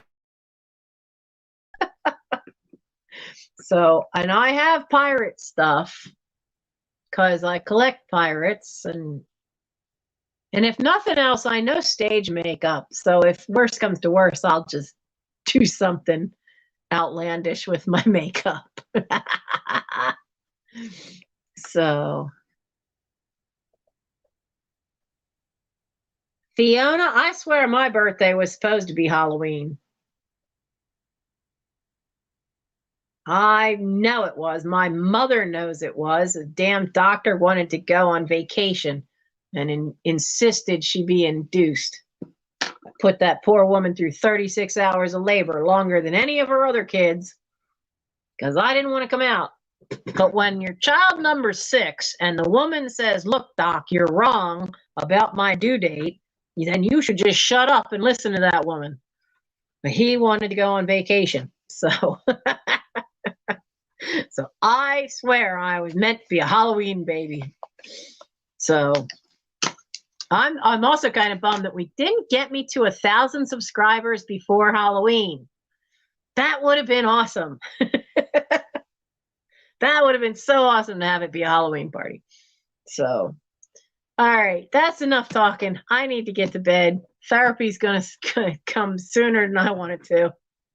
And I know it's Friday, so that means stretch Nancy out. They'll put me in that traction machine tomorrow. My mother was born at home. So was her sister. So was her brother. They were all born in the house in Norwood, which was the family house. which eventually one of my brothers got, and then we ain't gonna go there about that one.